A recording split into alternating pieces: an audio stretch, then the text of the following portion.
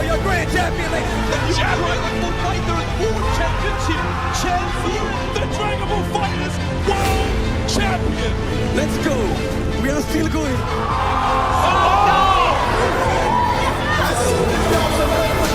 Sonic Bombs, the reset them down.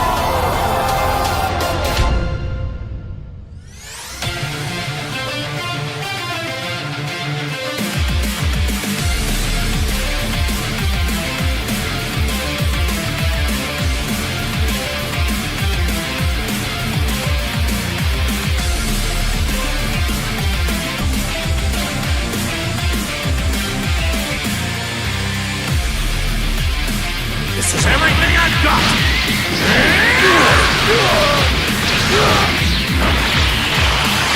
You're finished!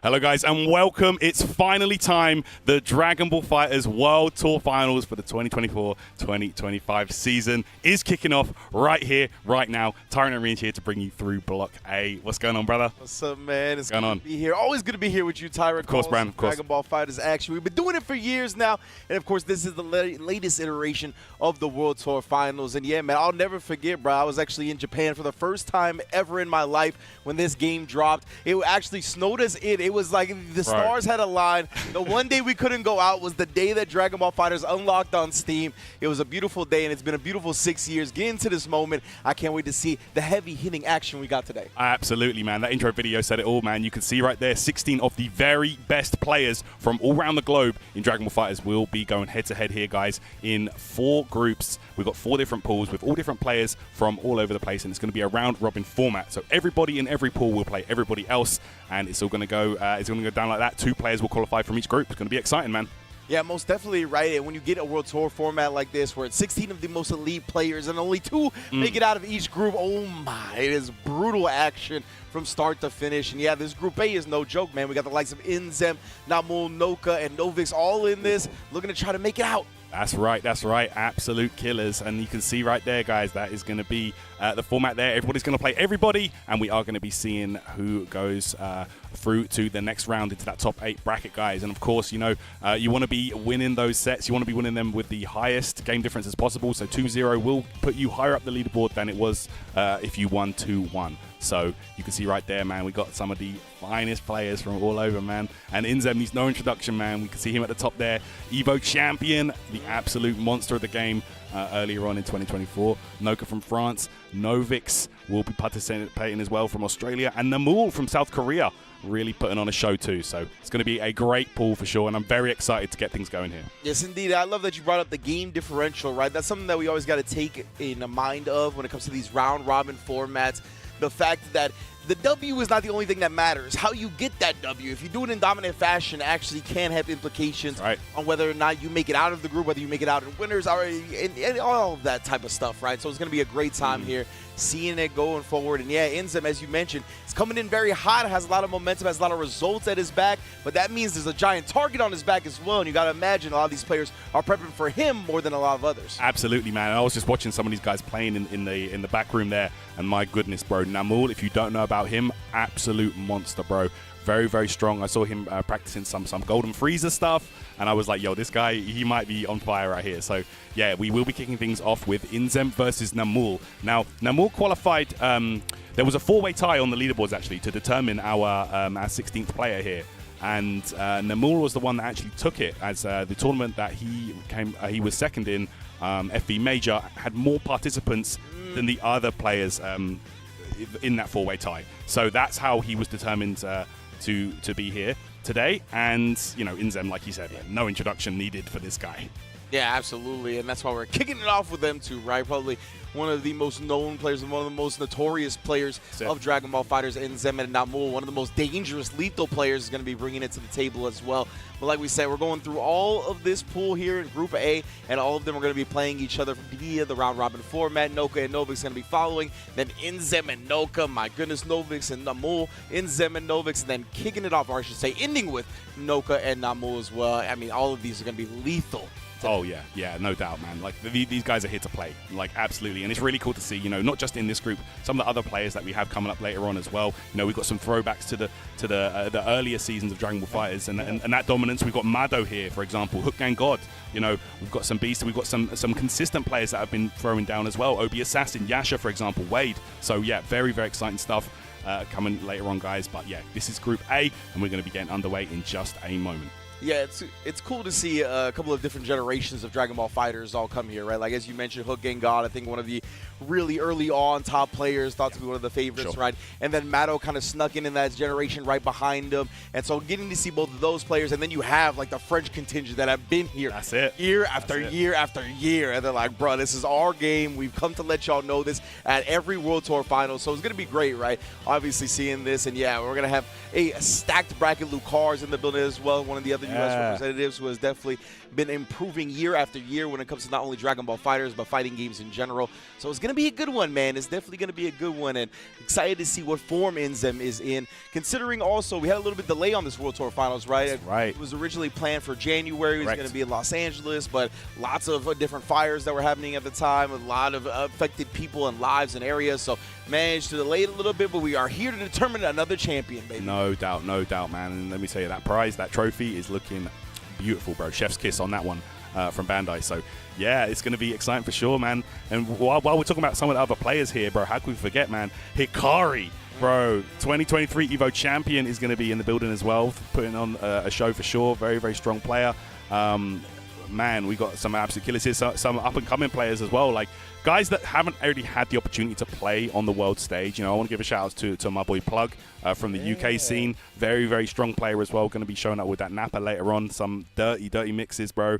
And yeah, man, it's just going to be so cool today to see how informed everybody is. Yeah, for this. I was going to say, because you need that nowadays, right? As you mentioned, Namul going to be having some Golden Frieza shenanigans. Obviously, LegendarryMuffin as well. Bringing the Krillin and whatnot to the table. Like, there's a lot of funky stuff. If you're not prepared for it, it's going to look obnoxious to you, and you're going to get opened up real quick. For sure. And especially in this patch of the game, you know, which a lot of people would describe as one of the craziest versions of Dragon Ball Fighters, with so many viable characters. You know, rather than keeping some of the characters down the bottom and tweaking and nerfing the top tiers, they just brought everybody up. Yeah. You know, everybody rose from the grave, and like everybody's just super strong in this version of the game. So it's a very exciting patch. It's very fast paced, very hard hitting. So you better be ready. You better be prepared for this version of Dragon Ball Fighters. Yes, indeed. It looks like we're going to be kicking off here. Look at the trophy! Sincerely, my goodness, bro. You are Goku showing out. So sick, man. The pecs are glistening. I can see it from here. That was crazy. Noka said to me, he's like, yo, bro, I have to win now. Because, like, he was one of the guys that used this character for the longest time. Yeah. It's funny, like, how much trophies motivate fighting people. Yes. Like, I think people definitely underestimate. Everybody's always looking for the cash prize and whatnot. I get it, of course. We all looking to make our bag. But getting to hold those trophies, have them in your home, being able to look at that stuff and have all the memories flood in from that event is something like that you can't put a price on, honestly. It's a one of a kind. There you go, man. Legit. There's no one else will ever have that. So that's kind of cool. But yeah, we are just having a quick little button check, guys, as we get prepared here to get underway. So yeah, we're just going to be making sure. Excited to see some Dragon Ball, baby. But yes, of course, we want to make sure everything prim and proper going into this, because this is the World Tour Finals after all. And as we talked about, every game matters. Not even just every game, but every round, everything that comes into conclusion for that set difference, that game differential at the end is going to be all important. So you can't afford even a single mistake. No, absolutely. Yeah, you want to make sure everything is all set up correctly. We don't want any kind of excuses after this, you know what I'm saying? Yeah, that's another thing, right? Yep. That's what I'm saying, man. This guy's going to be out here. The OS is in-game. For sure. I don't want to hear your out-of-game OSs. For sure, man. The sun was in my eye. We are indoors, fam. What are you talking about? Okay, we good to go here. Getting things underway now. Let's get it, man. First game should be a banger for sure. Namul versus Inzem. Indeed. I'm very excited for this. Namul from South Korea. Both players looking ready to get locked in, loaded in. Inzem and bringing a squad to the table right here with the Vegeta, Cell, and Android 18. Yep, that was the team that he completely revolutionized. Like, he found so much crazy stuff with his team, and you know, even after some of the nerfs to Cell, for example, like he's still stuck with the team, he still believes in it. But he did tell me he has a secret team that he might bring out if the going gets tough. So you never know. On the other side, of course, for Namul, it's gonna be Super Saiyan 4 Gogeta, Android 21, and Frieza. And bro, I was telling you that Frieza, man, yeah. I was seeing some tech in the back room. I'm telling you. Okay, well. See, interested to see how he utilizes it. We're going to see some establishment. He's going to try to bring Frieza in to just snowball. If it's going to end up being one of the comeback characters. Obviously, Golden Frieza Limit Break Sparking 3 is going to be a menace to deal with if we do see that. But of course, it's all about how the game starts and begins. As we get into it, it's going to be Namul versus Inzem to kick off not only our Group A, but our Dragon Ball FighterZ World Tour proper. Let's get it. Let's get into it here, man. And it's so fitting that we're 6 years later, man. We saw Base Vegeta, a character that has just come so far in this game. You look back to the Sonic Fox days, revolutionized this character, and now Inzem bringing him to the next level. Yeah, but try to get the reflect to get some space back, but a beautiful gap closed from Namul, trying to build those assists back. Even resetting the pressure via the counter. That's right. Level up here, and now, oh my goodness, Inzem finds the mark, and let me tell you, man, Inzem, optimal combos always. Execution is pristine. Automatic, you already know. Shouts 10-0 right here. The warm-up stations are the exact same as the actual tournament station. That's correct. So Inzem is looking clean already with the execution. And faked him out, got him blocking, and we make that count. Yeah, that's should be a dead character right there. Inzem, aka Mr. Two Touch, gonna be getting this kill right now, dropping down, throw him up, and there we go. Gallico, Super Saiyan 4 out of there. So good. We see as soon as Inzem gets the chance to lock you down, I mean, the mix-ups are going to be nasty via the base, which got clipped, but... Yeah, actually got clipped there by the C assist from Frieza. You can tell it was such a funky... Oh! A cross-up! Instant jump change right there. Nah! Inzem, like, getting nasty with the mixes. Oh my goodness, Inzem. And this is the execution, bro. Like, you know, you want that momentum going into that jump 2H. And these key blasts annoying as hell, bro. The sequencing of the pressure right now. All right, Inzem, you looking clean, brother. And Namul with the tech there on the Dragon Rush goes low, though, and this is Namul's opportunity to make this count. Android 21 going to work here. Building up a lot of meter as well, Orange. Yes, indeed. So much. Let's see how much he ends up being willing to spend. We're going to get to level 3 here. Knock him down. Get fully loaded on the stocks as well. Let's go. Here we go. What's it going to be? Pressure situation. Oh, actually a bit too early there.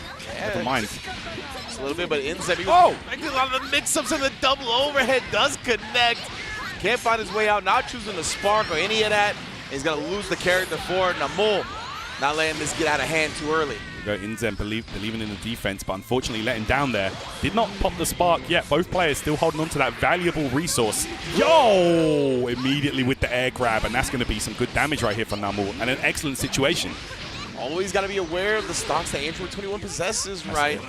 She's going to be looking for this time is the air throw, and we already got fully loaded yet again. Yep, and they did improve some of those stocks as well. Let's see.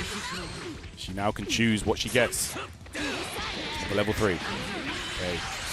Oh, he got to it. He did, and now he's going to be able to chase it down. Luckily for Namul, Frieza has fallen out. But Inzem's going to be able to burst through the remaining health on the Android 21. Most definitely paint the picture. You already know how we get down. That's going to be it, and brings in 18 just for good measure here. All right, here we go.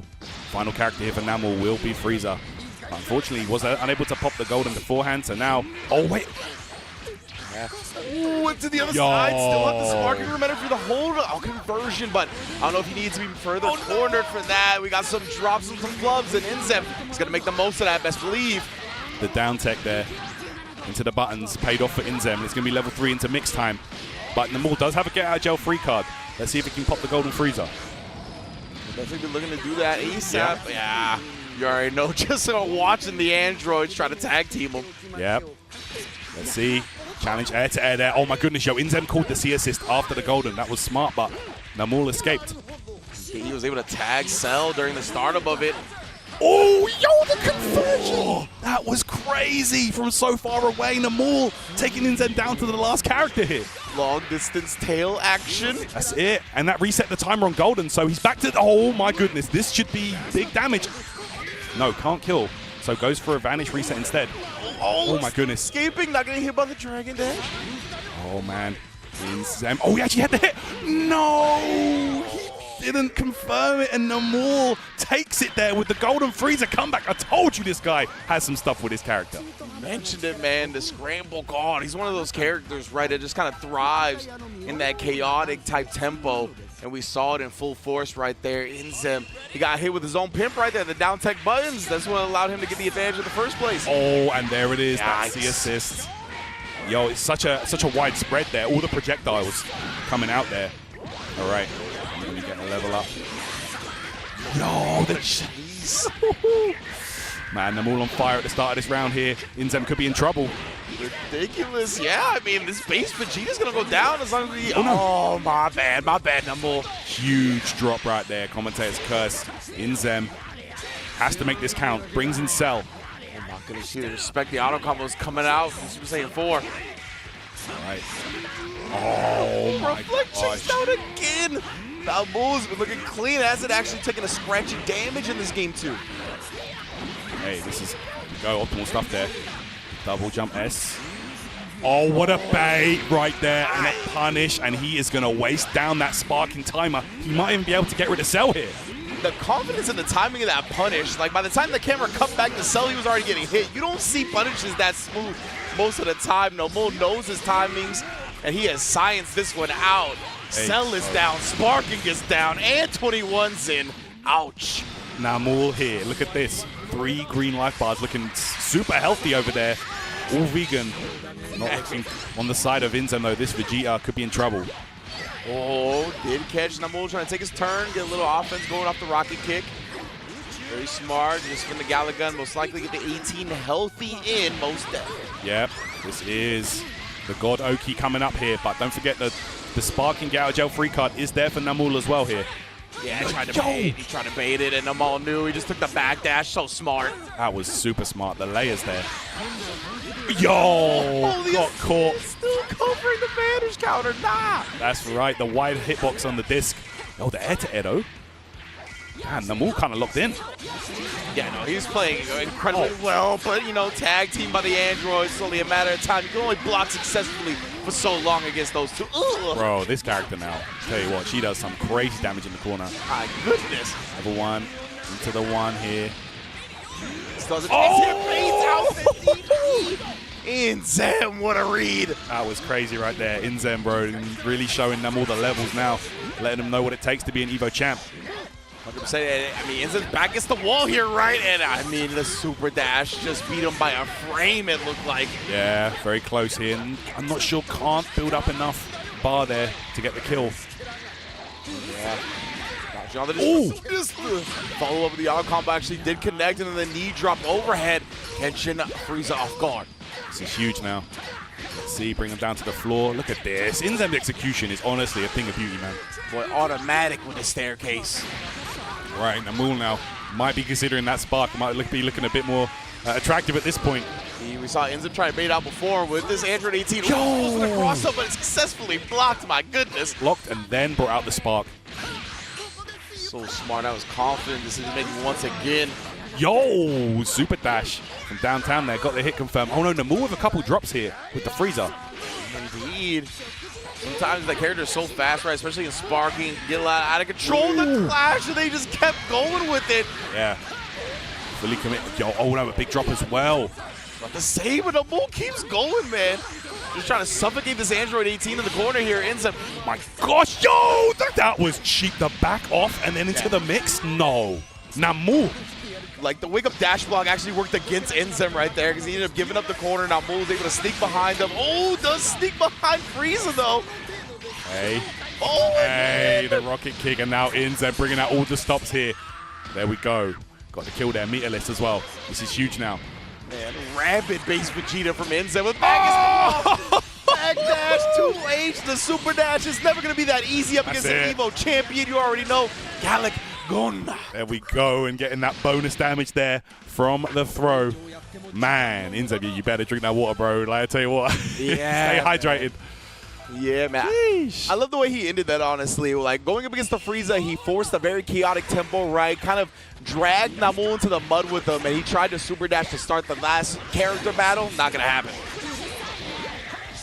Hey, triple. Yo, yeah, those tall characters, they get opened up by those. Gotta be careful. Look at this, man, and again, Inzem so on point with it. Yeah, I know, as you said, Mr. Two-Touch, he gets an optimal starter here. He's going to build the meter he needs to kill off the Super Saiyan 4. That's it. Let's see here. Oh my gosh. That's still comboed. Crazy. Bro. He's going to get the kill here. Yeah, exactly. Like, look at how much meter this ends up building before the supers.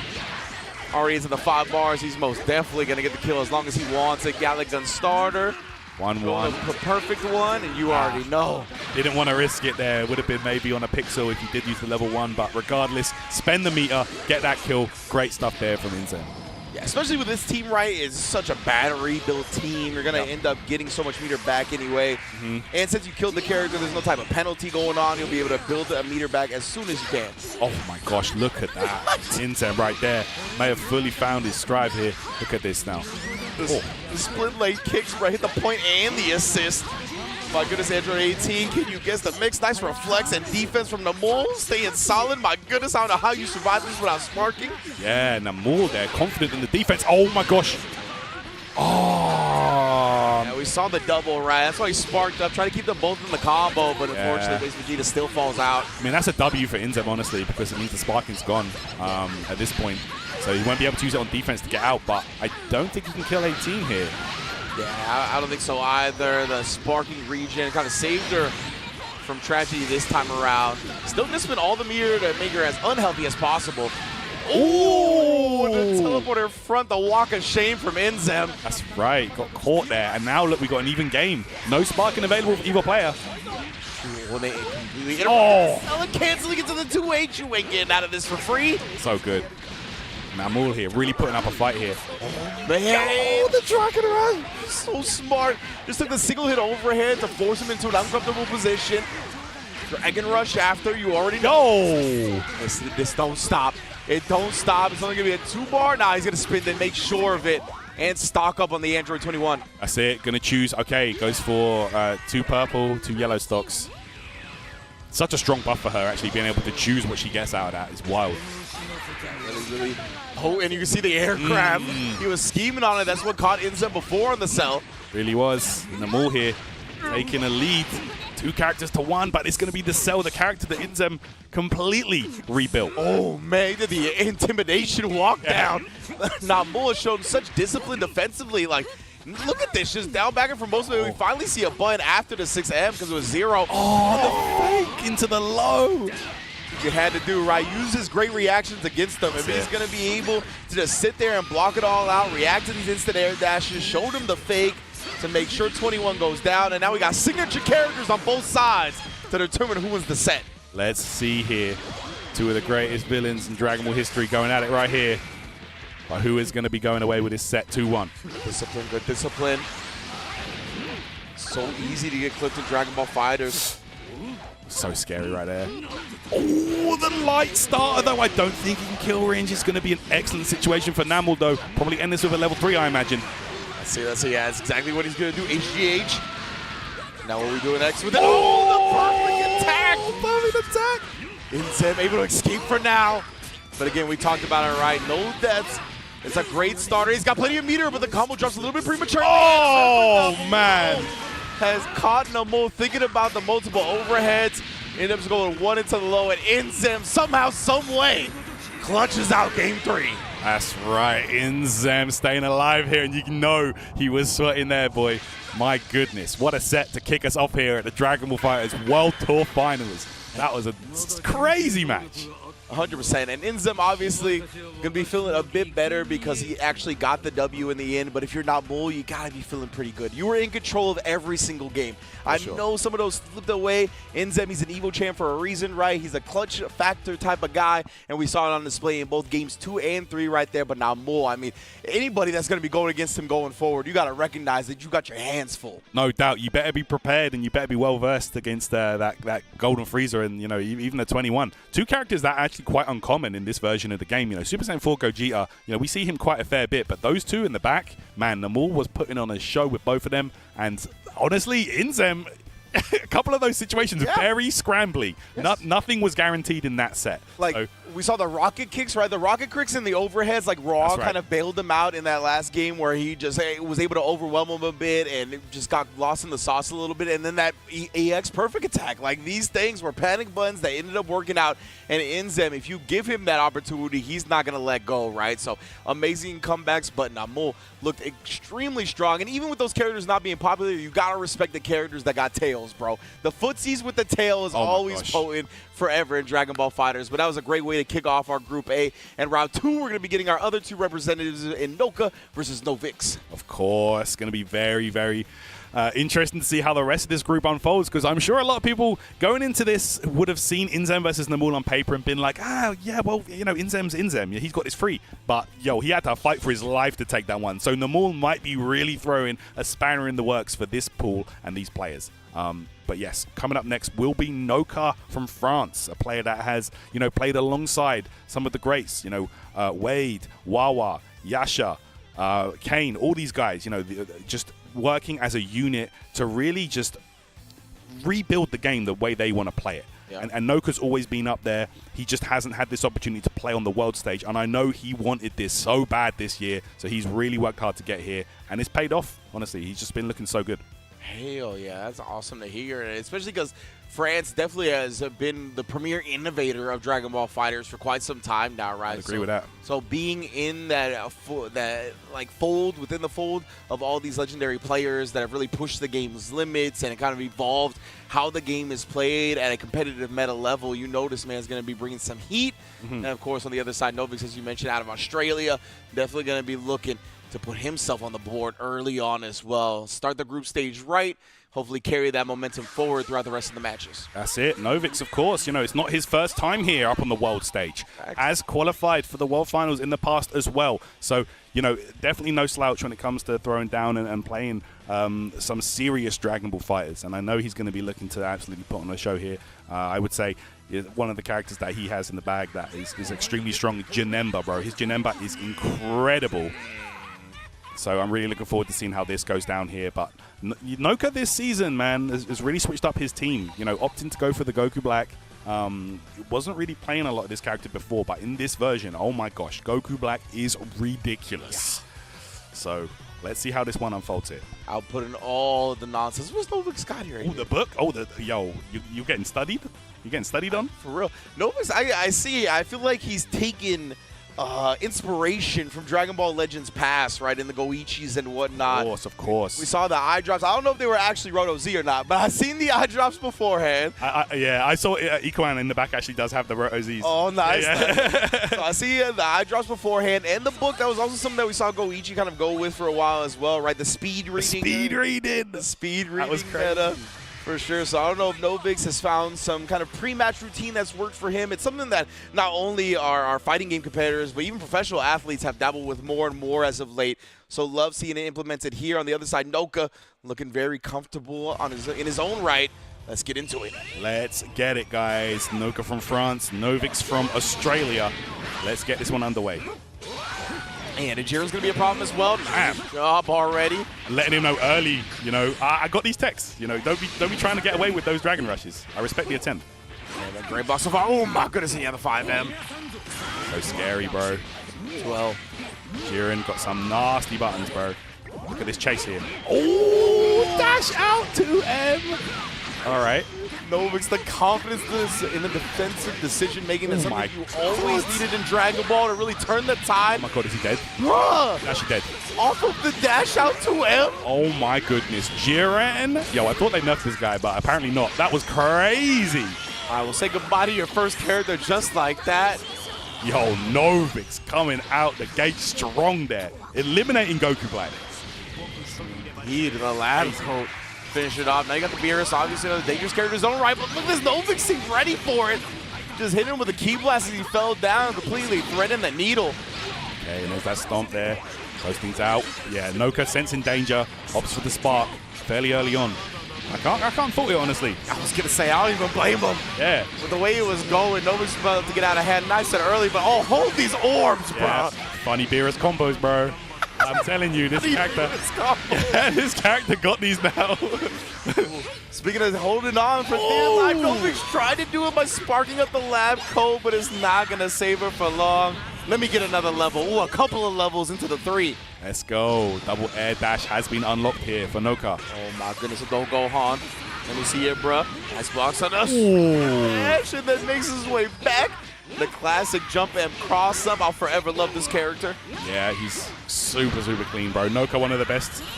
Still rocking the Adult Gohan, of course. And there's the level 3. Let's see how Novix defends. Oh, opened up right there, the IAD.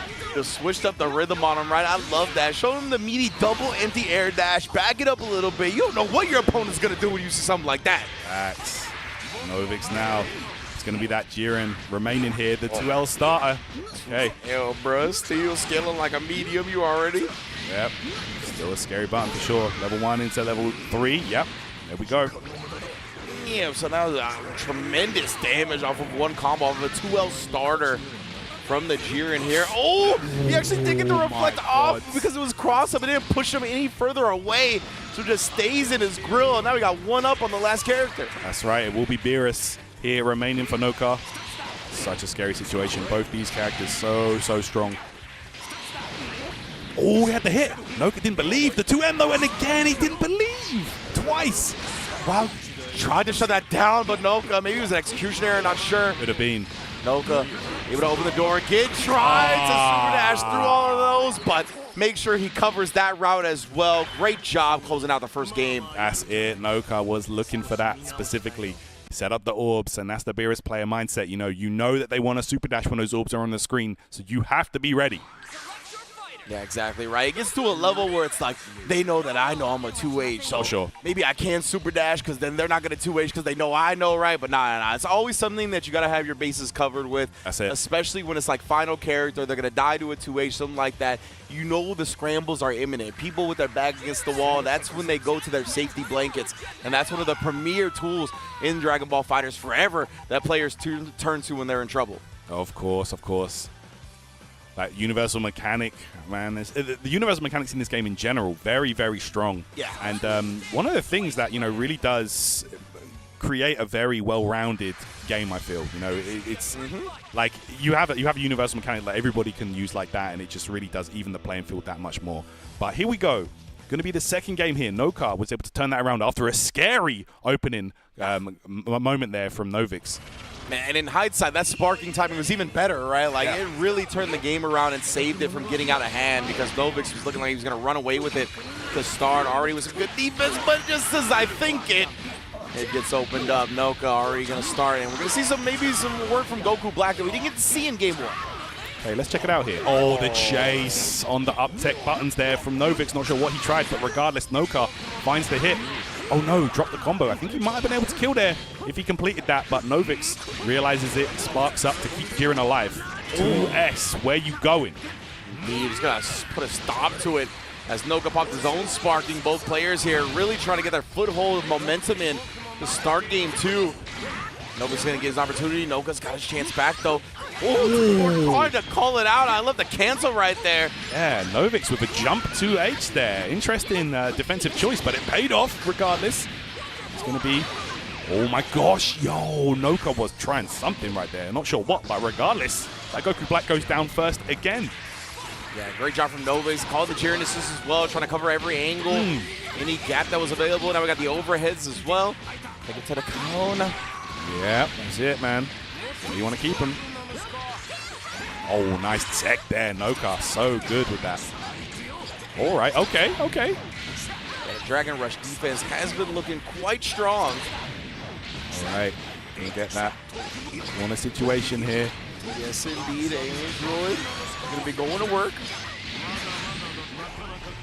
All right, here comes the super. Yeah, got a level up as well on Gohan. Oh, the counter as well opens him up. Man's going to be able to continue this work here. Novix starting to bleed a little heavily. That's right. Want a situation. We've got level 3. Oki coming here. All right. Get out. Oh, finally, the Dragon Rush finds its mark. I think it was as a result of the reflect attempt getting called out because we've seen when players have been ready, their Dragon Rush techs have been looking clean. No doubt, no doubt. All right, here we go. 2 characters apiece. We've got to see if Novix can overcome this life deficit. Gonna find out here momentarily. It's been back and forth, tooth and nail between both of these players here. But right now, Noka has been looking super clean, has found his comfort zone, has found his footing, and he's taking quite a significant advantage. But we've seen how quickly he can reverse in the land of Dragon Ball FighterZ, and that's exactly what Novix is looking to do. So he finds a hit early on with the lab coat. That's right, and I believe, oh man, if he might finish that combo, could have been it for Beerus there. But let's find out how this one unfolds. Novix here, final line of defense, lab coat 21. Oh, opened up right there. This got caught. Early. Noka, bro. Oh my God. Yeah, Noka didn't have to do it to him. Yes, he did. That's going to close it out right there. Noka with a 2-0 lead there. Wow. Looking strong. And that's the best possible way to start off here in the World Finals. Man. And one thing I love about Dragon Ball FighterZ, especially this version of the game, you talked about how wild, zany the combos are right there. Like, you see players get up smiling from the combos they get to do, right? Like, the type of morale that gets boosted and just how they feel themselves afterwards. It's honestly a big thing that's going to keep going forward throughout this group. So Noka and Inzem looking strong early, but so are Namul and Novix. Like, those were not free matches whatsoever. It could have gone the other way. Absolutely, man. Absolutely. Like, even still, I can't call it. You've still got 4 games to go. Like, and anything could happen here in these group stages, man. It goes back to what we saw last year. The group stages are so unpredictable. Like Yasha, for example, I just want to touch on what happened to him last year. Like, he was dominating tournaments. He was winning left, right, and center, winning power events everywhere. And then it came to the World Finals, didn't make it out of groups. Like, legit, right? That was like, I was talking to everybody going into the finals last year, and everybody Yasha automatic, right? Not even just to make it out of the groups, but like top 4 free. Yeah. Like, if not grand finals, I hear that. free. And yeah, this is the thing that happens though, right? Everybody comes to play. Everybody's been sharpening their sword and trying to prepare the best they can. And when it comes to the group stage of things, that even gives you a little bit more focus, right? You can start really honing in on what you need to do to get out of these groups and the opponents you need to learn about. So we've seen that already play out here where Inzem able to get that +1 advantage, but Noka clutching out at 2-0. As we talked about, the game differential matters for every single match. So Noka is going to be overall first place after our first 2 matches. That's right. That's exactly what you want to be going into, man. 2-0 lead over your opponent gives you the game differential. That's all important here. It can determine if you make it out pools. It can determine if you make it out in the upper or lower side of the bracket. So let's see how we go here in our next game. Yeah, and our next game is those top 2 leaders, right? Eesh. This match is going to have big implications for the way the rest of this group plays out, whether it be winner's side, loser's side making it out, whether it be one of these players end up falling out of the bracket entirely. I know they both got W's now, but we still got a lot of matches to go, as Tyron alluded to. And this is going to be a big one in determining who takes control of the group early. That is correct, Ringe. My goodness, all to play for still, just because, Namul and Novix lost their first games, man, that doesn't make a difference. That doesn't really, in the bigger picture, they could win the next 2 games 2-0, so, it's all to play for still. But yeah, Inzem, of course, who put on a great show in there, able to make some incredible comebacks against Namul earlier on. We'll play against Noka now, and I saw these fellas training in the back room earlier on, going back and forth there. But you never know, man. We might see a team swap. Yeah, most definitely. And interesting to hear that they were already warming up against each other, right? I'm always interested in that type of meta when it comes to tournaments. You're going to be end up playing somebody, whether they try to avoid them entirely, whether they play them and sandbag a little bit in the casuals, you know what I mean? It's definitely all viable strats here. Or some players are just like that, right, where they got that Saiyan mentality. They're trying to put it all on the line. They think every single battle is going to make sure they improve as an overall player going forward. So there's a lot of different ways to approach things like that. And we're going to see how that kind of warm-up plays out here in the actual tournament match. as well. Another thing that I'm always reminded of as well, like I believe it was Novix that was talking about it before we even got here, how last year he had to be in the group with one of his New Zealand mates, and he usually beats them, and then the New Zealand mate beat him in tournament, right? That's always something that tends to happen as well, where it feels like the roles are reversed when it comes to the W's and L's normally between sparring partners. So I don't know how this went in casuals, but we're going to find out how it's going to go in tournament momentarily, which is the one that matters, of course. Absolutely. This is where it counts. This is where the chips are down. So let's see how this goes. Noka from France, Inzem, USA. Let's get it. New York in the building. Oh, my God. That's crazy. And just like that. Right, yeah, one of the premier things in Dragon Ball FighterZ you always got to know is to nullify that reflect space that is gathered. Inzem doing exactly that with the air dash in. Great block right there on the empty low. Very impressed, Noka. He's willing to spin the sparking after. This is the raw 2H. Yeah, and it hits so far. Goku Black, one of the biggest hitboxes on his 2H. There we go. There's that grab there. Zamasu. Oh my gosh, he's got a kill here? Nah. It's going to be close, though. It is going to be close, which is nasty right there. I like this, though. Since he knew he wasn't actually going to kill, just gets the level up with the Gohan, but somehow the tag beat the EX legs. Unfortunate for Noka. All right. Chase there. Oh, my God. Vertical super dash, man. Man, this is... We were talking about it earlier, bro. Super dash is... it's the mechanic of all time. Oh, no, misses the level 3. It definitely is.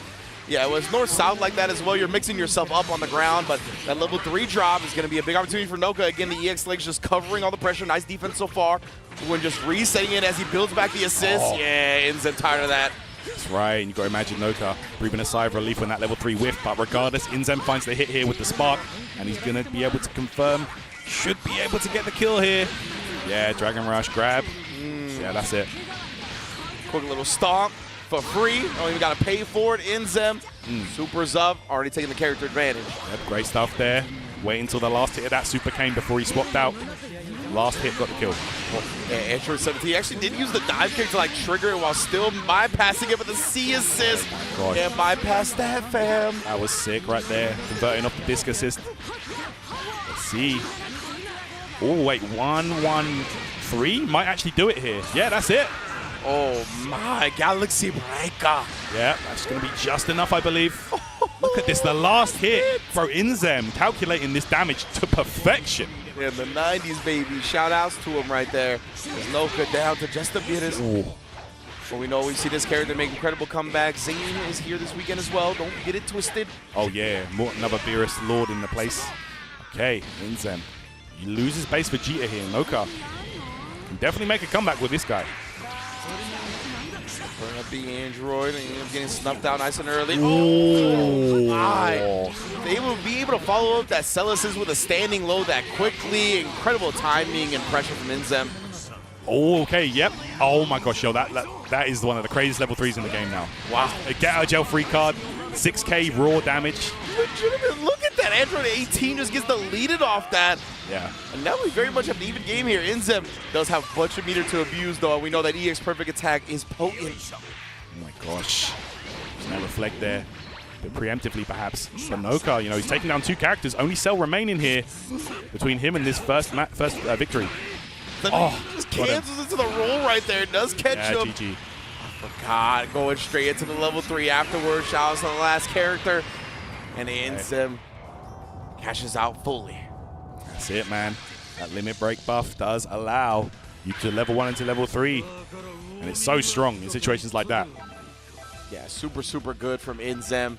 Just canceling into the roll. That's one of the big strengths of Cell 1v1 like that, right? You don't know when he's going to cancel into some forward advancing special. And Inzem starts off with a rocket kick sparking to try to delete this Goku Black off rip. Oh my gosh, yo, he's actually going to take him out as well, Ringe. Look at this. Inzem, we were just praising his execution earlier on. Dragon Rush, throw, level 1. Look at this, man. Inzem, absolutely on fire starting out. Incredibly strong here. We haven't really got to see a lot of Goku Black from Noka in these past 2 sets. Absolutely not, as Goku Black has been a sacrificial lamb. Right. To start off these sets. Inzem, bruh. What a way to get it cracking. Gosh, there's the double overhead. Noka unable to defend. Gonna take some more damage here on Beerus. More damage, more mix.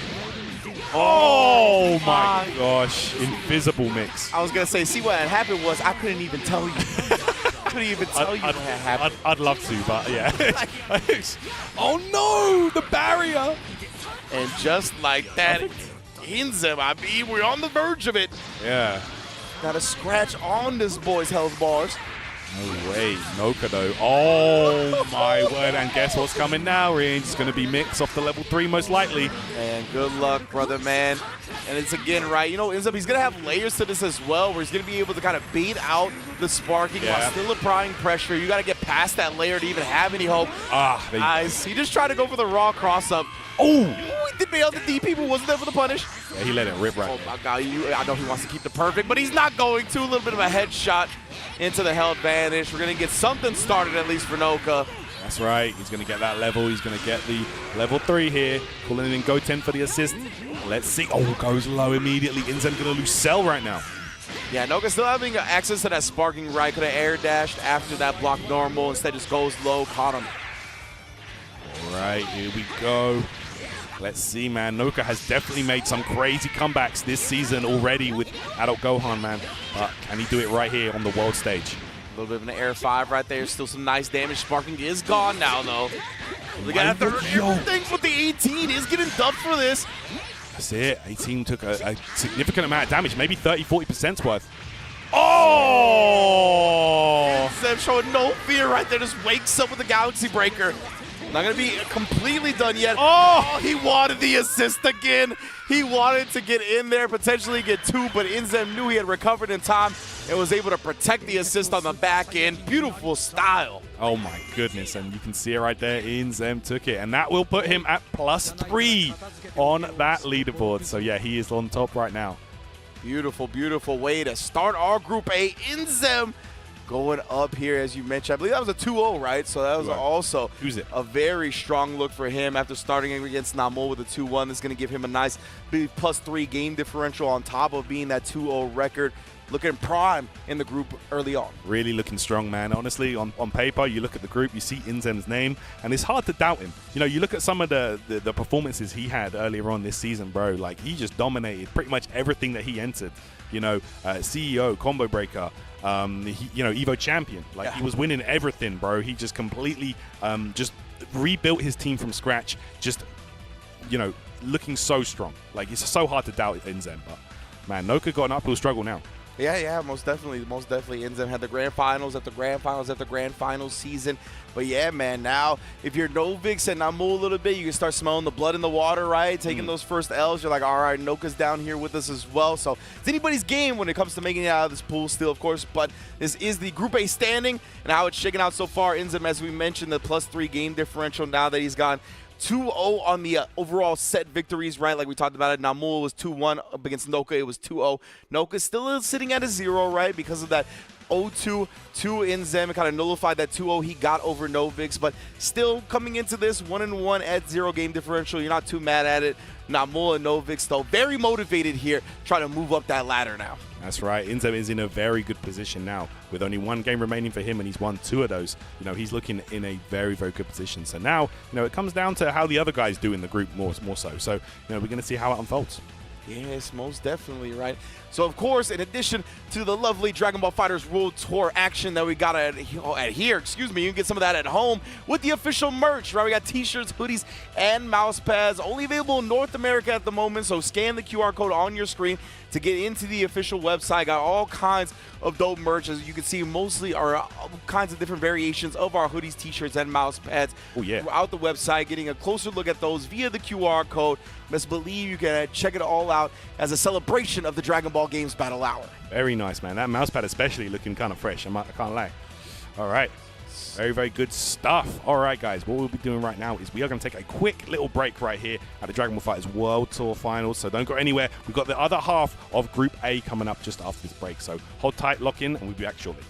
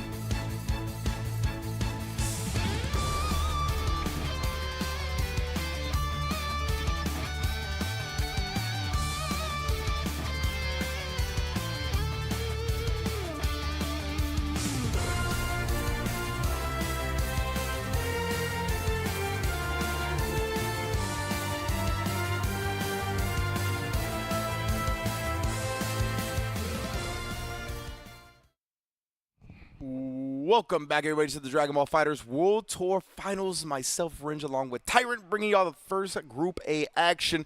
It's been barn burner so far, right? Inzem, the on-paper favorite, I would say. Obviously, with the year he's had, has been looking off to a hot start. Caught a little shaky by Namul, might have caught him off guard a little bit, put him on the back foot, but he responded as champions do and was able to clutch out the set 2-1, as you can see. He also defeated Noka 2-0 to take a prime position at the top of the group so far, but Noka looking very strong as well, had his own showing of a 2-0 over against Novix, and now we're going to see Novix versus Namul for the next game here, and this is going to have a lot of implications going forward for the rest of the group.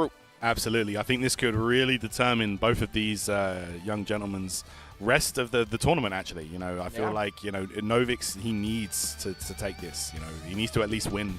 And even if it's a 2-1 victory, he needs this to stay alive.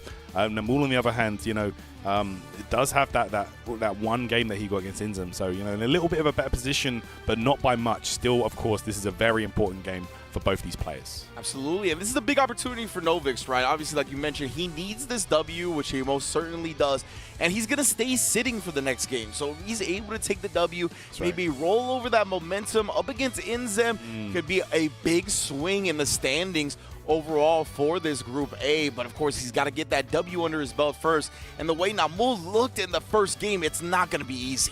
Absolutely not, no. Like, honestly, Namul, I feel like there was just a couple of situations in that game that he had against Inzem where he could have taken that. Yeah. Like, that could have totally gone his way. But unfortunately, that's not how it unfolded. But, you know, he can correct the mistakes of here. So let's see how this one goes. Yeah, it really felt like, I mean, Inzem just kind of turned up the heat and the pressure a little bit, and Namul got kind of caught trying to scramble in a way that made him uncomfortable. But if he could just get the composure going and not fall into those scramble type games, I mean, the structuring of his gameplay so far has looked phenomenal, has looked peak, honestly. So as long as he doesn't get that disrupted by his opponent trying to play in the mud or drag him down there, he's definitely got a great chance to make it out this group. Yeah, absolutely. No, I totally agree with that. And I feel like he's got the team to do it with as well. Like, it's a team that, you know, it's very hard to prepare for. So let's see how this goes here, guys. We're just doing a button check right now. You're letting the guys settle in here. Nice and comfy. That's right, especially for Novix. You know, he's going to be here for another game after this one as well. You know, stay sitting, like you say. But yes, against Inzem, that's not going to be easy. Namul will be his first opponent here. So, you know, you're going to have to lock in here. Yeah, he's going to need a big chance or a big opportunity right here to build the momentum going against the overall group leader. Obviously going to want to take a big advantage of that. Namul here looking to bounce back. And like we said in that first match, even though he lost, I think he should have felt good about the way he played against Inzem. He was on the verge of winning all 3 games. Just a couple of things that ended up slipping through his fingers. And it's going to happen up against caliber of player like that is an Evo champion that Inzem is. And Namul here, relatively newer to this block, definitely going to happen. But those are the wounds. Those are the, you know, the scars of war you end up building upon trying to get to be a champion yourself. That's right, man. Namul pulled up today. Like, I saw him go over to one of the PS4 setups and then just kind of walk away. And I was like, you don't want to play? You don't want to practice? And he was like, oh, no, I have a PS5 controller.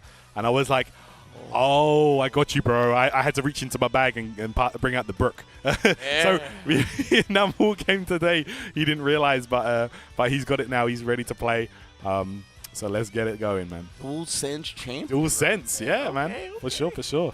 Like, yeah. I think the tournament that he did well in came second FV Major. I'm pretty sure they ran that tournament on PS5. So there you go. Yeah, maybe a bit of a PS5 killer out here. Yeah, straight up, man. I mean, he looked very clean execution-wise. We did see some flubs on the freeze a little bit, but that could have been nerves. You know what I mean? Especially last character type deal. Definitely one of those things that could be easily panicked. What is this tech? He's got like the cool forehead. Yo, the cool. Made his forehead cool. I need one of those. That's where I sweat from, bro. Brother, that's the tech right there. We need this for commentators. Bro. Under these hot lights, keeping my forehead cool. I need to ask him about this.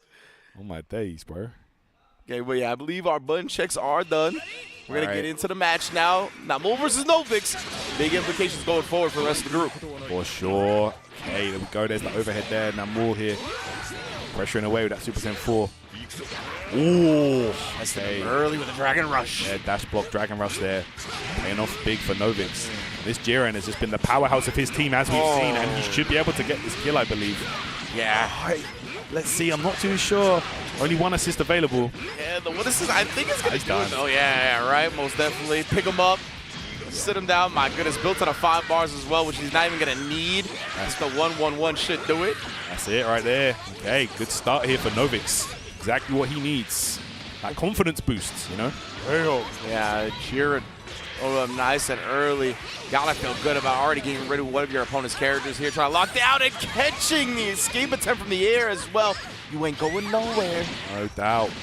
Android 21 Labco, very, very strong character still, even after receiving multiple nerfs. Still absolutely viable.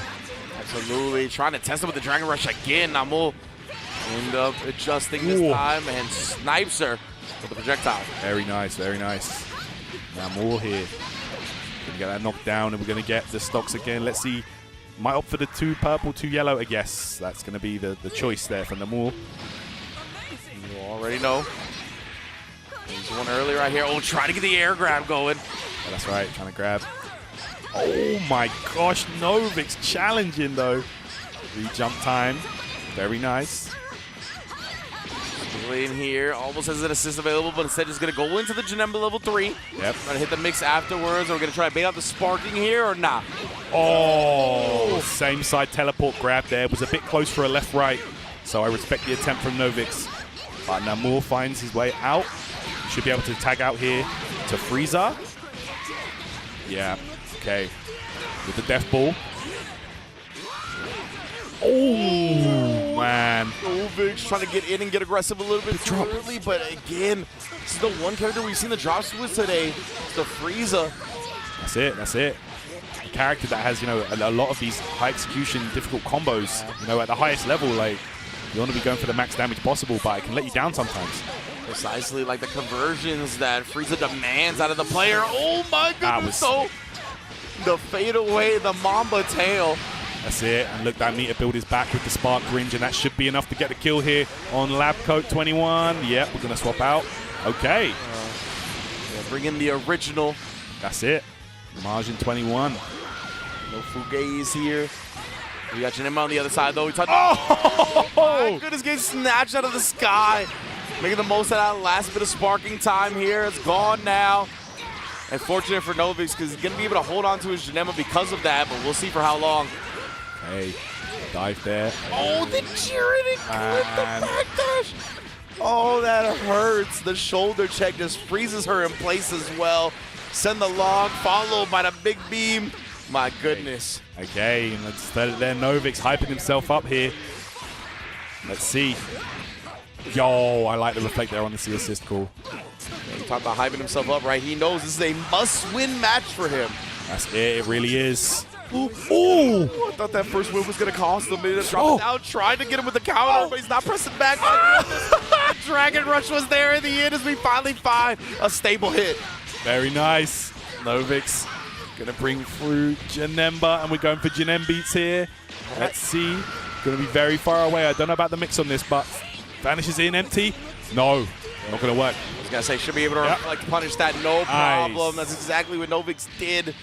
I'm not sure if that was like an attempt at Golden Frieza and he got the inputs crossed up because of the air dash. Possibly, yeah.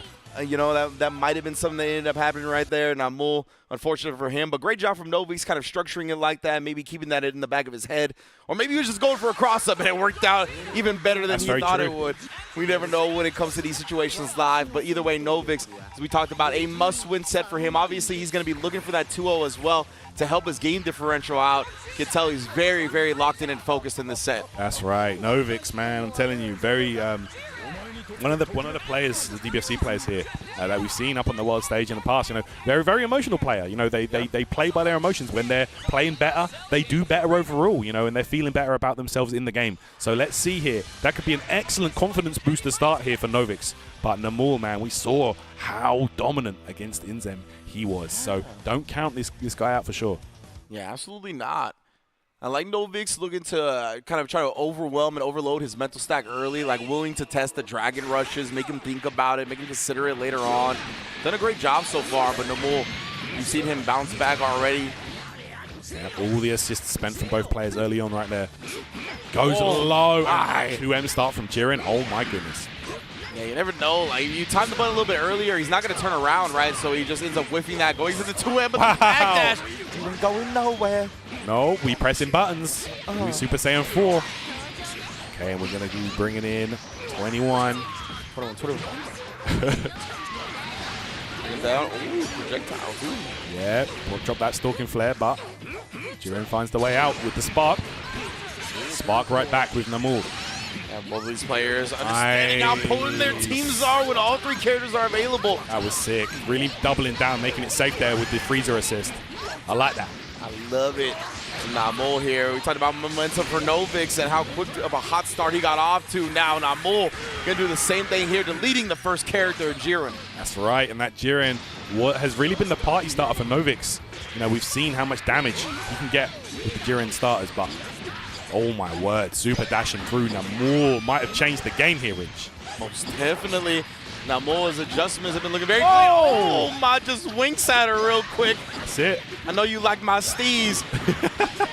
We're going to keep on building this bar as well. Namul looking in control of this match. Again, made her block that time. Oh my gosh, projectile invincibility.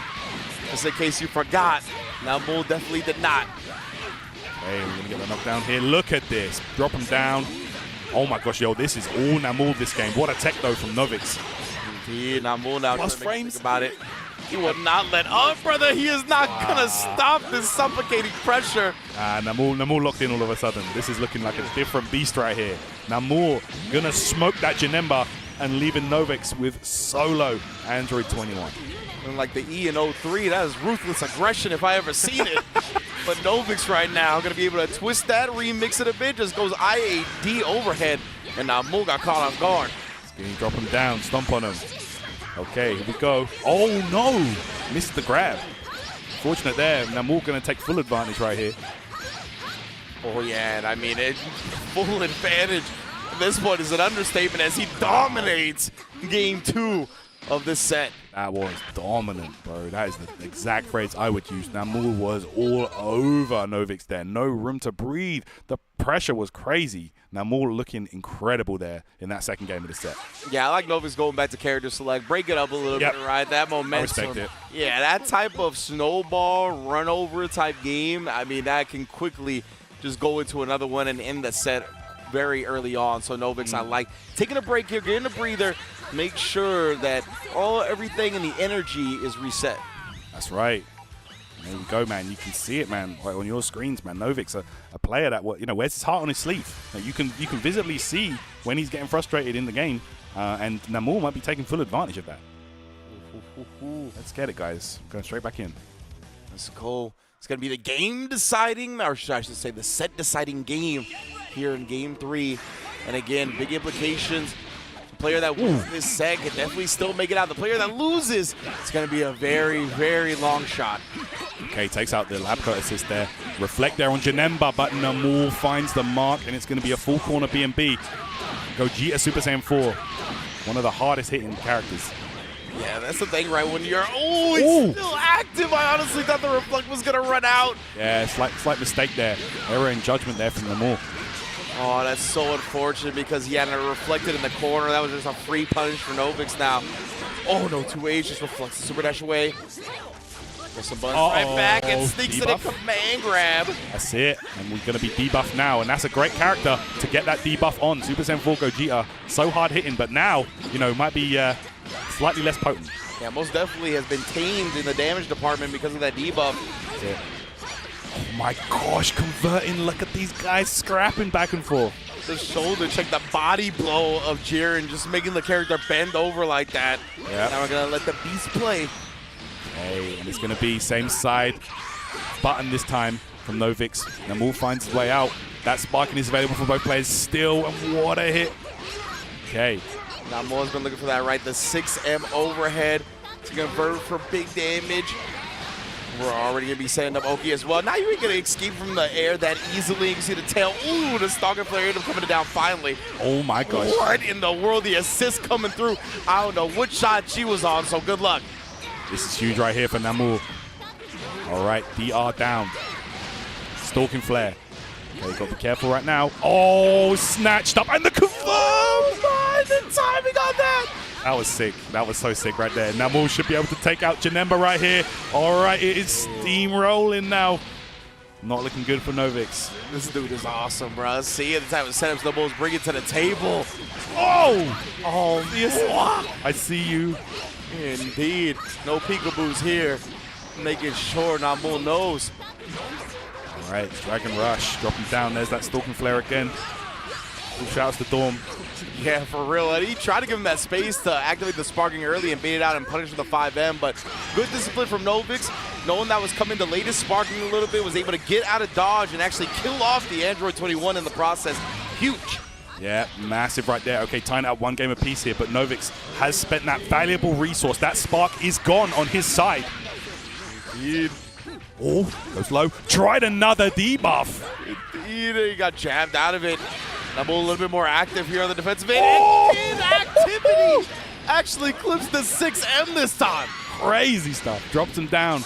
Don't forget, Gogeta 4 is already debuffed. You know, his damage is going to be a bit more lacking than it usually is here, but I don't think that's going to matter in this situation, Ringe. Indeed, he's going to be able to go into a super of his own and then combo into the Frieza. That's it. Take down the lab code. This is huge. Even with the debuff, it's enough damage. 100% full power. That's going to be that for Labcoat. Novix coming in. Only half life left on this Jiren, and it's not looking good. Oh, the super dash, and he sparks up immediately. Going to build as much meter as possible. Yeah, you already know Namul giving himself prime opportunity. Look at the meter just shooting through the roof. Level 3 from Frieza to do the job. Perfectly calculated. Didn't even need a DHC. Namul striking back after that first L to take 2 games straight and keeping his hopes of making it out of groups alive and well. You love to see it right there. Look how much it means for that young gentleman. That's what it takes, man. That's what it takes right there. You got to lock in, you got to focus, and Novix knows that could be his chance. Gone up in smoke there, quite literally, with that golden, with that Frieza level 3. Exactly. I still love seeing the camaraderie, though, right? Like, yeah. Even with the fact that Novix knows that most likely he's not going to make it out of the group now, still goes over, still has the sportsmanship to give Namul a hug, knows that how much it means to Namul as well. And I think that's something that the Dragon Ball FighterZ community has been so good at since the beginning of the game, right? It's really a global community when it comes to Dragon Ball FighterZ, and you can see it demonstrated time and time again. So amazing stuff. As I believe we're going to take a look at the leaderboard now. Inzem obviously still with that +3 game differential, looking clean. But with that, Namul has tied up Noka now, right? We got I believe two sets played. Noka 1-1, Namul 1-1, both with the 0 game differential. That's going to be intense, man. That is actually, Noka and Namul is our last match of the group as well. So that's big implications going forward. As next up is going to be Inzem and Novix. Yeah, I'm pretty sure with that as well, that basically confirms Inzem through. Yeah. Inzem is through now, regardless of the outcome of this upcoming match. So, you know, this is just, you know, going to determine where he places, if he's going to go through in the winners or losers side. But yeah, man, Novix is at this point just playing for, you know, pride at this point. So, you know, looking forward to seeing how he does here against the top player on the leaderboard here in Group A, Inzem. Absolutely. It's something that you want to still go out with a W, right? Like, for sure. Even if you don't make it out of the group and whatnot, if the very last match you end up playing in the tournament is a W, at least there's a little bit, it does, you know, it lessens the salt a little bit, you know, it dilutes it. Feel it for sure. But as you mentioned, right, Inzem guaranteed out, but still dangerous of a set for him, because if he loses 2-0, something like that, he'll only be at a +1 game differential, and that means if Noka or Namul ends up 2-0ing the other, they're going to be the ones that make it out in the winner's side. So it's very important for Inzem here to, at the very least, not get 2-0'd, and obviously for him, preferably, take the whole set. No doubt, no doubt. So, yeah, you are right, man. That's going to be very interesting to see. To have Noka versus Namul the last game of the pool as well, that's just like, that's fate right there, man. I was gonna say, that's what you always hope for in like round robin groups and whatnot, and when you have a tournament format like this, if the last match of the group can be a deciding factor, that's always ideal, which is what we're gonna get here following Inzem and Novix. But this is going to be a great one as well. I've been loving the way both of these players have played, even with Novix, you know, falling, taking some L's. I think he's been one of the premier players that we've seen already. Inzem, on the other hand, looked a little bit shaky at the beginning, but has since composed himself and has looked in true prime form when it comes to obviously being an EVO champion and just one of the best Dragon Ball FighterZ players ever. Oh, for sure, for sure. Definitely fully cemented himself in that spot, you know, at this point in the game's lifespan. Definitely one of the players that really did, you know, just almost reshaped the meta with the way that he brought Cell to the forefront of the game, you know, and might have actually been the reason why he single-handedly got nerfed, you know, like straight up, literally Inzem, yo, like them Cell nerfs, that's on you, buddy. Yeah, the way this guy was just so dominant with that character, so let's see here how this one unfolds, man. Novix, of course, at this point, like we said, playing for pride, but still has a chance to shake up how things unfold in the later stages here of the group. Precisely. Still group implications and how people are going to make it out on the line here. And obviously, Novix in general is going to be wanting to go out with a W. He's going to be feeling better. Inzem going to be looking to keep his momentum going and try to get in out in the prime position. And yeah, being able to convert that right there. Oh, weird scramble blue combo. Great stuff from Inzem, staying aggressive. And oh, tried the 2S. Only to get kicked to hell and back, my goodness. Oh, man, and you know, that's going to hurt Novix even more moving forward in this match, man. Getting hit by a blue combo early on is not a good look to start things out here. But Inzem looking on fire, the cross up in the corner. Takes that corner back. Look at this. What a way to just straight up call out the reversal buttons from Novix. And Novix even going to pop the sparking this time. Trying to relieve some of this pressure, but Inzem, my goodness, staying in that culo. That's absolutely incredible there from Inzem. Here we go. We're going to get the level 3 off the throw. Goes low. Good block there from Novix that time. Indeed. Oh, that is so disgusting. No. The cross-up instant jump to H yet again. Oh, man, we saw Inzem do him dirty earlier. This time runs it right back. Oh, man. And Inzem. Just I would say that's like one of the signature tools that he likes to use with base Vegeta, bro. That cross-up jump 2H is just so grimy. Yeah, you just gotta know what's coming. Like, it's not one of those that gives you enough time to really react and defend against. Oh, unreactable, yeah. Yeah, it's just too fast. Even if you're locked in, it's not gonna happen. Yeah, man. Oh, and the rocket kick. We've seen that as well, right? Just to stay in his opponent's grill from long distance, not giving them any chance to play defense. Yeah, that's right. Gallic gun there to get that kill. Doubles down there with Android 18 just to bring in her against Janemba here. Character that Inzem wants to, I guess, use to fight this character. Oh, nice start, though. BR. Good stuff from Novix right there. Able to call out the reflected 10 with a Dragon Rush of his own. Oh, let that beat build. Lil Wayne style. Go, Janem beats on deck. See Inzem. Okay, Sparks up here. Just trying to close this out as quickly as possible. Doesn't want to give him any kind of hope. We'll come back here with this Janemba. Yeah, honestly, like, he doesn't need to close it out quickly as possible, but it feels like that's what he's going for, right? Like, he's like, I want to keep all 3 characters intact.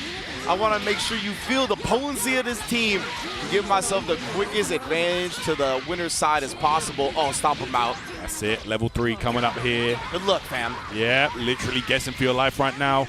Novix does not have Spark available. Gonna have to guess here. It's front, good block. I said, waited for something afterwards. Tried to grip him up with the command grab. Only found a sword for the trouble. That is the perfect answer right there. Incredible stuff from Novix. 1 into 3, and that's a dead Android 18. Oh, no, that hurts.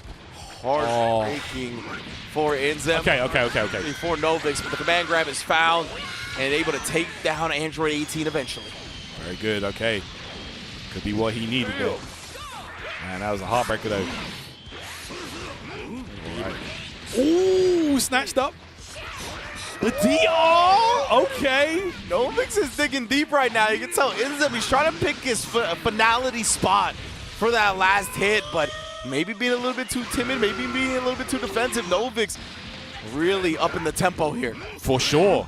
All of a sudden, this just became extremely possible. For Novix, never mind. Perfect attack says no. Level 1 is going to take it there. Inzem firing back. Yeah, like, I like the way Novix was scrambling up against the Cell, right? Forcing him into blocking or forcing in the Dragon Rushes. Because you know, as soon as you give Cell that breathing room, the perfect attack EX is coming. Yep. Inzem is never going to let that stay on the bench for long. Found it there, and oh man, it was an annoying Key Blast from base Vegeta along with the Destructo Disc conversion. So good. Okay, oh, the chase. Down that time, though. Novix tied into those Key Blasts. Knew exactly what Inzem was going to be looking for. Great stuff right there. Chasing him down. Okay, there's the dive kick. Inzem. So good. Yeah, and he should be able to get this kill, I believe, on Jiren. Does have the C assist from Cell as well, ready to go. There we go, and some bonus key charge as well. Set him up. Galaxy Ranka. Very nice. Oh. Enough damage as well. 99 in the building. Now the Labco's going to be coming in, trying to relieve some of this pressure. Inzem has just been off to the races, long distance with the instant jump 2H that time. Oh, it just barely whipped. And again, the super dash immediately after dodging the standing low. He's been able to exploit that to his own advantage time and time again. All right, BR connects here. Novix, man, he needs to just keep this momentum up. He keeps getting good opportunities left and right, but unable to really capitalize in the long run. The rocket kicks, man. It's been primary neutral for Inzem. Gonna be able to lock it down. Great block so far. Yeah, I like that. Okay, overhead blocked as well. Snatched up though. The fake assist call there to cover the assist, the grab. Very smart. One into one. There we go. That's one of my favorite things in any game that has assists, right? Showing the assist, faking them out, and then just to grab them while they're blocking and thinking about it. One of my favorite strats, one of the most effective ways to open people up as well. But yeah, after that super dash, you can't get frisky up against Cell, brother. The perfect attack is coming. No doubt, no doubt. Inzem gonna go for level 3 here. Let's see.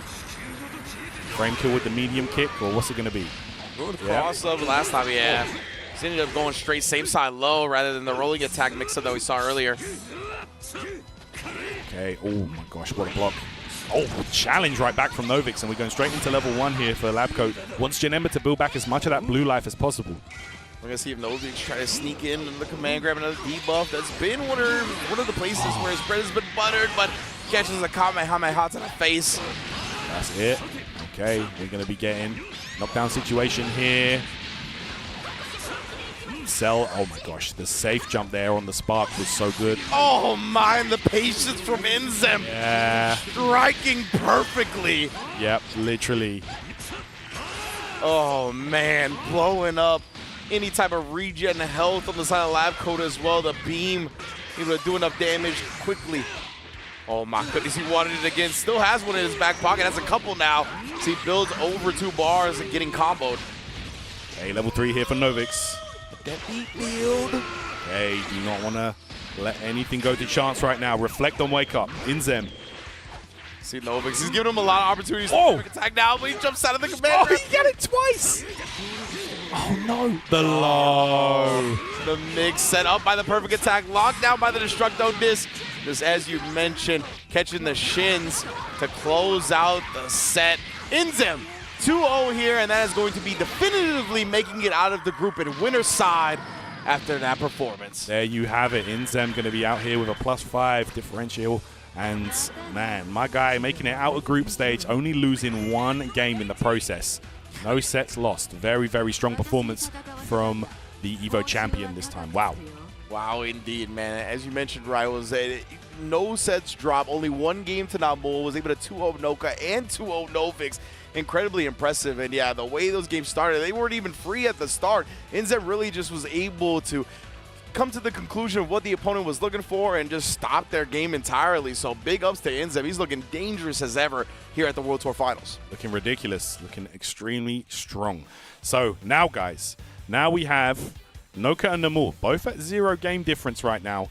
And they're the last game to play here in the group stage of Group A. So this is going to determine who makes it through with Inzem. And, you know, these guys are going to be fighting for a loser's spot on top 8. But, you know, who's it going to be? Yeah, man. Noka and Namul's coming down to the very last match. As you can see, same game differential, same set record.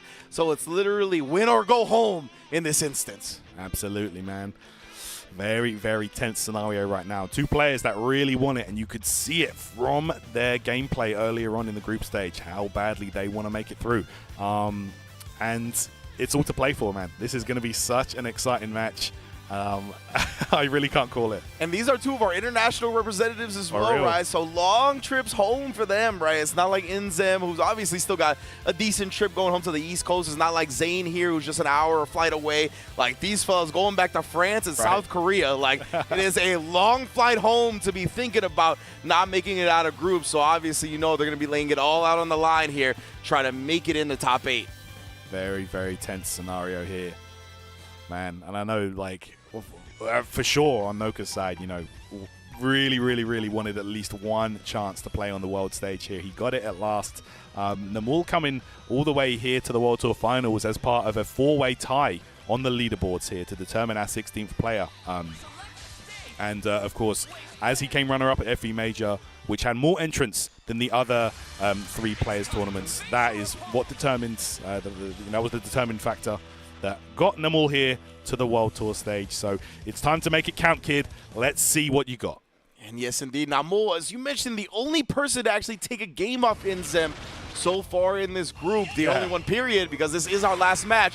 Let's get into it. Noka and Namul, winner, gets in the top 8. Let's find out. Oh, my. That mix was kind of dirty right there. Oh, M-Start as well. This is going to hurt. Boy, waited. Reflect upon your actions. So what he let him do right there. Now he's going to be able to get a knockdown nice and early, as you mentioned, with a medium starter here. Oh, my. I thought you saw your life flash before your eyes. Luckily, Beerus comes to the rescue before the second reflect got punished. A lot of destruction coming in there. Look at the movement from Namul, bro. Like, just using the EX Lariat combined with a Frieza assist to cover his back, making sure all angles. Okay, and he's going to get that orb as well. Might spend it. Yes, he does. Wake up, DP there into the level 1. That's going to be the buff on Gohan. Tries to chase and punish, but no dice. Does so, though, on the Key Blast. Noka in trouble here early on range. Getting the oppression from Namul right now, not letting up any. Noka needs some reprieve. I don't know how he's going to get it, though. We've already seen some reflex made it out. Oh, the DP and sparking. Wait a minute. How he's going to do it. This could be dead here. Light DP starter. I've seen Noka do this time and time again. He did this at UFA, and he's doing it right here on the World Tournament stage. That's going to do it.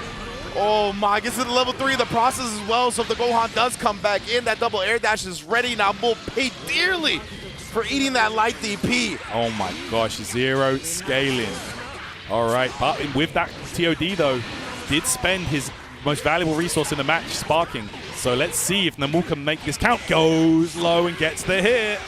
So that 2L. It's going to be a great starter. Oh, but no, he dropped the combo. Barely was ready for the raw tag, though. Knew what Noka was going to be looking for. Off of that situation, you want to help your character in. He not healthy at all now. Oh, not at all. Look at that, the movement. Oh my gosh, trying to press buttons, got caught by the Frieza C assist, and Namul got a cheeky level up, level 3 now. So that level 1 is going to hurt big time. Oh man, what a bounce back from Namul and again. Yeah. Oh! Ridiculous right here. Namul!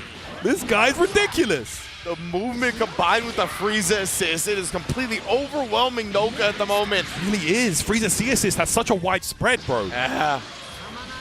My goodness, and even with that long cooldown, it's not mattering because Namul's making every single assist call count.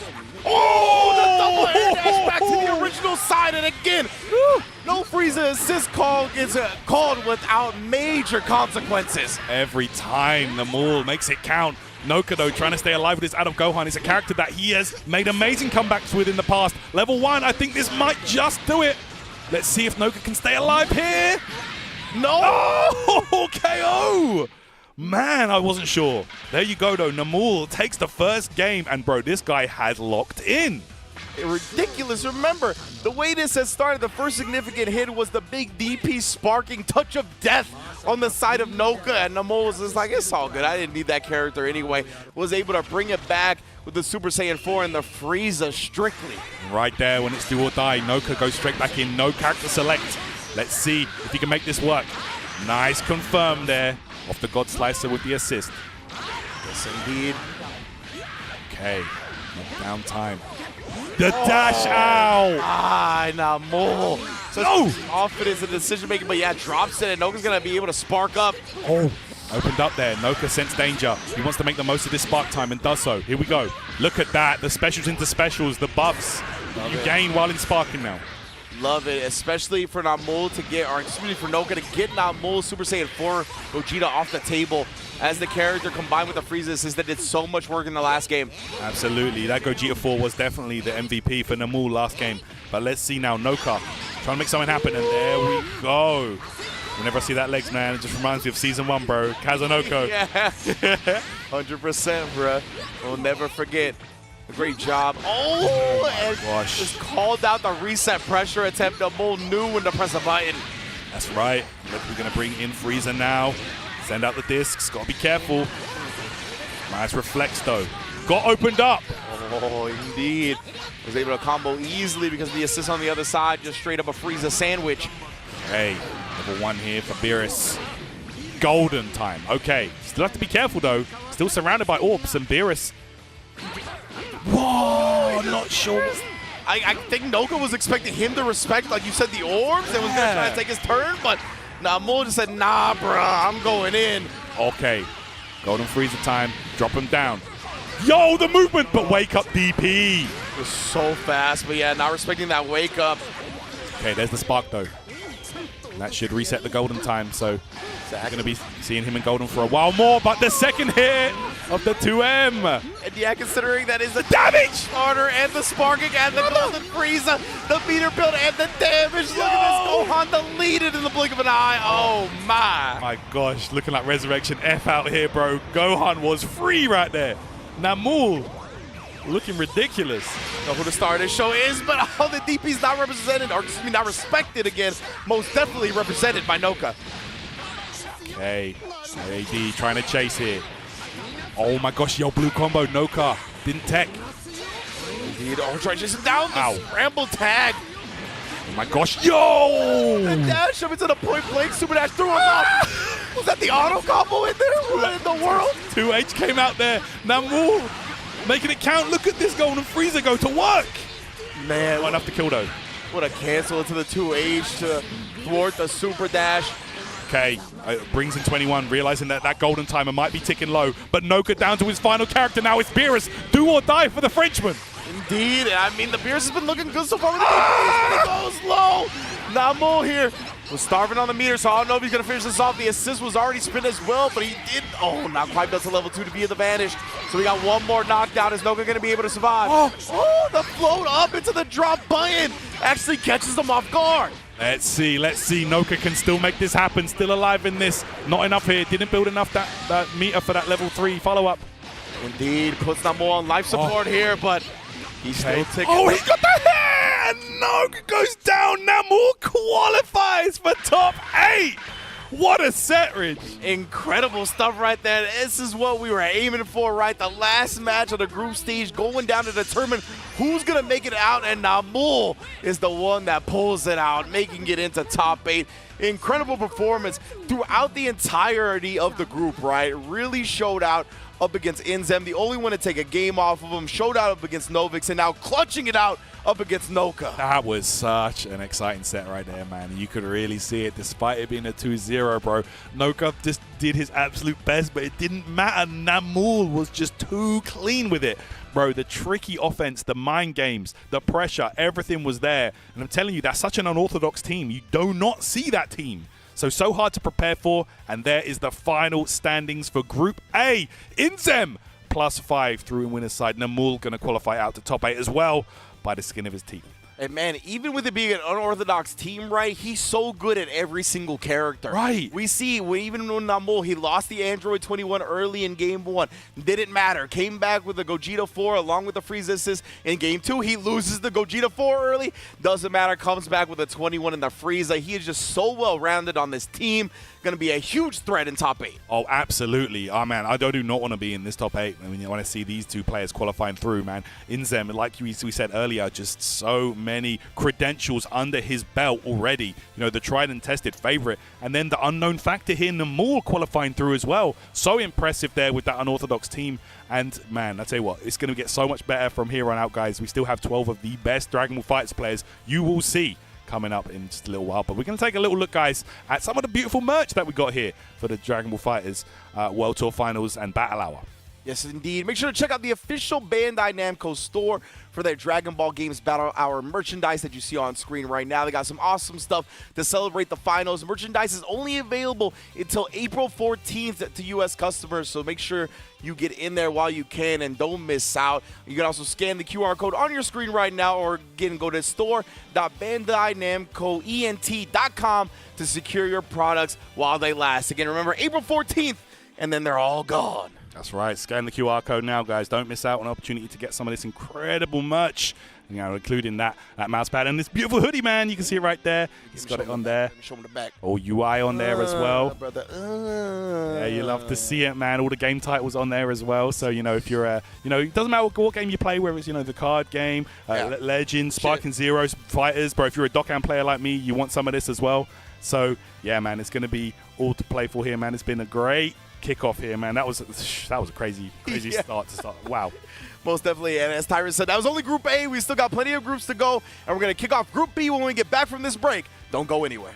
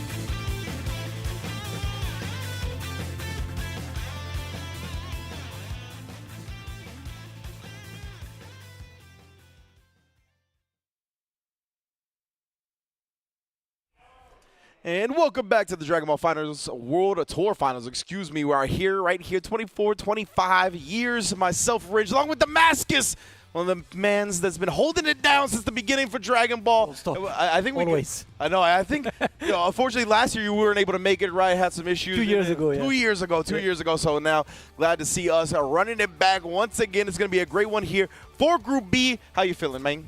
Big Group B coming up. Listen, Group A was already fun as hell to watch. First surprise, right? Namul, who is not a player, we expected. I mean, people don't know him because obviously he don't travel much, he doesn't go out much. But I was just watching him play backstage. Yeah, he's kind of ridiculous. And we're going to move to another stacked group. Obviously, guys, 4 groups today. This is Group B. We're going to have C and D after that and qualify to a top 8 tomorrow. This is the group that we are going to play right now. It is Wade, Zane, Xanxus, and Plug. And just like Group A, 2 of them are making it through. Yes, indeed, right. We have some heavy hitters here, and it's going to be fun to see how it might get shaken up, right? Because on paper, I know a lot of people are going to be assuming Wade and Zane are going to be able to make it out, but as we just saw in Group A, right, some of the on-paper favorites are not going to be who's going to make it in the top 8. So we're going to see who's going to be in prime form today, along with Xansus and Plug, going to be looking to show it out and switch up these standings and make it into the top 8 themselves. Yeah, that's definitely, the interesting part of the group. Obviously, we're starting with Wade versus Plug. These two train with each other. They played on Wanted Wednesday, right? Like that's legitimately, just happened. That's how much they play all the time. They know each other well. And Plug definitely has the smoke necessary to stop Wade in his tracks. But obviously, Wade, potentially the favorite of this group. Zane, as well, looking ridiculous, qualified to 2 World Finals back-to-back as well. He will take on Xanxus first. Xanxus may be the lesser-known guy, but he's a guy who's been there forever, man. I still remember Season 2 Rev Major. That's the first time I met him. He was the Vegito master back then, back before Vegito was sick, back when Vegito was really, I like Vegito in the anime. Yeah, yeah, exactly right. That's why you play him. And now that Vegito's good, he does not play Vegito. He's on Vegeta Blue and the Super Saiyan Vegeta. There he is, Xanxus, Zane, and you can see Wade still looking good as hell. That's the first time I see his hair, man. This man has been on the Durag since he's landed. He has been keeping it ready for the stream. That's what I'm talking about. Keeping them crispy, no flyaways necessary here. Wants to make sure it's all tied down. I like that a lot. And yeah, he's going to be our first match, as you mentioned, up against Plug. But indeed, Zane and Xanxus have been showing out as well. It's going to be a great block, to say the least. And yeah, man, Zane's got a busy March for sure, right? He's going to be at another World Tour Finals next week. So this man, we'll see if he's been able to split his time effectively. That could affect people, going into World Tour Finals, especially when people are going to be looking to play their best. But Zane has always brought elite gameplay to the table. But right now, we're going to be starting with Wade versus Plug. As you mentioned, Plug's got the smoke for Wade. We'll just see if today is the day where he's going to be able to display it. Yeah, definitely. They're like players who know each other. They play each other. They're like pretty much, whenever. There's some of a few, in the European communities that they're the two who consistently grind. If there's a tournament online, they're always entering. Wade currently the wanted champ as well. These guys are always around, so it's definitely part of matches that if you watch, like my channel, Terran's channel, European channels, you will watch this. And starting with this is a strong one, a strong test, especially for Wade, because Plug, I was talking to him behind, he's vibing, right? Happy to be there. He's out there, he's ready to mix people up. He's on the Ramadan buff as well, so that he's going to be putting up the work with that Nappa and Videl. This team is evil, Rich. And I like that you highlighted the differences in mentality, right? Plug, happy to be here, going to be showing out, looking to put people in the mix. Wade's one of those players that's got expectations on him, right? He's been one of the premier Dragon Ball FighterZ players for a long time now, and obviously he's going to be looking to bring home the World Tour Finals Championship to France, a very prideful region for Dragon Ball. Back-to-back second at World Finals, right? He lost to Fenrich one year, he lost to Hikari the next year, and he's like, come on, man, I can't do it a third time. Right now, Wade, he's the one sitting second in the leaderboard, right? 885 points. This man got second at UFA and a mix-up, losing to Yasha both times, one Clash of the Olympians, and was fourth at Emirates Showdown. He's been traveling, he's been entering everything online. He's probably in the whole leaderboard the player who enters the most events on the World Tour. So that this season means a lot to him. Absolutely right. So it's going to be a little bit tough, especially when you're going up against a sparring partner to start off the group. I always am so... it's a cautionary tale. I'm always scared when players have to go up against their sparring partners, right? Because to me, it always feels like the tournament result is often the opposite of the casual result, right? So in this situation, it's going to be scary for Wade, obviously, as Plug, as you mentioned. Happy to be here, going to be vibing a little bit, playing a little bit more loose. Wade's got to be careful, not getting in his own head, but he's bobbing already. So I feel like he's focused, locked in how he needs to be, not putting too much on his mental game, not overloading himself. That's going to be key for Wade going forward. Let's see that now. I see Plug. Do you know why you wanna? I'm gonna give you a commentary tip. You ready? Okay, let's like go. true commentary tip of a Plug. When me. Plug does a combo, you never use future or present. You use conditional because he might drop everything. Oh, okay. Right? Like when Plug, it's not like he's dead. It's like he might be dead. Okay, Right? got it. God willing. If the stars align. You have to swap your vocabulary because you know that the combos, and you never know if they finish because he's like, he loves the optimal, the saucy combos and everything. He broke my heart more than once. Gotcha. You know? So like now I'm a professional, you know. He's like the new version of Kane. You know, Being on high fight is as important as winning the match for him. I got you. I love those type of players. Hopefully we see him look nice and crispy. Luckily for us here at the studio, there are a lot of casual setups that are the exact same as the tournament setup. So hopefully a lot of these players are going to be looking crispy with their execution, nice and warmed up, especially for players like Plug, who really try to push the limits of the combo potential of the game. Yeah.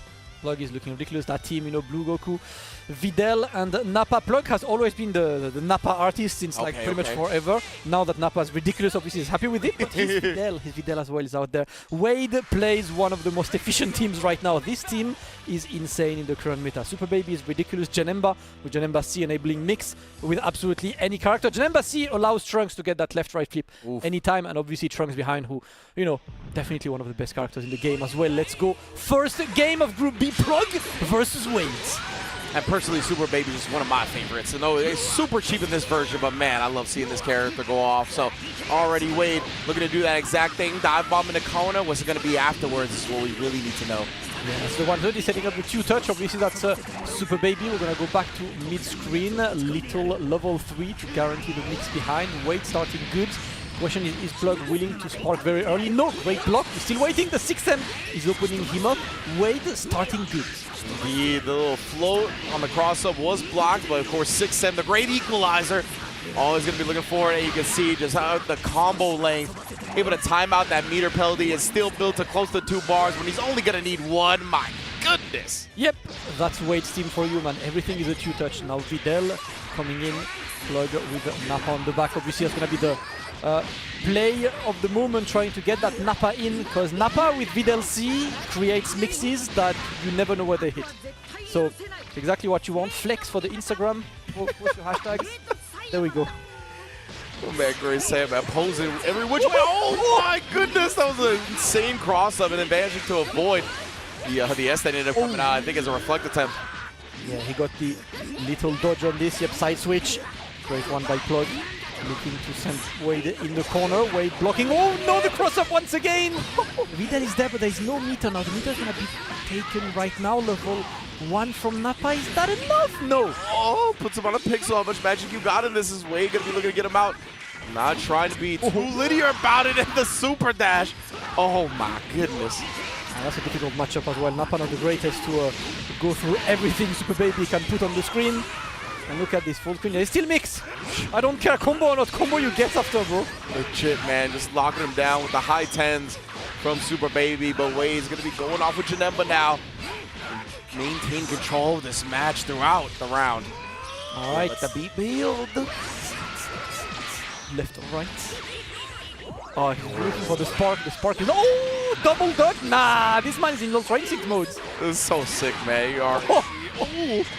And then he's been making the most out of this Videl Nappa combo as well. Been really able to mix his opponent up, create a chaotic tempo, and then just let Nappa find the hit. And it's another one.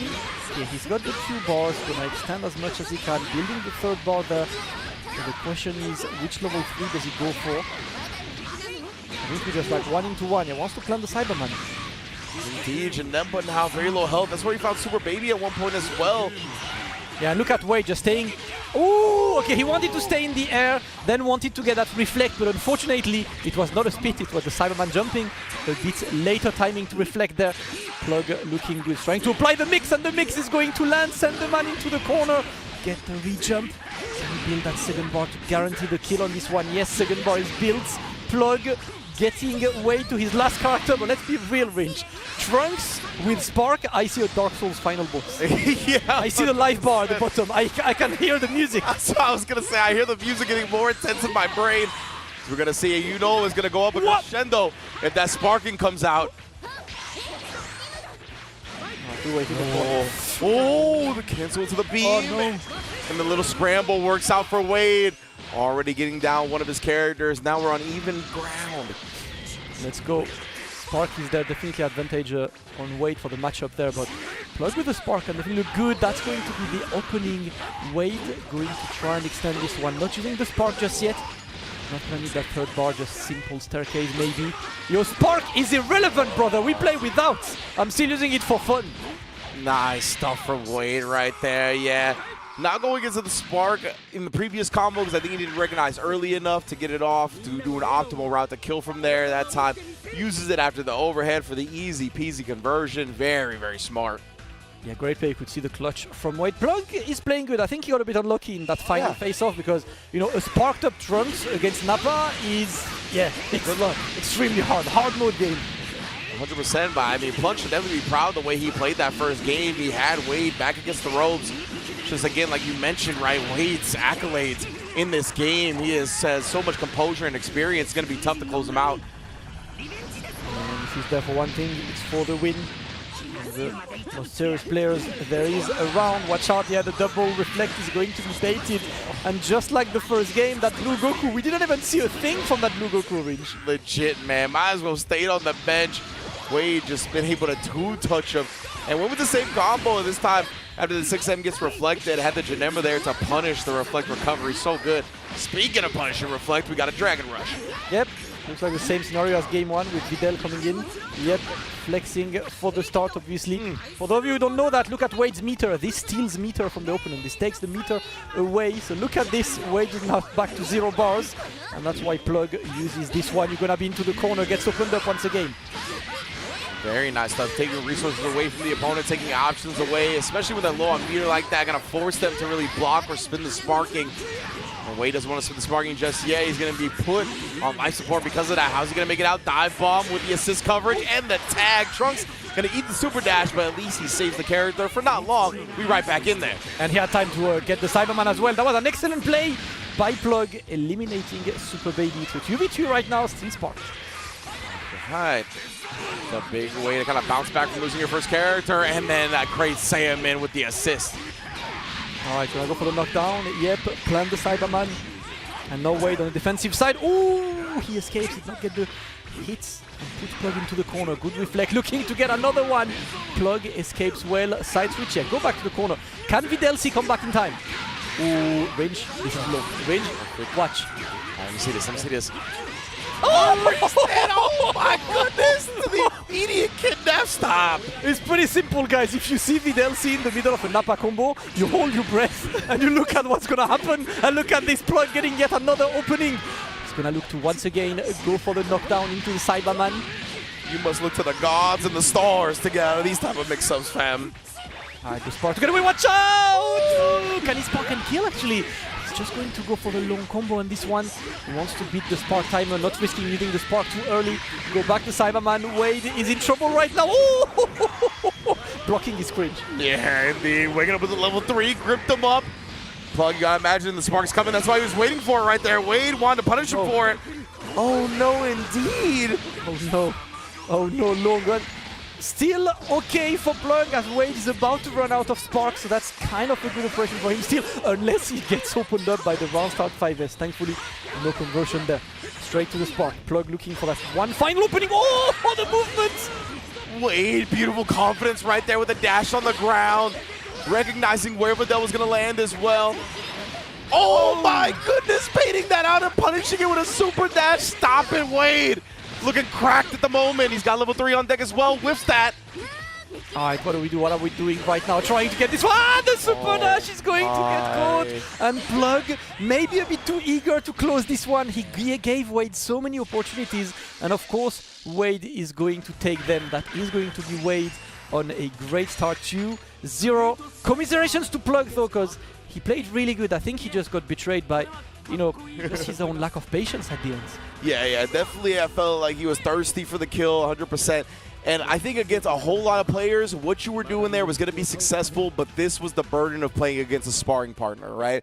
Like, Wade knows the type of things you're going to be looking for, your security blankets, your safety tools that you're going to be looking at. Bring yourself back, especially when you got the power of sparking with Vidal, with the abuse of people lacking the knowledge in the matchup as well, right? That's not one of the players you could take advantage of abusing that against. So beautiful stuff from Wade, able to bounce back and really call out all those attempts at a comeback that Plug tried. Yep, Plug played overall good, but Wade is out there, obviously. And great start with the 2-0, right? Remember, guys, that if there is a tie, the game differential is going to be taken into account. So winning 2-0 is a huge factor to potentially, you know, like securing that qualifier at the end. Obviously, Wade is not there to lose. He's there to try and win all of his matches, but it's always good to get that safety net.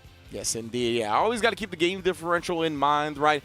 The W is not the only thing that the players are aiming for here. That 2-0 W really is going to separate and give themselves some security to try to make it out in this group, of course, as we start with a 2-0 from Wade versus Plug. Now we're going to get the other two participants in our Group B with Zane going up against Xanxus.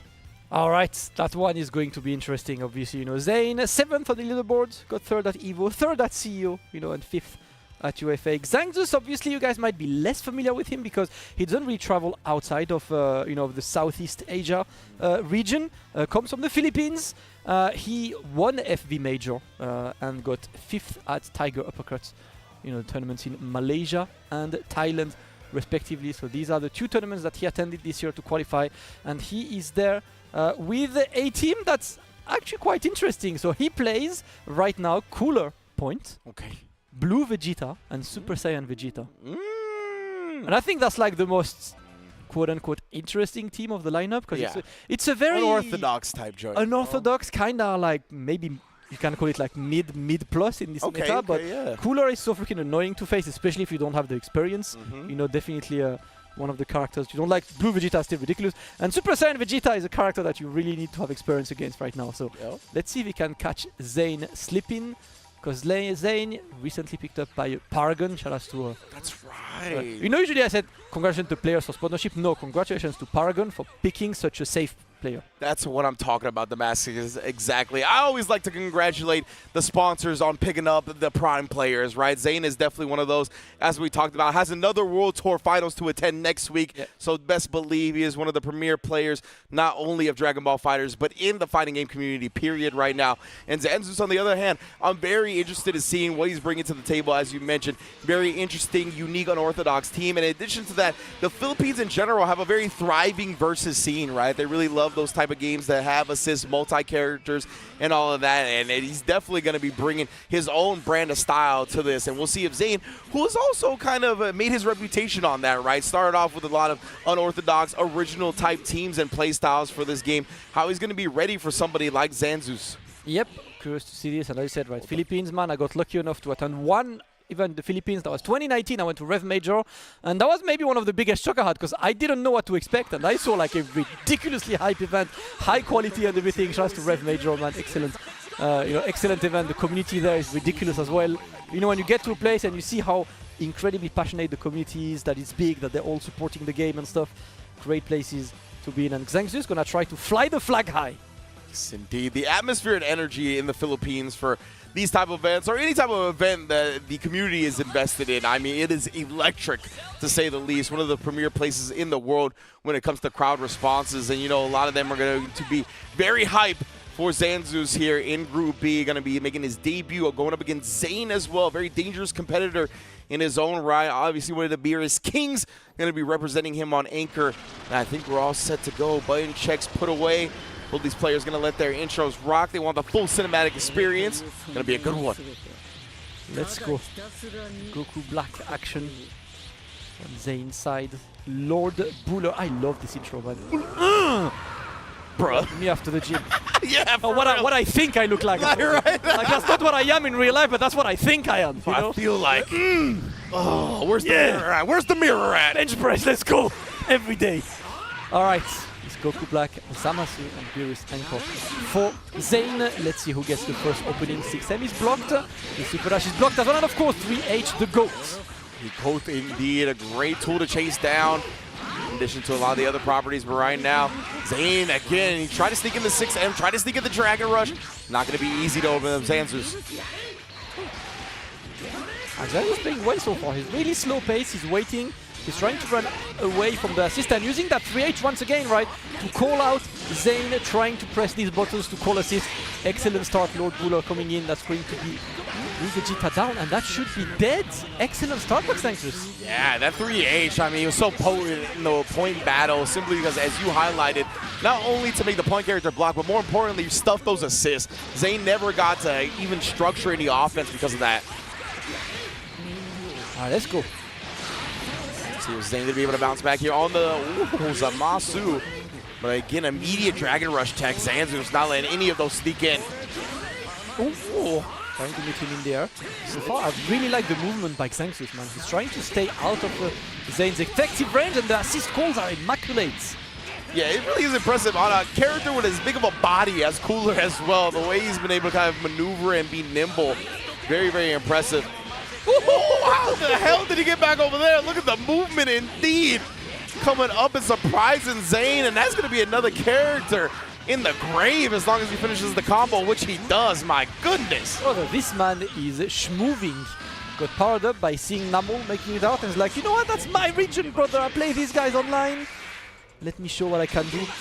Excellent start, and now it's Beerus alone. But of course, Beerus has been the trademark character for Zane for so long, and right now Beerus is one of the most incredible characters in this game.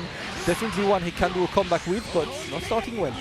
And he's Xansus just snatching him, grabbing him by the collar, baits out the DP and punishes it outright. You know the sparking is gonna follow. Xansus, what a start to Group B. Gonna be going up 1-0 against Zane and barely took a hit. Damn. Statement made by the King of Philippines, man. He's coming all the way, he's looking to make it work, and so far, looking that he should be a player that we keep our eyes on. Xanxus didn't lose a character. I think he lost like one interaction in the entire match. Yeah, right? He got hit literally one time, and it was barely for anything, not even a significant combo. Domination in game one. And Zane taking a moment. He's wondering, am I changing? Am I swapping up? Because, I mean, let's be honest, you don't really get time to play with the characters, so yeah. Is swapping doing anything? Like, 100% right. L's like that, it's so hard to like know to switch or not, because it's like, well, I kind of just got ran over, and is that gonna happen again if I switch characters, or like in general, like how good is this team gonna be when I actually get to play? It's really hard to judge that off of a first game like that, so you're a little bit hesitant to switch in the first place, and Zane's gonna be sticking with it. I think he might have swapped the point character. That's about it. Yeah, Zamasu's gonna be starting this time. All right, you can see Zane going for Zamasu point this time, and I think it's just because he wants to run away. Yeah. Cooler is a very grind-based character, because yeah, that's the move for Cooler, right? 3H is the most gonna catch you, so playing character like Zamasu that just stays in the air, flies away, might be the good solution, but so far Xanxus is still looking good. Yeah, that's the thing, right? Oh, and then over the bubble before the assist could get there. Oh my goodness, and that's Zamasu. Really show no more help than the Goku Black did. Oh man. Man, he's speedrunning right now. Xanxus has been right on all of the callouts, and Zane already on the back foot. What do you got for us, Zane? Oh man, he's doing such a good job shutting down the air, forcing Zane to play him on the ground, and the Cooler has just been feasting. Oh. Alright, drop, and that gives Zane an opportunity to get some momentum back. Finally, that might be the moment for him to shine. Just for a simple one, just wanted to lock him in the corner, and again, the 3H is getting so much mileage, man. My goodness, bro. Shutting down the air, shutting down the ground, every which way. And I love the fact that Xanxus was like, nah, I'm going to spark, because this Cooler is causing you major problems right now. Made sure he stuck with it. The Cooler is what started this combo that ended the second character as well. My goodness, he's about to run away with the set. All right, last character for Zane. Can you lock in? Can you show us something? Can you show us the good old 2M action? Let's go Zane. We're playing the bit. There we go. The cross up. Oh, so clean from Zane right there. Spacing himself perfectly to get the cross up open up. Bring him down, bro. That's 3 bars spent. It's a good look for Zane. It's an incredible start on his anchor. They lock you down as well. just escaping the assist. Of course, Cooler, one of the best defensive assists in the game still, so looking to be mindful of this. Ooh, and he gets the super dash. Excellent movements by Zane, but no conversion. Oh my goodness! Delayed kill. The orb on the other side as he manages to take down the Cooler assist in the process. Zane's doing a great job playing around Xanxus' assist right now. You can see, yeah, just making sure he stays out of the range of the Cooler every time it's up, and then chasing down the Vegeta. He was ready on this one. Yeah, gets the clean re-jump. Of course, it's Stain we're talking about right now. Puts the orbs, yes. Covering the knockdown. Great take. Oh! Oh, and the immediate EX rocket kick on the other side. Making sure Zane ain't getting any breathing room off of the tech here. He's still got sparking available though, and he does spin it. Oh, the backdash got caught. Not very much damage, but for Xanxus, he's just about doing the longest combo, and that's what Super Saiyan Vegeta does good. Just beat that spark timer. Precisely right. He just wanted to make this last as long as possible. Fortunately, the super, maybe it was just to get Cooler in, not sure. Watch the orbs. Watch the orbs. Oh, great defense on that C assist. Zane is still alive. Still staying in the corner. He's got a couple seconds more of spark. Let's see if he can get. Oh! Zane, he tried to call out Xanxus doing something in response to the block super dash. Ended up just sailing over the Cooler's head. Oh, he tried to press. Oh! There we go. Good old. The classic. Send him back into the corner. Good the orb as well. That's one of the strongest suits of Beerus. He just covers his wake-ups. You only see his reflex. And now he's punching Vegeta up. The Dragon Rush is going to be teched. Good job from Xanxus right there. Not getting distracted by his assist getting flipped and taking the Dragon Rush. But again, the orbs find their way home. Puts him on life support. Got an orb immediate. Oh my god, the level 3 is going to land. And Xanxus not only taking game 2, but taking it 2-0 over Zane, and we talked about it. The game differential matters so much in these round-robin formats. Him taking a 2-0 lead over one of the premier players in the pool. Amazing stuff. Excellent player. He was on the receiving end for so long, trying to block, trying to survive. It was so difficult for Xanxus, but in the end, I was like, you know what, I'm tired of blocking. Yeah. Blocking is cringe. It is. 2025, man, we don't do that anymore. Yeah, that's why we got a couple of DPs, right? We see it now, the Cooler assist. We have the C assist from Vegeta. He's definitely doing things differently, giving himself more options defensively, and it's a very smart strat to go about. Yep. Well, unfortunate start by Zane and a very strong one by Xanxus, looking to make it through to a top 8. That will be tomorrow, of course. Today is all of the groups. Yeah. Great start by him. So right now you got both Wade and Xanxus looking good on a +2 situation. Zane and Plug behind on the back foot, but obviously it's just the first round that's done, so all of the players play each other. It's going to be 3 games per player, so still a chance for everyone to make it through right now. It's just the 2-0 kind of forces, you know, Zane and Plug to have their own 2-0 now. Precisely right. They're going to be looking even more emphasis put on the fact that they need to 2-0 their opponents going forward. Of course, Wade and, or excuse me, Zane and Plug both still alive in this pool, both with their abilities to make it out, but they gotta have some big W's, some convincing W's going forward. And for Zane, it's gonna start in the next match. He's staying on the station and going up against probably the favorite of this group in Wade. Well, let's see this one. Wade and Zane, they met each other actually at UFA in top 8 winners, and Wade took that win. I think that's the only time in this World Tour that they met, so, you know, so far it's Wade having the advantage, but let's see. Wade had a very strong start. Zane did not. So it's time for Zane to lock in. Yes, indeed, man. Especially having the 0-2 loss. He's going to need to make sure. Oh, I'm scared. Doing the Jack impression right now. You're just looking directly into the lens, huh? Grinch, what have I done wrong? Why is he looking at me like this? Okay. Do I owe Zane Did you money? get him crepes? Did you get him crepes last time he was in France? Oh, you did it, huh? Oh, it looks on your face, Damascus, that you did not. I'm sorry. We know why now. We know why now. I was like, do I owe him money or anything? You owe him some of those finest grapes of the land. What was the one what'd you say you were going to get, Rob? Oh my god. Banana? Yeah, the Nutella and banana is the golden deal. Right, Nutella, banana with a bit of whipped cream. You know, that's amazing. You know, like this is clean. You know, let's go. Of course, shout out to Zane, man. Love this guy. Wade pulling up, looking to already secure his qualification, right? If Wade wins 2-0, he's pretty much guaranteed through. So let's see how can do right now. Yeah, it's going to be a button check, obviously. You can see these teams, these are not the player teams. Wait, button checks with the Yasha's team, because why not? Dude, why not? Shout out to Yasha, showing some love to the brethren. Same country, going to be a good one, of course. But yeah, man, Zane, going to be back against the wall here, looking to bounce back. As you mentioned, if Wade gets the 2-0, that's pretty a +4 game differential going into his final match. Yeah, like that's going to be real tough. Even if he loses his last game, 2-0, like that's still +2 differential. It's going to be tough for people to overcome that.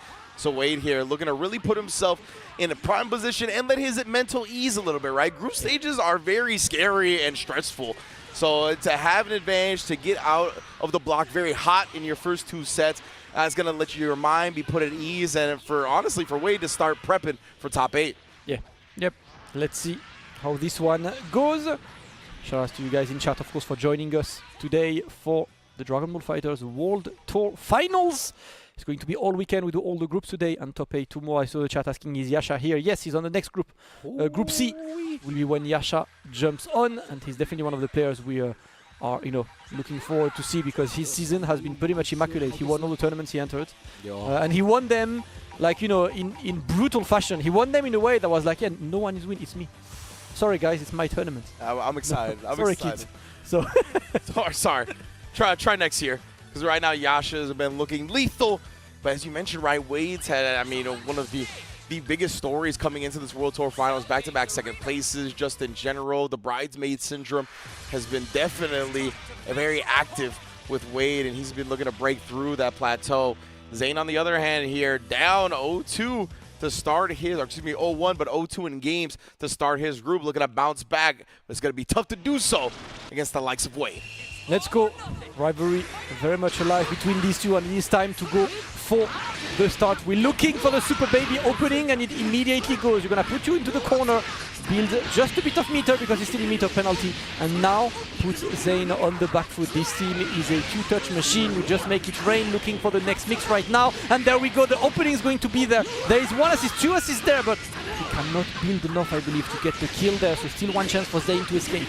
The purple rain greater than the rose this time around. The Wade, giant swing to the other side as well. Puts the level 3 on him. You got to survive this. How are you going to do it, though? Spark up. Is he going to risk it? Yes, indeed. All right, gets away at least. 6M is going to be blocked. Wade's defense looking immaculate. Obviously, this guy plays Noka all the time. It's a character is the way he's used to face, but Zane's finally finding the opening. Send you into the corner, and it's Beerus time. Yes, indeed. And Beerus going to be doing some heavy lifting, or at least going to be attempting to do so. The Janemba gets in, though. Oh no! Yeah, unfortunate follow-up. That was a great call out on the cross-up regardless, though. Oh my goodness, mixed him. All right, juggle with him. Yes, Beerus' combos. They're some of my favorite looking combos in the game, man. I love Beerus. He's full of sorts. 100%. This match in general got some wild looking combos. Yeah. There we go. Great tech. Wade escapes the corner. Looking to be the one initiating offense now. Ooh, DP is going to land, and he should be able to kill. What a response from Zane right there. Responding to that hesitation, that moment of downtime with the DP. A great time to do it, knowing the rhythm of his opponent, looking to continue the offense. Way to go. Oh my goodness, as soon as he gets above him right there, he actually tried to call out the super dash response. It looked like Zane waited a second before doing it to dodge that. That was super good. All right, Zane locked in, man. That loss to Xanxus definitely immediately powered him up, because right now he's looking much cleaner. And look at Wade in big trouble. But obviously, I hear the chorus right now. I hear the boss music coming up. I can see a red health bar and a name, Lord of Spark Trunks, coming up next. A beat is building. You know it drops once that sparking gets activated. Right now, though, Zane not even looking to do that. He's trying to glitch the boss. You feel me? He's trying to bypass one of the stages, one of the forms of the boss. We'll see if he can do so. I don't think it's going to last much longer, though. Zane here gets the knockdown. Phase 2 this time. There it is, brother, the transformation. He's got 7 bars on deck as well. This is very scary. This is a difficult one to go for. Ooh, he was not ready to convert this one. Wade looking for the pressure. An excellent play by Zane. He's just running away from that Trunks, and he's looking good to beat that Spark timer, but watch out. Yeah, the reflect by Wade. Not many ways to get in against it. Zane that is just playing that zoning game finally. The Dragon Rush, but look at this. Zane successfully defended against the Spark. Yeah, precisely. Barely took any damage during that whole sparking time. That is pretty much ideal ending for Zane. If he's eating damage now, he was able to survive for so long during that very dangerous period. Good luck figuring out which way Trunks is going to go. Yep. Good old left-right mix. Wade keeping the hopes alive. Now there is Zamasu, and you know that Zane is going to be flying around until Trunks gets that super dash. Let's see how much we can get with this. There we go, all the way down. Wade looking to set the next touch to kill, but Zane happy to block right now. He's going through, keeping the string tight. No! Dropped it though, Zane escapes from the corner, and the super dash ends up with punishing the attempt from Wade. Oh no, it's going to be a tough way to get it put on life support. Purple City Bird Gang. Wade just barely alive. One more chance. One more chance, but there we go. The triple got the opening, and Zane got a bit lucky there, right? Because that opening would have been able to kill, but the 5S unfortunately completely whiffed, and that's going to be Zane going up one. Wade taking a moment before he gets to the next game. Not a great start by Wade there, but you know, these two, they've been fighting each other in so many tournaments. I mean, who will forget that USA Grand Finals 2 years ago? Yeah. One of the hypest Dragon Ball sets I've seen like, for a long time.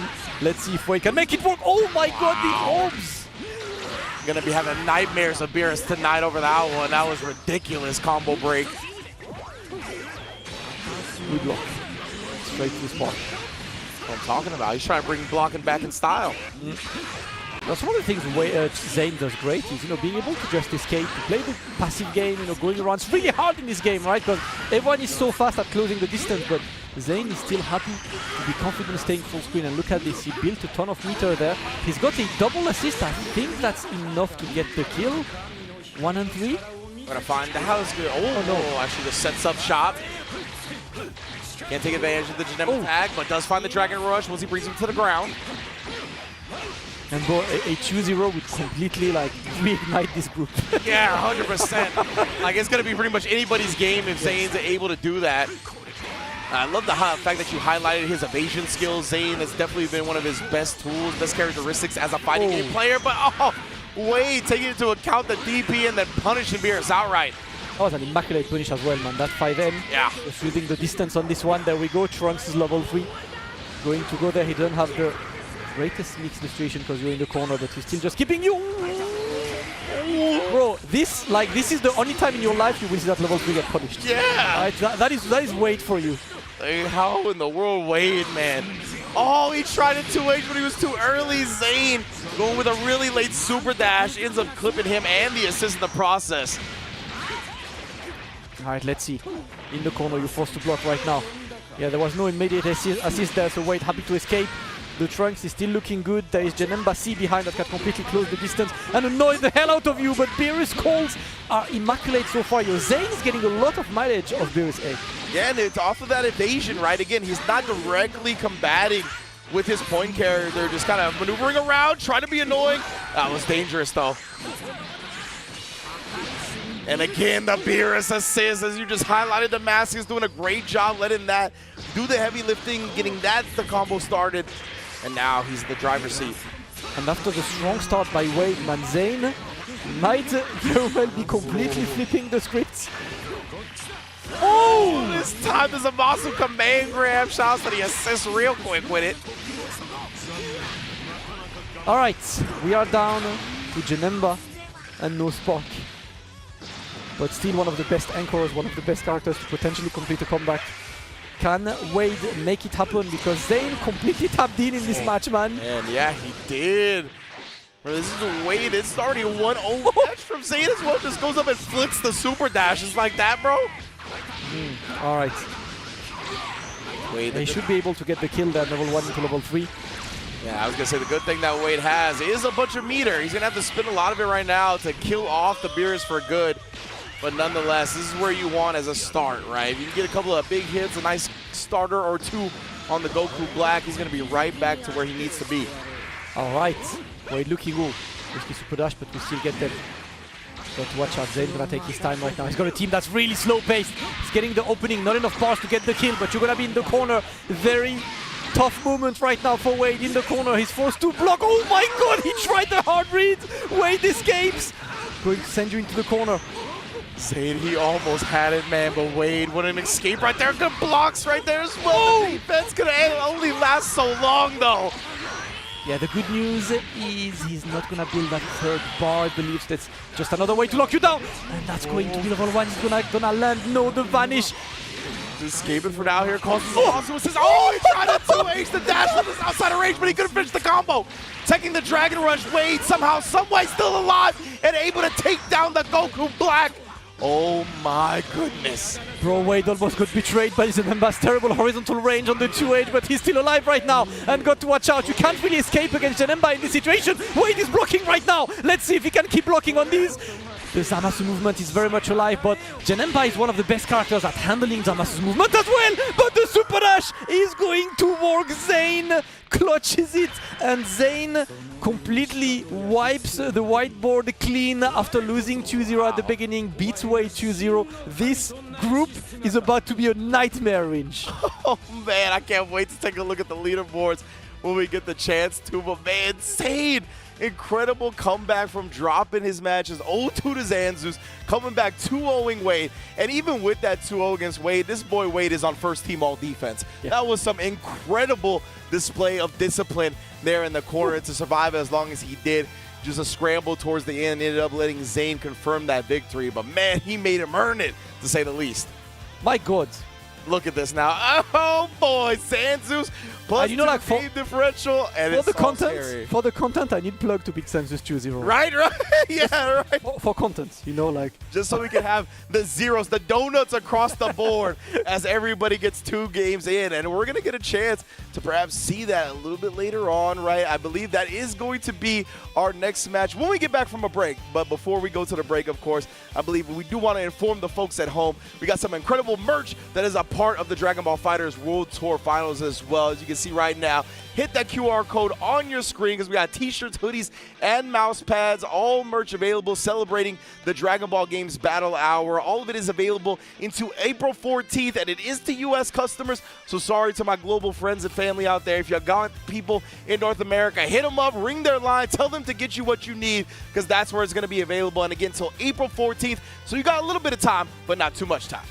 Yep, go for it, guys, if you want to secure some of that limited merch. This group is looking absolutely insane right now. We still got Xanxus versus Plug, then Wade versus Xanxus, then Zane versus Plug, and everything is really open-ended. Everyone can still make it through. That's exactly what we want for this. So what we're gonna do, guys, we're gonna take a very quick break, get a drink, get a snack, be back in a few minutes for the second part of Group B. This group is lit, don't miss it.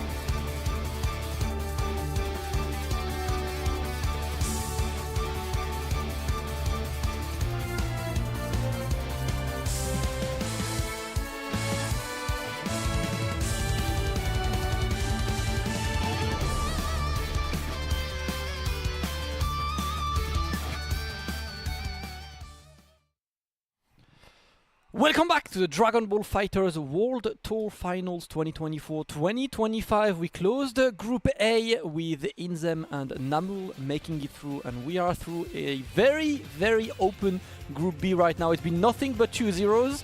The lineups, the standings are looking ridiculous, and we're about to kick off part 2 of that Group B. Range, I don't know who's making it through now. Dude, and it has the potential right now with this next match to get even more wild, because as we see right now, probably the two favorites on paper going into this group to make it out, Wade and Zane, are both sitting at a 0-game differential and a 1-1 overall record. Now our next match is about to be Xanxus versus Plug, where if Plug was able to take it 2-0, we are going to be knotted up at a 4-way tie of 0-game differential and 1-1 across the board. Now what we talked about in the last match with Wade having big potential to solidify his spot in making it out, now Xanxus is in that hot seat, right? If he's able to get a W here, even if it's a 2-1, he's going to be looking really, really great to make it out, considering the way the rest of the group has shaped up. If it's a 2-0, I think he's pretty much guaranteed a winner's side berth, so this is huge for him as well. And then Plug, like we said, is looking to upset everything and throw a huge wrench into the remaining games of the group.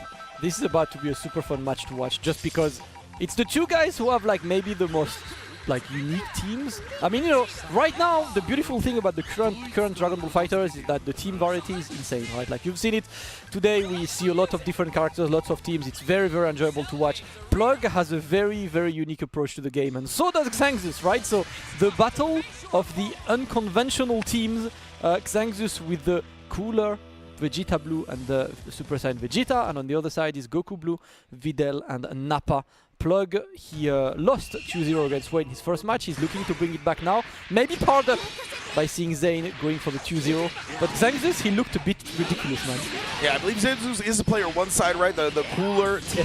Yes. So we'll get that name swap in a moment, of course, as he's already going to work. Xanxus right now in the cooler in the corner. Within the first part of the auto combo, that means it's a medium starter, fam, which means Goku Blue, say goodbye, bro. He's not even going to need to spin meter on this one. Brother, this is the third match of Plug, and I have not seen Goku Blue do a thing. That's right. He actually played 2v3 against Wade, and he played great. But that Goku Blue needs to wake up, man. There we go. Gets the opening with Videl. Sending closer to the corner. I don't even think the Goku Blast lasted 30 seconds, right? It was 275 on the clock this time. It feels like it's just gotten instantly deleted, but this Videl comes in and really brings him back into the game time and time again, especially with his meter steal. Give me that. Oh, you see pose on him. I'll take your likes. I'll take your influence.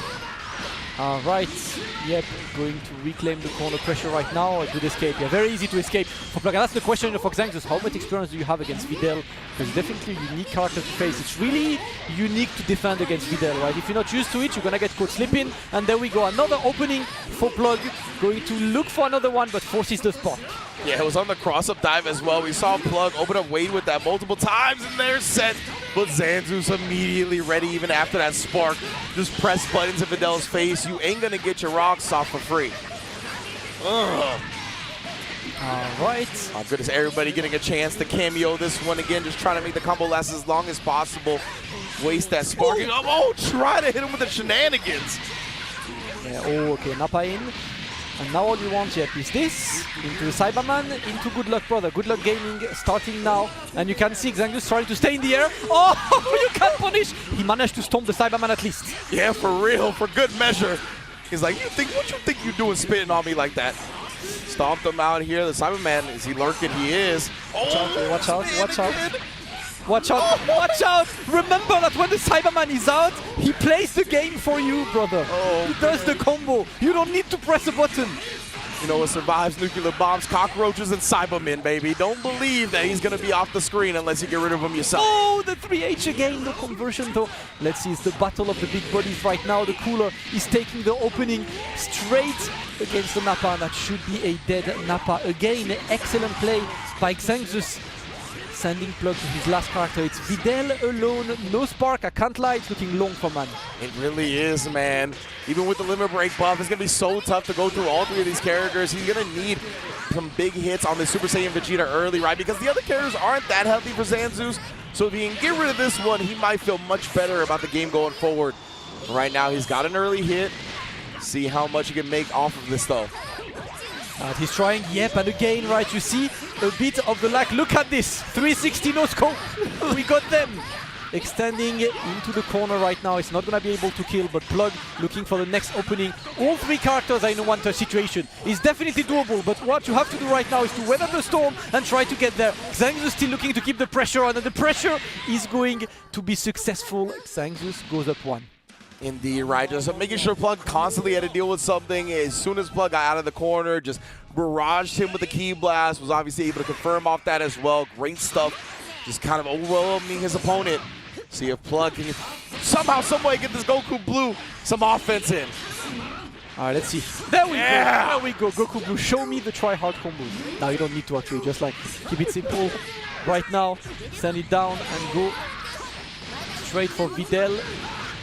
I'm not mad at this. Make sure you pose on him. Of course, always.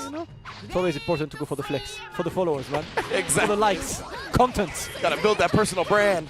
Trying to establish parasocial relationships here.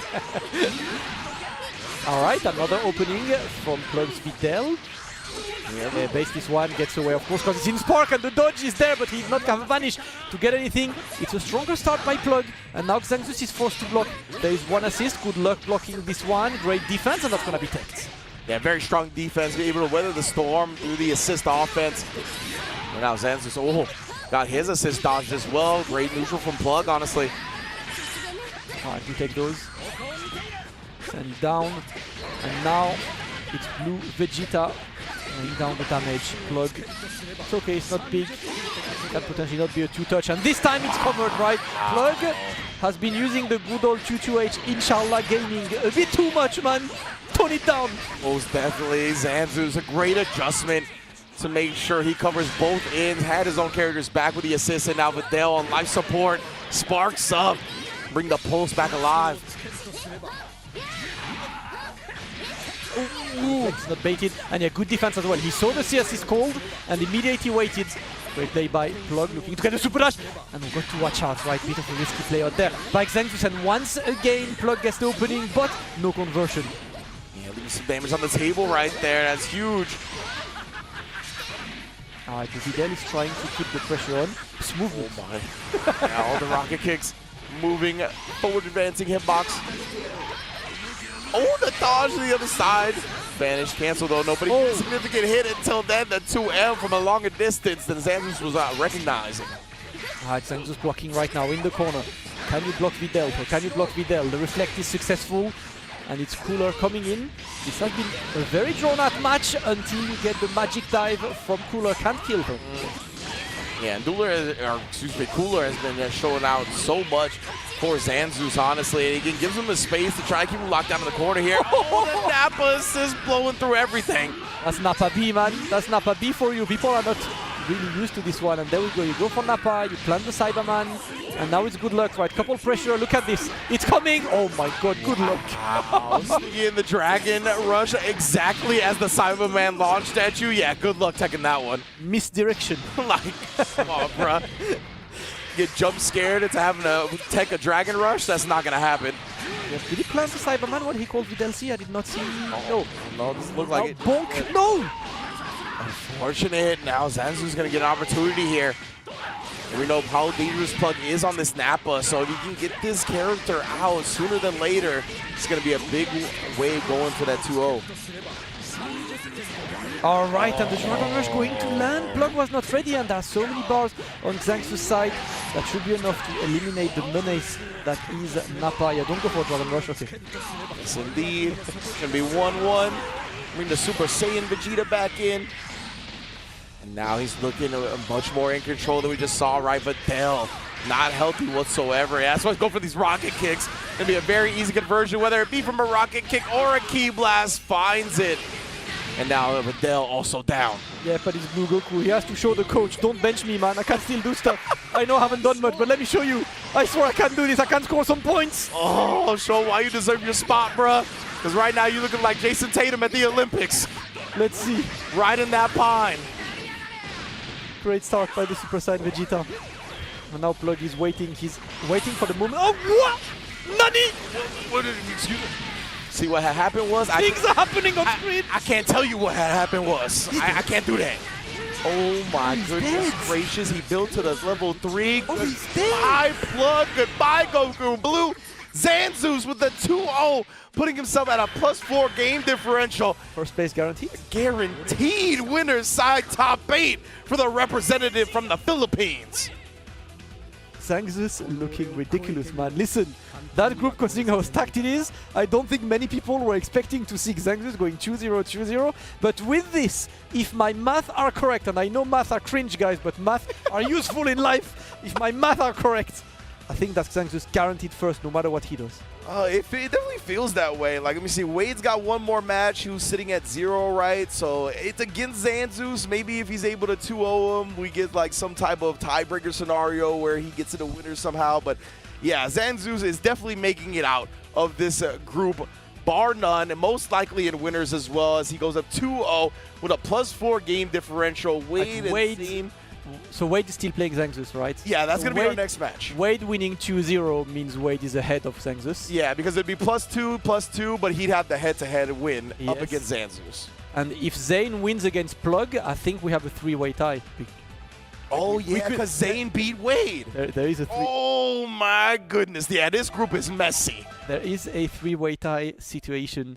Oh, this group is messy. Potential, you know. We don't know. Listen, that's all we want, man. We want content. Yeah, exactly. You know, we don't want the groups to be sorted after 1 or 2 games. You know? No, like, no, we want absolutely them not. to go absolutely crazy. Let's see if it goes, though, because right now, a couple matches coming up, and it is going to be Wade versus Xanxus right now. So this one obviously mighty important for Wade. So scenario is actually quite funny, because if Xanxus beats Wade, there is still a scenario for Wade making it through, depending on what happens on Plug versus Zane. Yeah. So things are very much still open-ended. They're very up in the air right now. Like, legitimately. Like, all we really know is that Xanxus is most likely going to make it out. But as you said, there's a potential for a 3-way tie as well. So, like, there's a lot to still be determined in this group. And if you're Xanxus, you just got to remain composed, right? Keep playing your game. It's been looking great so far. Even just one W is going to guarantee that you get out of the group, whether it be in winners or losers. You just need that single W to your name. So obviously he's going to want to take the whole set. He's going to want to put himself in winner's side for the top 8. But man, oh man, you can't get too ahead. You can't get caught just thinking about stuff like that. Just play your game. My God. Well, let's see. Wade locking in. Honestly, Xanxus has looked nothing short of ridiculous today, right? His decision making. I'm really seeing like premier play from Xanxus. He's playing absolutely insane. The defensive decisions are correct. The movement is absolutely amazing. And he gets the conversions that he needs so far. He is on cloud 9 today. Let's see if he can keep going though, because right now he's about to face a Wade that has to play to save his life. And you know that locked in Wade is a hard client to take on. 100%, right? When these players have no more safety net, when they have no more second chances, that's truly when that cornered animal style gets unlocked. And I mean, we're definitely going to see it from Wade right now, because he cannot afford to drop another set. This is his last set of the group as well, right? So yeah, I mean, for him, it literally all rides on performing here up against Xanxus, who has been looking immaculate going forward. All right, players are ready. Manship out there, of course, and now looking to get ready for the match. Can you imagine that there is a scenario where Wade will make it out of the groups after going back-to-back second, after being second in leaderboards? That's how stacked it is, man. This is always a danger at the Dragon Ball FighterZ World Tour Finals, like we talked about even last year, where Yasha looked completely dominant going throughout all of the season. Did not make it out of groups in the finals. Wade might be facing a similar fate here. He needs to perform up against the group leader right now, the man who has been looking untouchable in Xanxus. We're going to find out how this group plays out throughout this match and our next one. There's big implications for our final 2 round-robin games. That's exactly how you want to have it. The cooler has been making everybody kneel to him so far. He's got one more to go to guarantee Xanxus out in winner's side top 8. We're going to see if Wade can combat this effectively or not. All right. Let's see. It's the battle of the muscled-up intros. For real, though? I know it's one of the things, right? 3H is actually an excellent tool against Super Baby. If Xanxus can manage to weather the early storm, because Wade has been really good at getting the first opening, that's exactly what he needs, right? Get that Super Baby on the back foot, and now you got enough tools as Cooler to annoy the hell out of Wade. Most definitely. It's got to be real scary for Wade already. Yeah, that's why he gets him out right. He's already bringing in the Janemba. He knows one more touch to the Super Baby could mean death. Right now, he is just taking this pressure. I was going to say, you know the assist is coming eventually. But it's all right. Not swinging on him either. Oh, but eventually he does get caught flinching. Xanxus, a smothering in the corner. Brother, this man cannot be wrong. Literally. He's right on everything. And the answers change to whatever the questions he asks are. It's like that. All right. Wade getting the opening, and I think he's seeing that that Cooler is a huge menace, right? He's seen Xanxus play, and he's probably looking like, you know what? Let me see what I can do on this one. So this time, Blue Vegeta coming in, and Wade on the back foot. Chases him down again, all ready for the combo finish. Level 3, set up shop on the Oki. Oh, just poked him out of it.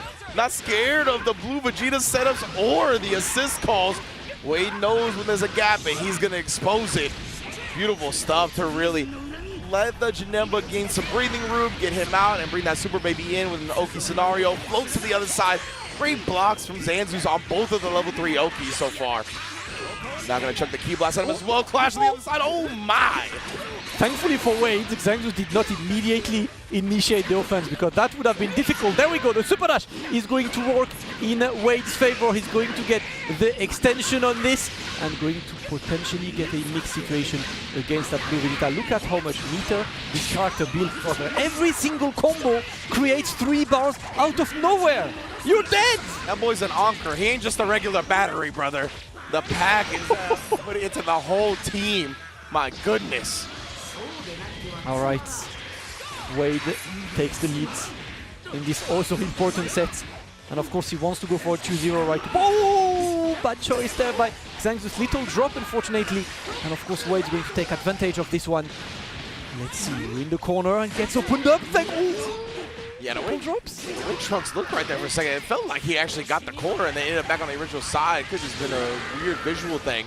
But either way, Xanxus. Oh, why? You're just waking up with the buttons, Wade. Active defense. Active defense, my friend. This is what we do in France. That's what I'm talking about. We don't block. That's a thing of the past. I got so many more things to do on defense. Why would I just block? That's what Wade's thinking right now. Oh, let that beat build. All right, crosser. There we go. Oh my Circling God. the opponent. You thought I was there. Straight up circling the opponent is a perfect way to describe that. Man's hunting his prey right there. Wade, what a response here. All right. Oh! Catch it, Tudo! This might be the great equalizer range, because that should be a dead Trunks. Oh no! Oh no! He's gonna get dropped out. He is gonna be brought right back in. He wants to finish this right now. He doesn't want to let Trunks get his rocks off here. Wade's not letting him do it for free though. Completely applying pressure from full screen.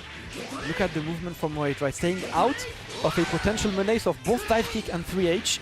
And all the Xanxus is left to do is jump S, and that's not going to amount too much. This was a masterclass of Wade on how to face a Cooler on his own.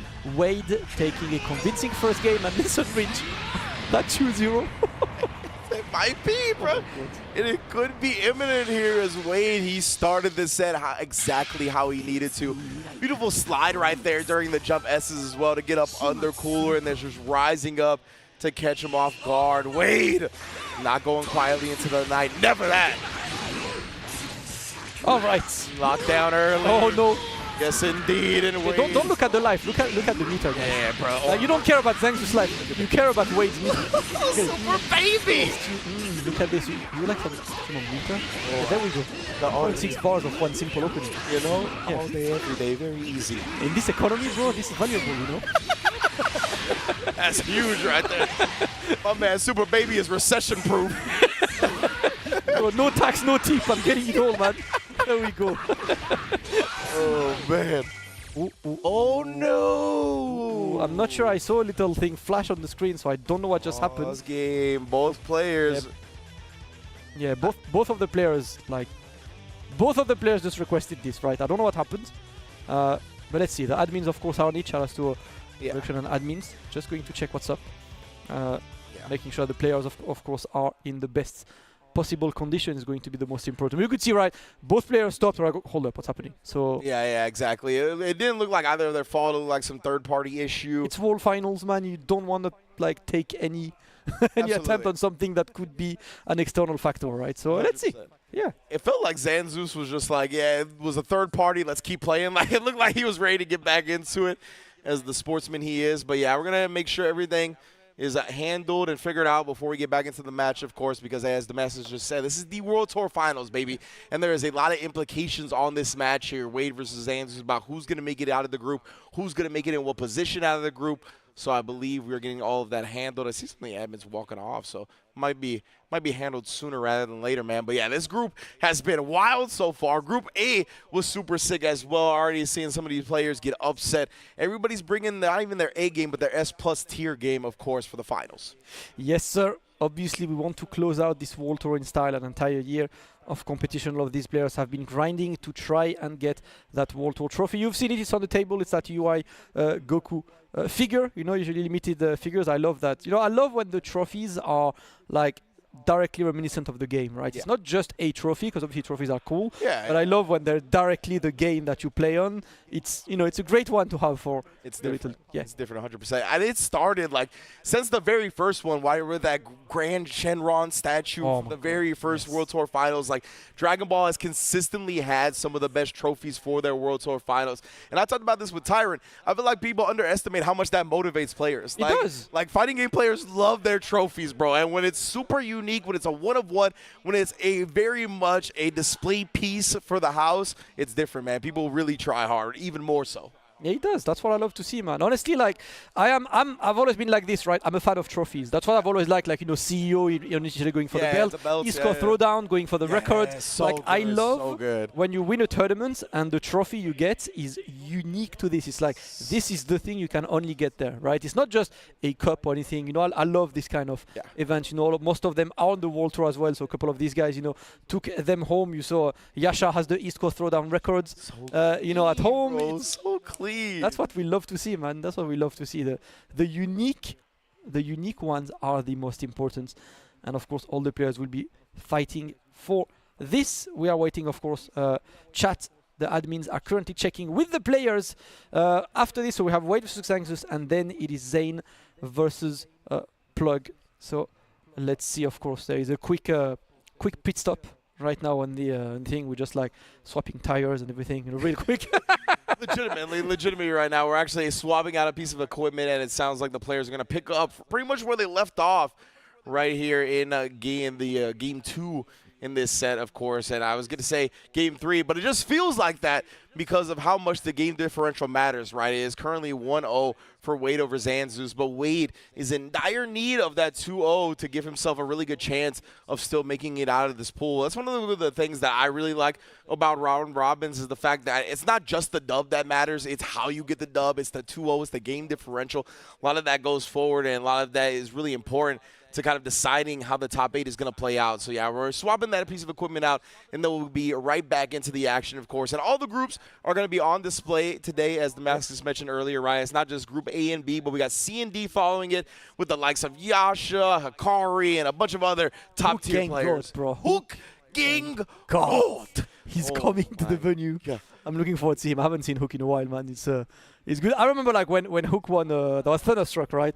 It was too late for me. Thunderstruck, like top 8 was like maybe 3 a.m. I was working the next day. So I watched the beginning. I fell asleep, and I woke up and I go and I see that Hook won. I was like, sweet smile, you know, like what a great timeline. Yeah.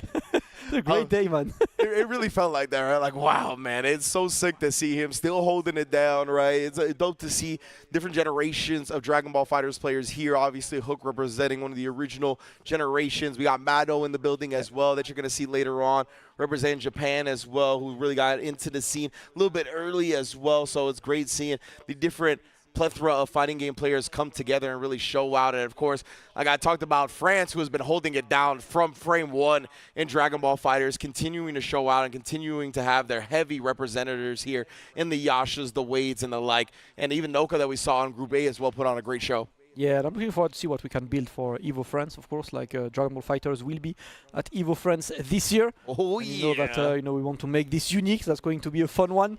Always things to look forward to when we expect some more Dragon Ball fighters. And, you know, we're getting treated with peak gaming this weekend, so, you know, nothing better. Yeah, you know, we talked about how electric it is in the Philippines. You got to go out there. France is another one, right? Like, one of the most electric atmospheres you'll ever see. The fact that it's not only going to be Dragon Ball fighters in France, but also at EVO France debut edition. It's going to be wild, but I think we're back into the game now. Xansus versus Wade. Let's get into it. Both players agreeing to just pick it up where we left off, and we got a sparking for the Cooler immediately. We've seen how important Cooler is to Xansus' full game plan. Oh my snatch! You can't go into there, bro. The way they immediately locked it into the game, like, yeah, back to 100%. I mean, real. I didn't know my man Super Baby was in Guy Ritchie movies like that. The snatch was real. Let's see, that's going to be the man blocking for now. What can you do? Great defense by Xanxus right now. Wait, does what? It's the other side right there, and Xanxus is going to be able to make the most out of that opportunity. Saw him sail over his head, knock up Blue Vegeta. It's time to get to work. All right. It is final flash. And now we're waiting straight to the spark. He does not want to deal with any kind of pressure. And now you fall. Oh, watch out for the 2-8. Not getting caught by Trunks' assist. Lucky escapes there by Xanxus. Is gonna get picked up though. But thankfully for him, no more sparks. So Wade is not going to build 75 bars of meter. He's only about to build 3. Yeah. It's okay. He's only gonna get to 5 instead of, 14 otherwise that he would have got to during the sparking. Right now, though, still plenty of meteor to really make this combo hurt. And we talked about Wade needing this 2-0 here to really still have a chance at making it out in winner's side. Oh, staying in front, taking down the Blue Vegeta as well. Wade off to the races. All right. Let's check. Wade looking good. Xanxus' Cooler is already on the back foot right now, and Wade forced to block, but he's just tapping in. Obviously, we don't really have a lot of active Coolers right now. Fox plays Cooler here and there, in Europe, but Fox plays a billion teams. You're just tapping into the old Kaiden experience, like, yes. Yeah, this is how I got good to Dragon Ball. Playing like the guy who was absolutely bullying us with Cooler. What?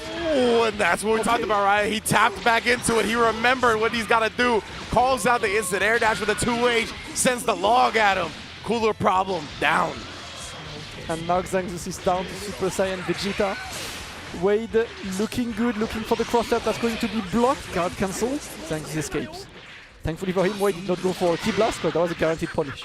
And 2H the hell out of that C assist and then rocket kick. Oh, but the down tech buttons. Xanxus not ready for how quickly he had to deal with that. What a side switch from Wade as well with the shoulder blade combos. Mix, where do you block, Rich? I'm going cross up high. Let's see. Circling the opponent once again. There is an assist behind that should be enough to get the kill. If Wade finishes that combo, double assist waiting behind. Second bar is built, and there we go. Wade immaculate, saving his bad results against Zane, getting that second win 2-0, and this range creates a potential incredible situation if Zane delivers after. Oh boy, bro. I'll tell you what. I'm not exactly sure how that's all going to play out, but we're going to get into it when that leaderboard comes up here momentarily. But amazing stuff from Wade. Taking down Xanxus again. We talked about Wade not only needing a W, but needing a 2-0. Yes. And boy, did he deliver on that one, bro. Oh my god, listen, that's all we want. And now we got the final match, right? That's going to be Zane versus Plug. Plug is guaranteed out right now because it's on 0 and 2, and you already have Xanxus and Wade who have both 2 wins. So there is no way for Plug to catch up, but there is a way for Plug to ruin Zane's day. Yes. You know? And he said he's here for the vibes. So so what could happen there, right? If Zane wins 2-0 over Plug, Zane would be at 2-1 plus 2, right? Zane beat Wade, Wade beat Xanxus, Xanxus beat Zane. That's a 3-way tie. Yeah, legitimately, right? At that point, again, I'm not sure what we go to or how we decide who makes it out of the group. We'll talk to Mother Base to get all of that decided if it does happen. But as you mentioned, the first thing that needs to happen is Zane getting a 2-0 here. That means it'll be a 2-game differential, and you broke down who beat who already. But, of course, Plug does have the opportunity, right, to kind of ruin Zane's day a little bit. Even if he manages to get 1 game, that means Zane will only get that +1 game differential. That means Zane would be out of the tournament along with Plug, and we'd have Wade in first place, who started, it was looking a little rocky for him, but he would have made it out in winners because he was able to take the head-to-head over Xanxus, which he is tied in first place with right now. So, man, is going to be wild. And Plug, as you mentioned at the start of this, right, our first match was Wade versus Plug. These guys are sparring partners. They're good friends. Plug has that opportunity right now to really ensure his homie is in a good spot. Absolutely, man. And listen, there is nothing scarier than an Arsenal fan who knows he can't secure the trophy, man. He lives this every single season. He's going to do it again, man. Listen, I talk football with Plug every single week. You know, we know this, you know.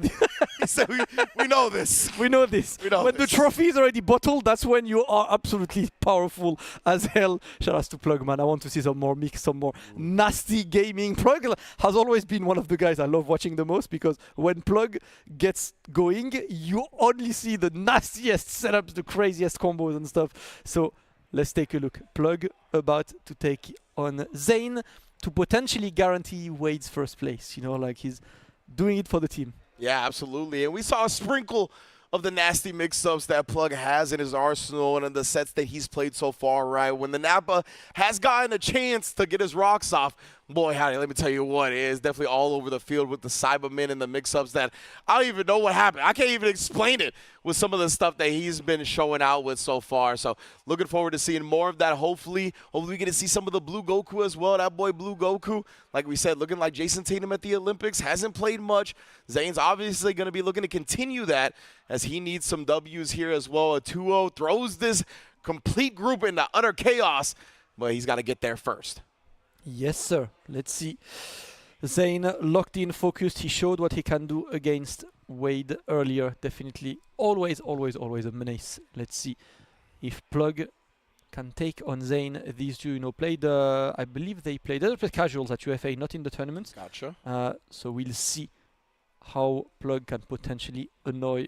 Stop again. Zane, stop. He's reminding you of the crepes. I don't owe you money, Zane. Why? I don't, right? No, I don't. Swear I don't. I'm safe. Maybe he's looking at what have you done? I don't know. Did you do him dirty? Have you ever? Like, you were supposed to give me a signing bonus to Paragon Orange. What happened? What? Why do I have those? I don't have those connections, brother. Shouts to Paragon, of course, though. Definitely a great pickup in Zane. Excited to see this man not only at this World Tour Finals, but a World Tour Finals next week as well. But, of course, you know he wants to go as far as possible here at the Dragon Ball FighterZ World Tour, and he is facing the threat of elimination in his match against Plug here. If Plug just gets one game, that means Zane is not going to progress into the top 8. That's all he needs is that one dub. Right now, I believe this is button check. Yes. We see the Super Broly and whatnot, and that has not been what has been handled business so far. All right. Let's take a look. It's going to be a fun one to watch regardless. You know, the character lineup from both players. It's always looking like one that we enjoy watching. This is the final game of this Group B. After that, we go to Group C. That is Yasha's group as well. It's Yasha, Lucar, Muffin, and Maddo.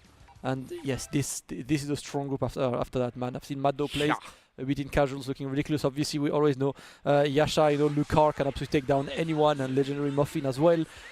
All of these groups, man, are extremely stacked. Yeah, I heard some of the players talking about the group strength and whatnot, right? I think it was Inzem that was talking about how obviously a lot of people are going into this being like Group D is probably the hardest pool on paper. But he was like, Group C is just as dangerous because it's like Yasha versus 3 people that can definitely rob Yasha, you know what I mean? So and Yasha is cursed in World Finals, man. Yeah, exactly. Every World Finals, he has yet to perform. Like, as much as he won a ton of majors, he has yet to perform in World Finals. So, you know, he's going to look to beat the curse, but Yasha will be a bit later. We have one more game to decide the outcome of Group B. It is about to be Zane against Plug America versus the UK. Let's go. And again here, every match right now is going to be giving us pins and needles because as long as Plug gets one W, then our group has been decided, right? It's going to be Wade in the winner's side and Xansus on the loser's side. But if Zane can 2-0, who knows what's going to happen? The biggest situation, the biggest question is can Blue Goku get to Yeah, for real though. Will Blue Goku get his rocks off? He's defending himself right now. Fight back, Blue Goku. Oh my god. You know these stats images with like 0 shots, 0 passes, 0 rebounds, nothing. That's Blue Goku today. Oh, let's go. Plug about to plant the Cyberman. Zane on the back foot right now. Good luck. Try to block. Cyberman is in. Gets opened up. It's a medium starter as well. Plug continuing the combo and should be able to get that Goku Black out. Excellent start by Plug. Go straight to Videl. Huge. And again, we talked about it. Plug and Wade, sparring partners, good friends as well. I even see Wade getting a little hype in the background right now. He knows Plug just needs one game, and he is out in winner's side top 8. All right, the coach. Oh my goodness, you can't dodge, duck, dip, dive, and dodge that one. Just straight knife to the face. Zane gonna be able to get the knockdown here. Oh my, the schmitz. He was not in the corner. I'm surprised with that. I think he expected it to be same size. Zane knows better. They're going to extend. There are 4 bars that should be able to get the kill. Yes. You son of a Dale. Gonna be out. It's gonna take a whole lot of meter to do so, but you know, Zane more than willing to trade that one off to get a piece of this puzzle deleted. All right. And now you send Nappa in. There is Blue Goku behind. Plug usually looks to not keep Nappa, you know, as the point. He wants the other character to come in. Ooh! Watch out though, because the Cyberman is still there. Remember. Okay. Oh my! The Cyberman came just below Beerus as he was able to bounce back in the air. That was a Brexit tackle if I've ever seen one. And this guy avoided it clean against the Cyberman. Let's continue. Another Cyberman is planted. And now you've got to be there. He gets opened up once again and extend. And look at the Cyberman coming. That might be a Schmidt situation after this. We plant, we move straight to the spot. That's why, right? Watch out. He's fighting him. Fighting back. Break it up a little bit here. Both players got the sparking of going. Just committed to the vanish right there. Didn't actually held it. Caught Plug trying to press a button. All right. Oh. The original side. He's moving. All right, Blue Goku, get your game time, bro. Oh, it's time, go, bro. He's out of the bench. Everybody's fouled out. You gotta pick up the slack, fam. Let's go secure the W, Blue Goku. It's time. We believe in you. Oh, do we? LeBron and Luca are on the injury report. You gotta do your Austin Reeves impression right now, homie. This is your day, bro. This is your day. Come on. There we go. An opening. Or first look of the day. Hey. That's how we're gonna start it. Let me see how crispy this beat. Hey. Keeps it one rep, you know, keeps it simple. I like it. Yeah, I wanted to bait something maybe with that double jump there. Oh, the reflect is not enough, and the Blue Goku. Listen, you scored a little point. That's a bit better. That's like, yeah, I don't know. It's like, it's okay, man. Listen, I watch football. I've seen Mbappe be terrible for like 3 months, and now suddenly he's the GOAT. So, yeah, you know. It's okay. Project Mbappe is still alive, guys. We believe in Blue Goku. Or we believe in the 3-way tie. I don't know, but Zane is going up 1. All chaos. We are 1 game away, 1 win away for Zane to have a 3-way tie. Oh, Wade is like, come on, bro. Let me like, tell you how you take 1 game. I don't care if you lose. Let me tell you how to get 1 game. Yeah, right? like, yes, let's go. Tap in. Ramadan Benzema, bro. It's time. Facts. The set doesn't matter, bro. Only 1 dub. That's all that matters. You gotta scum this fella out. Let's go. Whatever it takes. Whatever's on the last page of the playbook, bring those out. Trick plays, all of that. Let's go. Think about it all, Plug. It is time. It is time. And here we go. And we're going right back into it. Zane, 1 game away from the 3-way tie. Plug getting the backdash and getting the 2H to start it well for him. You already know what the Nappa's going to follow it up with. The Cyberman. He's there to cover any and all angles. Nice job dive kicking away. It's going to buy him some time. And the beard is off. And once again, the Cyberman coming up just short. Oh. Knockdown here. Zane going to be able to take control in the corner. Okay. And I believe the Mother Base just told us that Damascus will give us that info on the 3-way tie here in a moment. Zane looking to take down Plug. We're going to see a level 3. Yes, indeed. Yes. All right. It's going to be the Goku Black teleporting to mix, most likely there. Let's take a look. So yeah, I was asking production to confirm on this if there is a 3-way tie. We get a tiebreaker, which is a round robin between the 3 players in the first to 1 format. Oh my goodness. So yes, you know, and the first to 1 format where the top 2 qualifies means there can still be another tie. Maybe we're here until tomorrow, Rich. Sure, all right. Hope you have nothing planned tonight. I know I told you guys we're gonna get Group C and D, but that's not a guarantee. Later, man. Who cares? That's not a guarantee, honestly. Plug. All right, look at the Plug looking to defeat that timeline and make Wade proud. There we go. Nappa is in. It's okay though, like by today's canon it's 2v2 because Blue Goku is just a spectator. Yes, facts. He's a meter builder. Yeah, not only, you know, is Wayne, or excuse me, Wade, I combined their names, but Wade rooting for Plug right here. But you know, production also very much rooting for Plug to avoid this three-way tie and continue our schedule. But I don't know, Zane. Looking to make sure we get some complications here. He's able to take down the Nappa. That is a big key to Plug success. All right. Oh, no. Oh, the 2-8 shutting down the Videl approach. And Oh no, scare an Arsenal player, play football. That's what you look at this. Oh, He's playing ball. no. Oh no. Ringe. Ringe. We're inching closer and closer, bro. Blue Goku. It's your time, bro. It's your time. You've been memeing you. This is the time. If there's ever been a time in all of your Blue Goku life, Yeah. now. The classic. Everyone does that. EX elbow. Straight to level 3. It's time for the mix. Oh man, he's got a real opportunity. Level 3. Oh, he avoided it? Yes, indeed. It's plus on whiff anyway, so you know. Yeah, all that's right. fair. At least he recovered in time not to get punished on the key blast.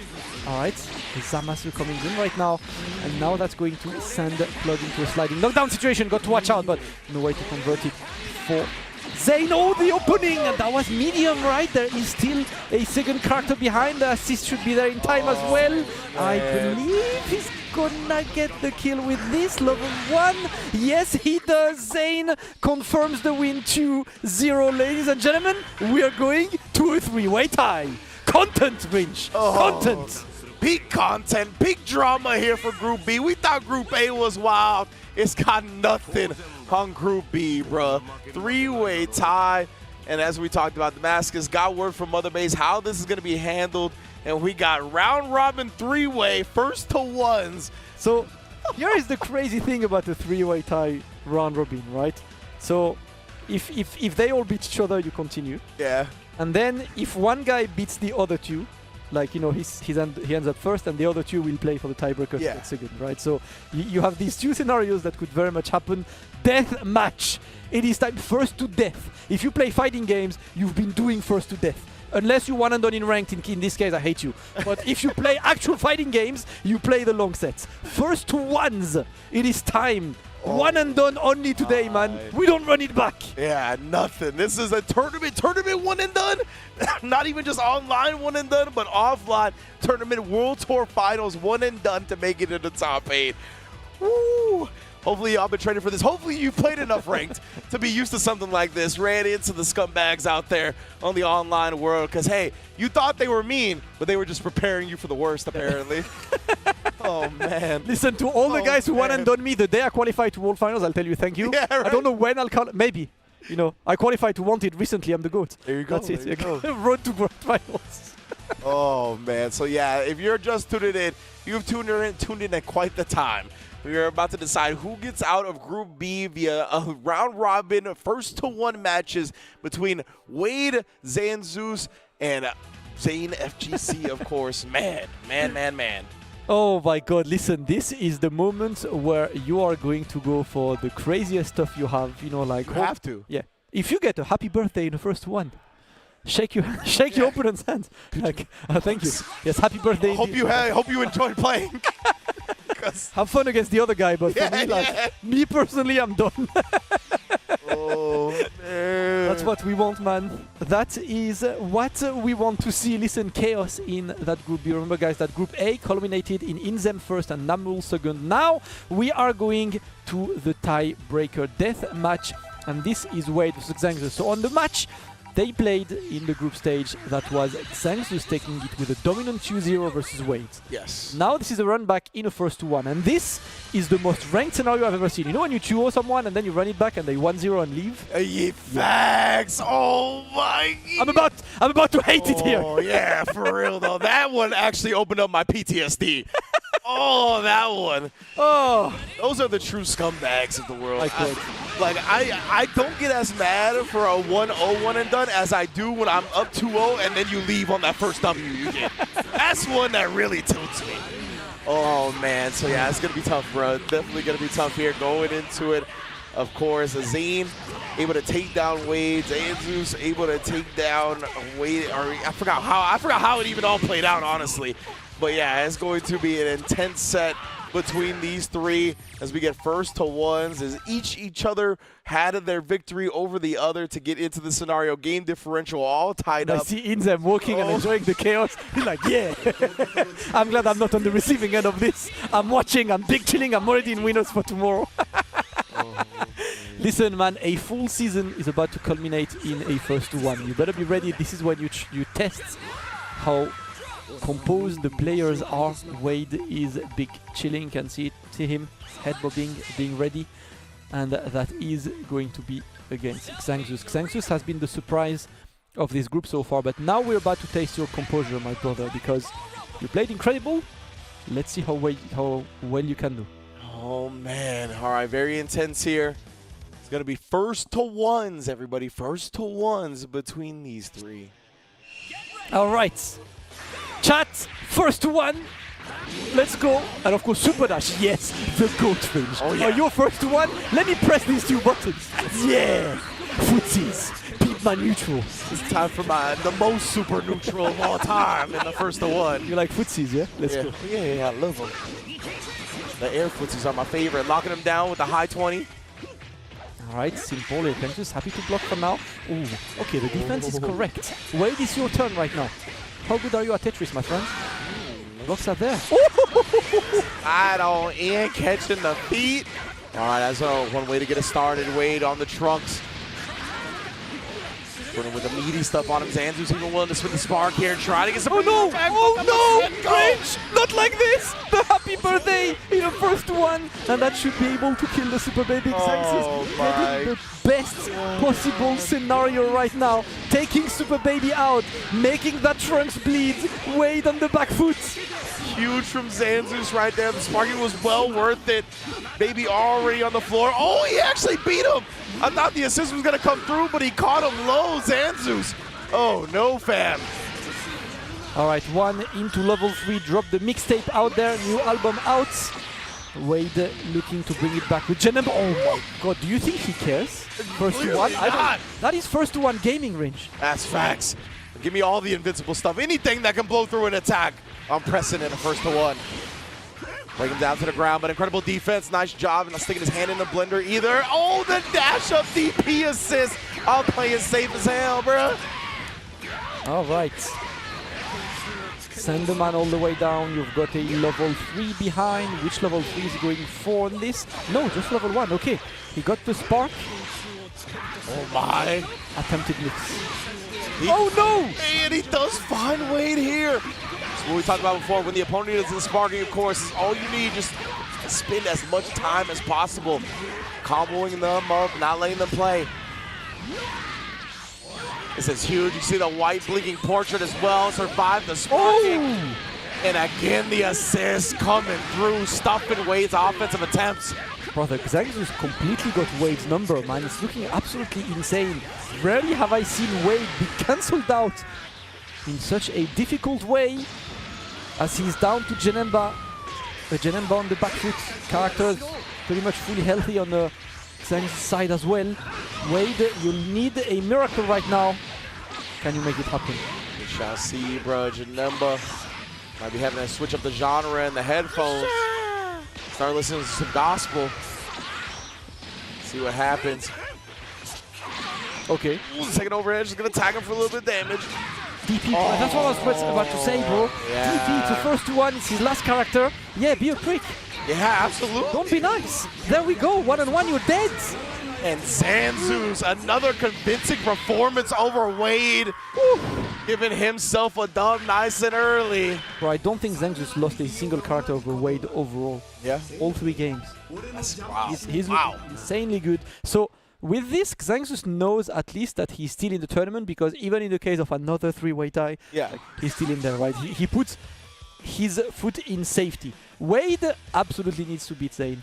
Yeah. Stay alive. Wade is the one in danger at this point, right? If Wade loses to Zane, that means that Zane and Xanxus going out. They'll obviously still play to see who makes it out in winners and losers, but this is for Wade's tournament life right now. He needs to get this W here to stay alive, and of course we're going to end it with Zane versus Xanxus, and whoever wins that will obviously have the definitive story, unless it's another 3-way tie. But yeah, Man, Xanxus, it was so impressive, brother. Like you said, I don't remember the last time I've ever seen somebody beat Wade that convincingly over the course of 3 games. It's hard. Honestly, man, it's I'll hard, remember. but let's see. 1 win on Xanxus' side. And of course, guys, it's a round robin first to 1. So everyone is playing each other in a first to 1. Let's see how this one can work. And now it is Wade versus Zane up next. Both players refreshing on the H2O. Stay hydrated, guys. My goodness. Wade, this is to save your life. So if Wade loses this, he's out. Yes. If Wade wins this, whatever, it's all still up in the air between Zane and Xanxus. So let's see. Yeah, exactly. If Wade wins this, then if Xanxus is able to defeat Zane, right, then it will be Xanxus out in winner's side, Wade out in loser's side. But yeah, he's still got to get this W to keep his hope alive right now. If he goes down to Zane, our final match is going to determine who makes it out of winners and who makes it out in losers. But it will be Zane and Xanxus making it out. So all up to Wade right now. He's controlling his fate for the moment to at least stay alive. Oh, man, it's very intense. Zane, especially on his type of team, his type of play style, so tough. The more intel he gets, the more he's often successful going on later into the set and into the tournament up against these players. So already having one set up against Wade, knowing how he's going to need to evade. The evasion skill is on 10 for this fella. If he's able to just manage to bait out a couple of assists, get some big hits in his own right, could be looking at a runaway. No, listen, if there's something for Wade is that he never plays a tournament without being in the most stressful situations. Right now you are playing a first to 1 for your life in the tournament. Legit first. Right, so if you lose to Zane, you are out of the World Tour. And for a season that ended up, remember, right, he is second on the leaderboard. The only one above him is Inzem, because Inzem won Evo. Right? He's got a lot of great results this year. He's well trained. He played a lot, but right now his entire year is about to culminate in one first to 1 against a guy he's played in so many tournaments. The rivalry is so very much alive, and it's definitely a guy who can cancel out Wade in the name of Zane. It's time to play for your life, Wade. Shall see, man. He's been doing a whole lot of work right here. Obviously, the Super Baby can really flood the screen, make it kind of difficult to have those skillful evasions that a lot of the time Zane is going to be looking for. So we'll see if he's going to be able to establish that nice and early, or if Zane is just in the zone, locked in, able to really maneuver around, whether it be with the Goku Black, whether it be with the flying with Zamasu. Right now, Wade here, everything is on the line for him. And Zane as well, man, in this tiebreaker scenario is going to be real scary for him if he's got to go into that last game fighting for his life. So you know he wants this W here. Man, the intensity at an all-time high already. It is only Group B. You got Group C and D still today. Let's get it popping. First to 1. Wade and Zane for Wade's tournament life. Oh, my goodness. He's playing like it early. Okay. Grips him up. That's the start you want, and look at the meter build as always, right? He's going to extend that combo and put Zane immediately in a difficult situation, set a potential 2-touch with these 2 bars in the acid rain. Oh no, the super dash is going to work in Zane's favor. Zane escapes the corner, and it's his time for the offense. Oh man, now how is Zane going to structure this? Is Wade going to spin the sparking early? Is he going to want to keep the whole team intact here? Put it on him. The purple lightning as well. He does spin the sparking. He doesn't want to keep giving Zane momentum. Great blocks here. Oh, staggering up the pressure as well. Oh, and as soon as the air dash comes out, the sparking is matched. Oh, he got the opening, but no conversion on this one. Forcing him to block, at least the spark is defeated. There we go, no, another one. You could see a couple misplays there by Wade. The pressure is maybe getting onto him. Right now, the Dragon Rush is going to land. Zane taking the Super Baby into the corner, going to go potentially for the Hellzone mix behind this. No, that's going to be level 1. Into level 3. Oh my goodness, and now no sparking to bail you out, right? You gotta really be disciplined defensively about how you get out of this situation. Zane, ooh, he tried to teleport. Looked like he just wanted to make something out. He jumps the command grab though. Wade, what a read to stay alive. He was so ready for this one, and of course he's getting the side switch, going to put you into the corner right now. There we go, should be able to knock him down and put another level 3 on him. Can he get enough to kill actually? It's 1-1-3 with this? 1, 2, 3, you're dead, you're dead, you're dead, you're dead. Oh, level 2, yes, you're dead. Oh my goodness, and he's most definitely gonna spin all that. Make sure he takes the character advantage here early. Let's go. Oh, yes, indeed. Wade, what a start here. And obviously, and honestly, not that far behind on the meter, even spinning all that. But watch out. Oh my god, the 2H, he recovered from the key blast in time. Zane thought he had enough time to get there. Wade is locking him down right into the ground. Oh no, circling again, the opening. No conversion, got to watch out because uncharacteristic drops by Wade there. Still putting Zane into the corner. What? Not sure what happened. Zane and I'm going to take full advantage of it. 2S. I think he just did 2S for the string, but 2S came out. Oh. You can see Wade is definitely looking under pressure right now, right? A couple bad decisions that are clearly, you know, because of the pressure. Great escape though, unless. Some micro dashes missed as well has been the bane of Wade's conversion consistency here in the tournament. And now Zane, he's taken down Cooler. He's much healthier and a much more better position than he was just a few moments ago. Oh, what in the world? Coming through volleyball style.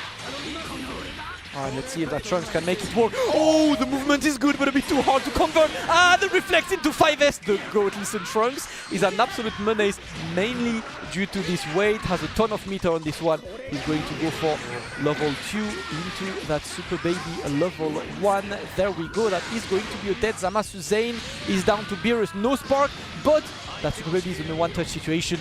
Zane, what clutch we got for us? Indeed, one-touch situation for the baby. He's got 7 meters, just spin one here. Oh, it baits him into trying to press. Gets the orb to follow up, and now we're down to Anchor versus Anchor, baby. Beardus versus Trunks. And again, this is for Wade's tournament life. This character is for his tournament life right now. The Trunks must stay alive if he wants to stay alive. Insane, that is a huge starter already. Look at the damage. It's being shaved off of Wade's life. Yeah, level 3 right now, he can't kill, so he's just going to go for the guaranteed knockdown on this one. Let's see. Yeah, the orbs. Last chance, and the reflect is baited. Zane is going to take the win. And after a second place to Fenris 2 years ago, a second place to Hikari last year, Wade is unfortunately going to fall down in the group stage of these World Finals. What a terrible day for the 2 times runner-up, and a terrible day for French Dragon Ball fighters, man. Both Wade and Noka not making it out of the groups. Mais non. Oh man, that is, what's that mean? Terrible? Terrible. No, yeah, sadness, profound sadness. That's how it really feels, man. Wade, who has been, I mean, one of the premier players for so long when it comes to Dragon Ball fighters. I mean, it's one of those guys that when you see him on paper, when you see him in a format like this, you think automatically he's making it out. But that's never been the case in the Dragon Ball World Tour Finals. All of your favorites, they end up getting clapped up sometimes. We've seen Yasha fall to it in the past. We see Wade fall to the group stage here in 24-25. Man, that's a heartbreaker for a lot of the Dragon Ball fans out there, even beyond France. Obviously, the biggest heartbreaker for France, but Wade has become a global fan favorite at this point, and for him to drop down already, testament to the rest of these players, man, especially Xanxus coming out from the Philippines, has been showing out and showing up. He's in position to make it out in winners, so it is, just to let everybody update know now, it's going to be Xanxus and Zane out in the group, but they still have to play their last match to decide who gets that winner side and who gets that loser side position. All right, my God, what a way to finish that Group B. One more first to one, Zane and Xanxus both confirming that qualification. And now, as you said, the question is who is first, who is second. Damn, what an incredible group. And today has been incredible because like no group followed any kind of scenario. So I'm looking forward for the next 2 groups. Yeah, exactly. I think nothing is going to go up to what you expect, guys, and that's what we love in a tournament. I know your brackets are already ruined at home, but like keep in mind the group season, these are still to come. And yeah, I mean, there's so many more potentials for upsets. We talked about Group C, how dangerous is looking with Yasha, Lucar, as well as Muffin. All kinds of stuff could happen in that group. And obviously, D is stacked as well with, I believe, Ikoan, HookGangGod, Hikari. Like, it's just going to be Dragon Ball fighters nonstop today. It is looking scary for everybody that's participating. Yes, sir. Let's see. One first one to close this Group B. Damn. I mean, yeah, it's still reeling from the fact that Wade is not going to be making it in the top 8. That one hurts for sure. But both of these players looking ready to go to decide who's going to make it in winners, who's going to make it in losers. Zane here still somehow fighting for his winner's life. I was ready to be like, to start lamenting Zane. Obviously, he's from my part of the world, one of my region's representatives, so I was already starting to be like, oh, the profound sadness. And now somehow, some way, he is on the verge of making it in winners. But Xanxus, man, I feel like he's looked like the strongest competitor today in this group. So it's going to be tough for him to overcome it. Nonetheless, he'll still have a guaranteed position in loser's top 8 if he falls to him. But obviously, it's all about that winner's side berth, which both of these players are going to be going for. All right, little button check ahead of that first one between these two guys. Xanxus looking to make Philippines proud. He's already making Philippines proud, to be honest, but now there is a chance for him to make it out in winners. And the way that earlier he completely cancelled out Zane in the first 2-2. Let's see if he can make it happen again. Both players just checking if the buttons are correct, that we're looking good. And now a first one to decide who moves forward on the winner's side for tomorrow. Remember, guys, that today we run through all 4 groups, and then Sunday will be the day of top 8, will be the day we crown this year's world champion. Zane versus Xanxus. Pressure is on, but to be honest, at least the pressure is not as big as the previous matches, because now they know they're going through. Precisely, right? It's not the peak pinnacle level of drama and pressure that they had when they had their first games here in our tiebreaker, but obviously you always want that winner's side berth, so both of these players are still going to be giving it their all, but they can definitely breathe a little bit easier knowing they will advance to tomorrow's top 8. All right. And get the dap up going. Yep. Handshake done. Players ready. Look at that Goku, man. We got to get close-ups of that shot earlier. Or later, I should say. Yeah, I love that. Definitely want to see some close-up shots of the UI Goku trophy. Whoever's bringing it home, of course. But we're going to get into it now. As we see Zane on the first player's side, Xanxus on the second player's side. Both players have been looking lethal. I am giving the edge a little bit to Xanxus so far, though. But as we talked about, I think Zane gets better and better the more intel and more exposure he gets to his opponents. This is now the second time he's faced Xanxus. It's going to be the third match between the two. So let's see if he's figured out enough to take that one game that he needs. Yeah, that would be after the monologue for Xanxus. Yeah, I was like, I'm just going to let this rock out. Okay. Yeah, we got time. Yeah, obviously, after a tiebreaker, we got time, Yeah. Rich. Yeah. We're on time, we're out there, we're good. Oh, man. Here we go. Zane versus Xanxus, first to one. Let's get it. That Xanxus intro is like, you know, when you have to stall on commentary. And people in chat are like, please start the game. Yeah, that's it. Except he does it for the love of the game, you know. Just glad nobody borrowed Inobashi Zengi's shit for this tournament. Tell you what. For real. All right, a strong start by Zane. Immediately going to put that cooler, the problem, the trouble of Xanxus' team on this, but immediately sparks. Oh, no! So this, most likely a hit crosser.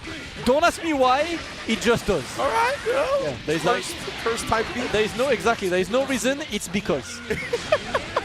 Do not ask why. Just accept. Right now, yeah, Zane definitely wants to hold on to the Zamasu after getting an open love like that. But he's not going to hold on to the Zamasu for very long. The 2H was there, blowing through any type of regen you could hope for. Magnificent key blast to follow it up. One bar for the Gatling gun will do it. Xanxus here clearly in the driver's seat. He is looking ridiculous. Once again, man, the decision making, right? He's looked good. He lost the opening gambit, but ended up looking good. And look at this, of course. He's going to use that command grab to stop Zane from just pressing buttons. Zane is now in the corner. Xanxus got the 3 bars. Final flash. What a great way to dodge the command grab as well. Bringing Blue Vegeta into the air like that. Oh, you saw him. He was loaded that 2-8 jump during the screen freeze. My goodness, Xanxus calling out Zane left, right, and center. Both characters already down. My God, Xanxus is playing absolutely immaculate right now, and he's one character away from making it through in winners. First of the group, there we go. The big bang attack is going to get the opening. Zane struggling in the corner. We go straight for Super Saiyan Vegeta to build some more bar. Very smart choices there again by Xanxus. Wakes up buttons. We're happy to block. Oh no. Oh, this is long. Goodbye, Cooler. Yeah, that was rough one, Xanxus.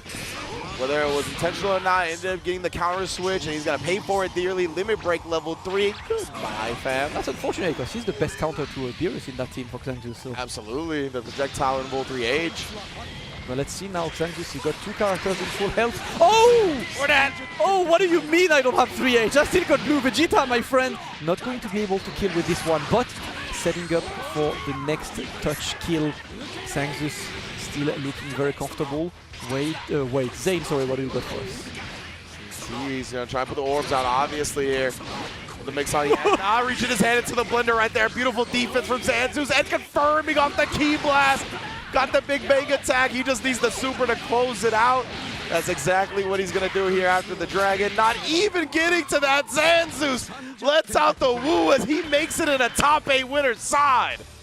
What an incredible run by the king of Philippines, man. Xanxus played absolutely ridiculous today, and you can see how much it means. I do not know if you guys can hear him on stream, but the pop-off is very important for Xanxus. He is there to take the win, and he is there to show that he is one of the strongest around, right? In this kind of situation, you kind of inclined to see the players that you see traveling a lot, right? You're like, yeah, these guys are the favorites and stuff, but no, they're not. We've seen Namul making it out in Group A, and now we see Xanxus making it out first place of Group B. This World Tour Finals is insane so far, Rich. That's why it's so important to, when you're creating a World Tour Finals, to make it a true global event, right? A true World Tour, because you get guys like this that aren't privileged enough to travel all over the world. They get their chance, they show out, they make it to the World Tour Finals, and they show they are on the level of your favorite elite players. Absolutely, man. It's been absolutely ridiculous, and that's what we love to see. I see you, Xanxus. GG's, brother. The biggest of smile, man. His smile is illuminating the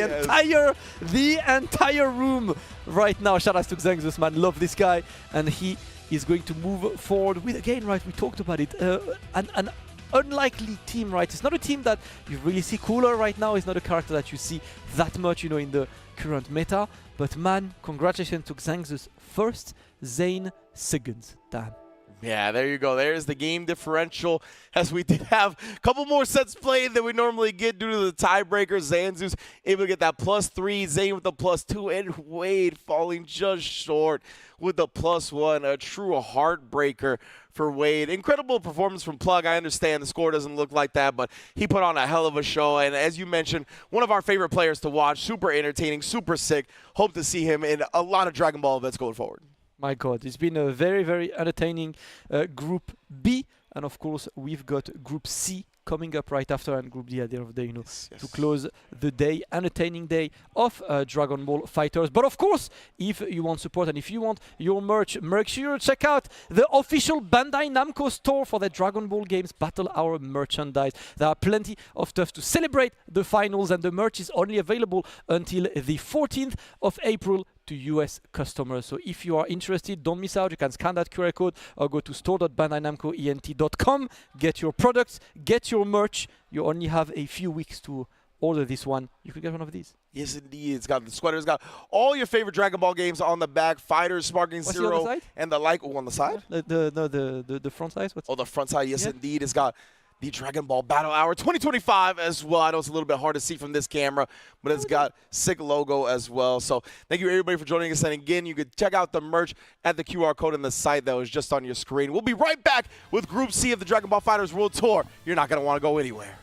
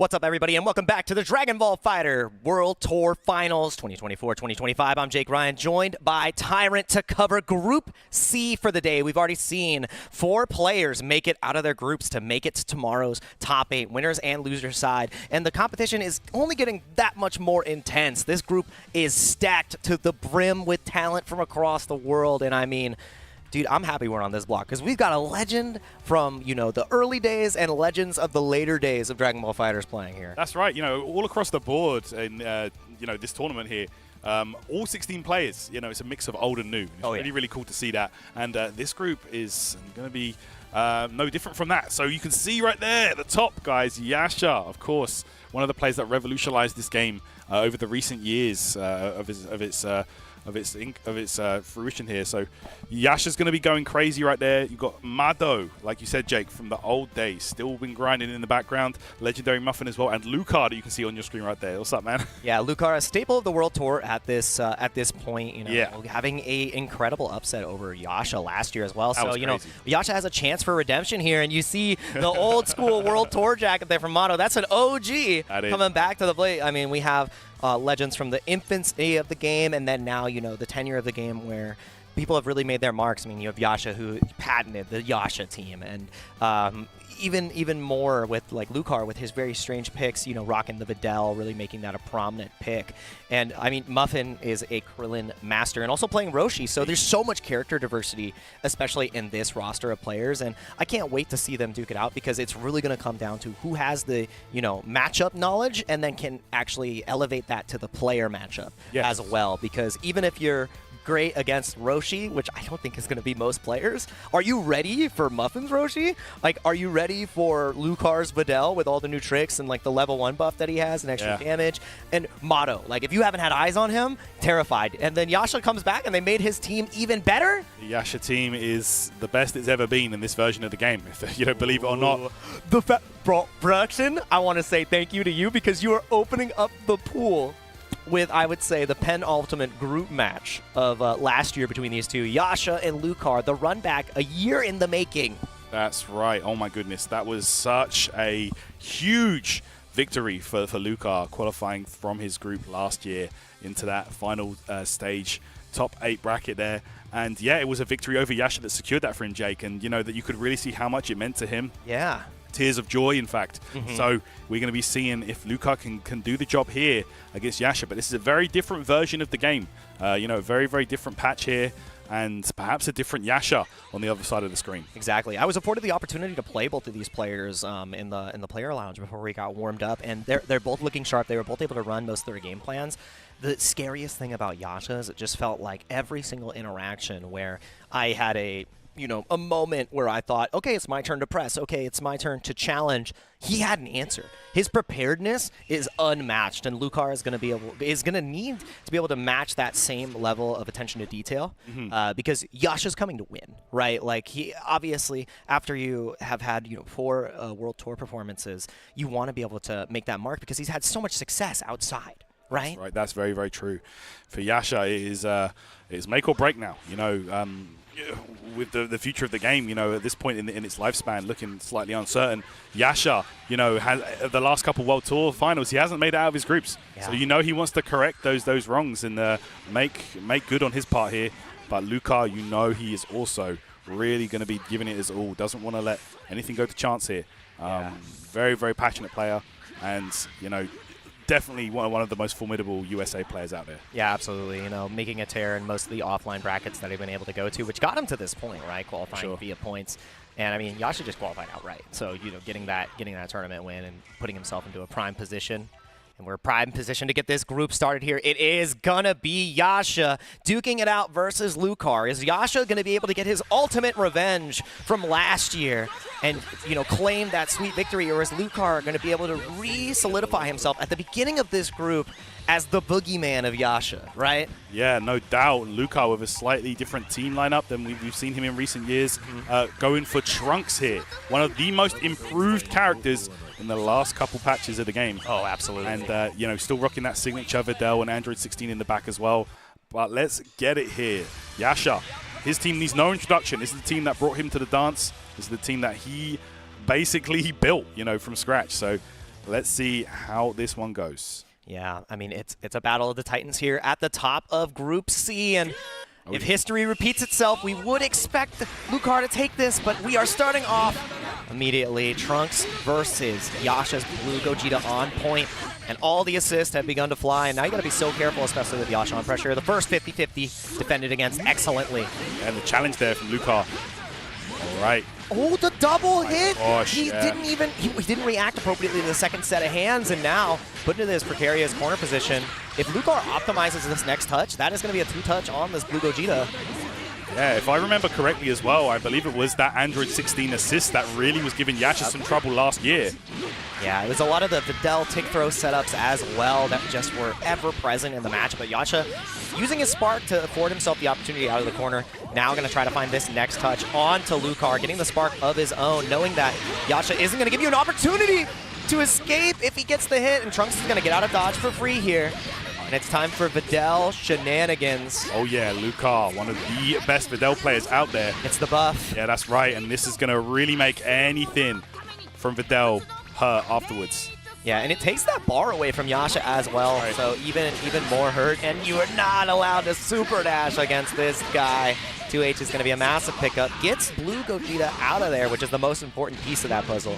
And you've got to take a level 3 of your own. You're one touch away still. You're guessing for characters on almost every single Oki. Ooh. Oh. He escaped there and into the tag with Trunks. No! Oh my gosh, yo, Lucar is really giving Yasha some trouble right now. The thing is, he backdashed away from, you know, a typical mix-up that Trunks would present in that moment, but because Lucar was prepared and had a different type of assist to create that mix-up, he actually put himself into a punishable situation, and now trying to find the stagger pressure, trying to find the open up, and he gets the raw tag punish! It was Yasha again, thinking that he had the right answer, thinking that he was prepared with the punish, but Lucar had an answer in his sleeve of his own. That's right.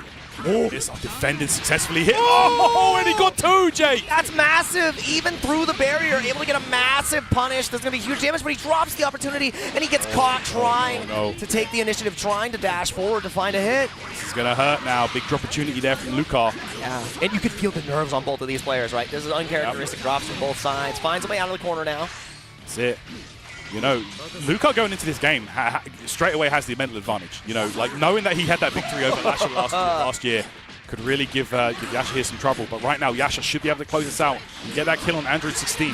Yeah, that was one of the buffs that we saw that Blue Gogeta received. That Rekka goes so far, full screen, and Lucar trying to play, you know, that dash walk to the neutral, trying to close the gap, and just loses 16 for it. A huge win for Yasha, not only on the life lead, but the fact that you've taken down one of those linchpin characters that took you out last year has to feel good, and it's gotta feel terrible to get that clash on the super dash. You pulled the trigger Look how much damage a little too late, yeah, because of the buff. Yeah. It does as much damage, Lucar was saying, as a level 3 from Yamcha, just about, and that's formidable. That's wild right there. So much damage, bro.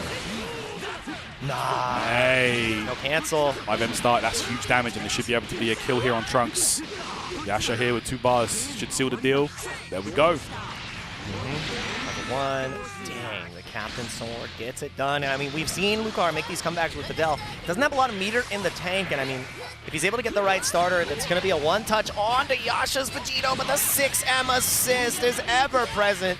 The universal stuff connects, but we missed the rejump, and it actually gives Lucar one more chance here. Oh, you woke up! Another counter hit! That's going to be game 1 for Yasha. Doesn't even opt to go for a rejump. He goes straight into the level 3. The easy combo that kills is the best combo, especially in this situation. The 2-0 has been averted. Yeah, there we go. Good start here for Yasha. Already correcting the wrongs of last year's World Tour Finals for him. But let's see now. Lucar needs to lock in here. We've seen him be able to make these comebacks in the past, but Yasha is no easy opponent, bro. Yeah. One of the best, very best in the world, in fact. Yeah, and I mean, we saw that Lucar wasn't able to get the most mileage out of the Videl that we typically would see. We didn't see any of the EX command grab, you know, the Frankensteiner find its mark. We didn't get to see any, you know, utilization of the 6H to get through projectiles. Yeah. So there was a lot left on the table, and I mean, you're not going to have a lot of life left on the table. You're going to have to spark if you want to save this Trunks, unless you're confident in your defense here. Let's see here. Yasha, one of the absolute greatest at getting a 2-touch kill on almost any character in any situation. And the assist, look at the timing, the staggers right there to get the assist back, and that's when Lucar thought it was his turn, but the bar returns at the perfect moment, and as long as we don't see a drop. Oh, Jake. Come on, bro. Can't be doing those commentator curses out here. This is the World Finals. My powers are potent. Big, using that buff from Trunks, that 3H in the combo there, allows for some extra extensions. Going straight into Andrew 16 here. Let Trunks recover. And let's see what the pressure string will be here for Lucar. I mean, you gotta be nice spark. Yeah, I would expect him to spark. The command grab is not gonna be enough to kill. Yeah. You still get one more guess. Takes the corner! Oh. He didn't know. I don't think he was prepared. Oh my gosh, bro. Andrew 16. And that immediately goes from a situation where we were expecting Yasha to get that first character kill into now momentum is in Lucar's hands, but Yasha finding a big confirm to take 50% off the top of the 16. Goes in those big Vegito buffs, the character that, already one of the strongest in the game, but those buffs might have pushed him over the edge. Best character in the game as far as many people are concerned. Oh, and the cross up again. He's going to build so much bar here, which is the most important part. But the drop, actually. Maybe going for a cheeky little reset, but now getting caught into a full confirm. Same combo again. And he repeat. He might actually kill here because he can go into the active tag, Dragon Rush. Actually, yeah. Level 1. It's going to be close. The Vegito sword does so much. Dang. And I mean, he had such a good moment. He could have built 4 bars, could have gotten into another Oki situation. And the drop is just such a, it's a mark of nervousness, I feel. Yeah, might be thinking about it too hard. Sometimes, overthink things. Oh my gosh, jump H connected. It was deep same side too. It could have potentially been like a very subtle cross-up, but Lucar just getting caught on the dome. Good stuff there. How do you escape here in the corner? No sparking. And you find a way out with just the raw Rekka. Oh my goodness, it's going to be massive damage as well. Look at the scaling.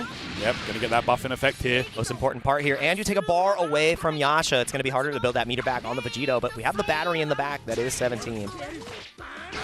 He's protecting Vidal as well. Yeah, good stuff. Sparks up here.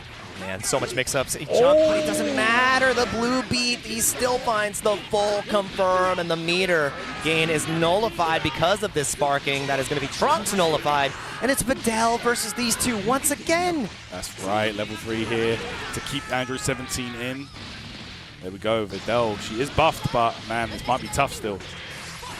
Sparking in effect, Andrew 17 looking strong. Oh man, you couldn't even see the smoke screen of pressure.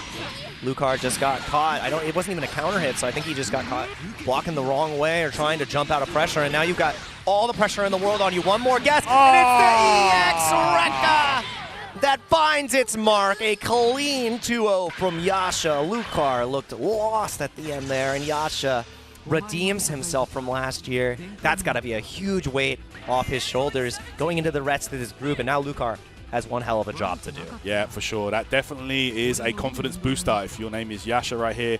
Going into this group here, very, very solid stuff. Looking impressive there. There were some moments of brilliance there from Lucar, but unfortunately there was a couple of drops as well, like that 16 drop, which was a pretty pivotal moment of the match. Yasha taking full advantage there and ran away with the W. So a 2-0 win there for the Frenchman. Yeah, and I think it was like the universe exacting its, exacting its balance, because we saw the big drop from Yasha right before that to take out the character. So the fact that Lucar got a very similar drop where it would have been a one-touch situation, I think the game was, trying to give Yasha that balance back. And you can see now the balance of the leaderboard has been disturbed. Yasha sitting firmly with the +2 here. There's still a lot of games to play, so that -2 differential for Lucar can still be changed. He's got 2 more sets to play against LegendarryMuffin and Maddo. But Yasha with that +2 at the start, again, we said is going to be the most important match for him, especially for the motivation and the confidence going through the rest of this group. And man, this next match is going to also be a banger. It is going to be, I would say, one of the new age players that we've seen really start to shine in the later seasons of Dragon Ball FighterZ. LegendarryMuffin fighting against one of the Season 1 legends, Maddo himself from Japan, playing a very different team from what we've seen before. But after watching his games and seeing the way that people talk about his style, it's very reminiscent of Season 2 and Season 3, where all those really strong fundamentals, all that really strong, grounded neutral approach, great assist call timings are all there. And that package of a player, it never got easier to fight, right? That's very true. That's very true. I feel like, sort of around the sort of second, third, fourth years of the game, Japan a little slow to really adjust and adapt to the meta version of Dragon Ball FighterZ. That usually for a long time they were playing the same, like, Kid Boos and Adult Gohan. Base Vegeta. Yeah. But, over time, you start to see the Japanese players adapt and really, you know, adopt a lot of the new strategies, a lot of the new approaches to the game. And bro, once they do that, they look unstoppable. And Maddo right here has fully joined the current season of the game. This is, of course, the button check. But yeah, his team is looking ridiculously strong in this build, Jake. Yeah, and I mean, talking about, you know, adjusting to the meta changing and the new tools that are available, Maddo is going to be having those C-assists in his pocket, right? So just really fully committing to that type of style, because it makes that neutral, you know, very solid fundamental style that much more terrifying, because if you have someone who can play that consistent by simplifying the game, and you give them a C-assist, which allows them to do 80% to TOD off of any, you know, niche confirm that they find, that's a terrifying combo. That's right. That's right. Like when you see them using the assist in multiple different ways, like here from Maddo, if he does go for the Zamasu pick, which I assume he will, the way he uses that C assist from Zamasu is just terrifying, honestly. Yeah. He uses it to shut down neutral, anti-air, mix. You know, it has an amazing block stun to it, so he uses it for pressure. It's very scary. Yeah, he uses it sneakily as well, because if you're in the air during it, it won't come out until you land. So he's very particular about like his air movement and landing, and he watches you, so controlling his float timings in order to catch you off guard with his assist call, it's always a difficult thing to manage. But Muffin is definitely going to be up to the occasion here. It's going to be LegendarryMuffin duking it out against Maddo, and it is the double C assist. So not only do we have Zamasu C assist, we also have Trunks C assist, which will give you that neutral win, and it also enables so many mix-ups for Baby. Really scary stuff, man. Like for a long time, you know, you would have never seen the Japanese players even consider using a C assist because the long cooldown and things like that. But now, you know, fully adopted that strategy has Maddo and a lot of the Japanese players. So let's see how this one unfolds here. Yeah, going to be Super Baby 2 Mirror. The Super Baby 2 mirror. This is such a fun mirror match to watch as well, because it's really chaos. It's Key Blast chicken, right? You're like, who is going to concede the Key Blast war first? Who is gonna, you know, sniff out the potential Super Dash from their opponent? And how are you gonna change out your options? Is it gonna be the Acid Rain? Is it gonna be the 5S? We're gonna find out right now. Game 2, set 2 between LegendarryMuffin and Maddo of Group C here. C, ready. Muffin spending those assists early on, and it's a Super Dash there to stop that Baby Key Blast pressure. Oh, challenge. Nice. And that's, I mean, we saw the same challenge back from Maddo earlier. That's how he secured that first hit, but Muffin actually going for the full confirm, allowing him to set up this pretty precarious corner situation now. Very nice there. Yeah. The mid-screen BNB, and we're going straight into the down level 3. Yep, gonna get mix here. Yeah, this is scary. Guess for your character. Guess for Super Baby 2. Oh, I like that. I like the sparking. And you get a full confirm here. It's exactly what I talked about, because normally without a C assist, you're not really gonna get that much here, but it's putting Muffin into a pretty bad spot. So much meter on the side of Maddo as well, and this team is pretty meter hungry, especially that guy. And look at the synergy between Zamasu and Baby. So strong. Set it up.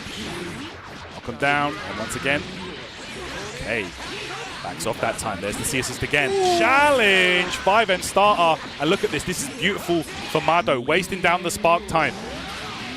And I love that too from Maddo, just putting up the stop sign of the 5M, and it catches Muffin off guard. He was trying to potentially go for a dash OS, and he gets immediately smoked, and the B assist finds its mark. Maddo's about to set up another mix-up. The blades have been set. Yep. And you're guessing for this character. That's the hard part. Oh my gosh, Maddo there with the mix. Oh, so scary. And this Master Roshi going to be in trouble here after this level 3. Yeah. And I like that too. Wasn't sure that if they could have built the bar for that next kill. So, ooh, the 2-2H! Of course, okay. Great equalizer. You got to meaty that with mids. And it's scary because then he can buff up. You might actually, the 2-2H starter, it does so much damage. I think you're just dead. Mafuba into the disc. Nah, it's not enough! Oh. Just not enough there. And with that, though, Muffin did spend all his resources. Maddo here doesn't have... Oh, my gosh, that sucks for Muffin. And that's the potency of the C assist, right? Not only is it a great neutral tool, it gives you one of the nastiest 50-50s that Zamasu has access to. Finding a way out with the Krillin, though, the air key blast, the great equalizer. Okay, trying to chase there with that mini super dash, but no dice. Maddo has to defend. There we go, after image strike. Oh, my gosh. And this is a big boy. It's going to be hard for him to escape from Muffin's pressure here. Oh, what a block. Yeah, reacting to the EX flash, but not able to escape just yet. Maddo still trying to find his mark, and the super dash. Hey, here we go. Should have enough here to kill. Baby does so much damage. And you have that C assist in the back. He's probably going to be able to do this on the cheap. Might only cost. Buzz. Yeah, 2 level 1s here at the end of everything. Yeah, that's going to do it right there. Beautiful stuff. Maddo. I think it's Trunks going out in front because you see Zamasu doesn't have the most health, in risk of losing to maybe a random Thundershock surprise, the 6S. So I like that from Maddo. Keep the team order as healthy as you can. No way! That might be. It was layered.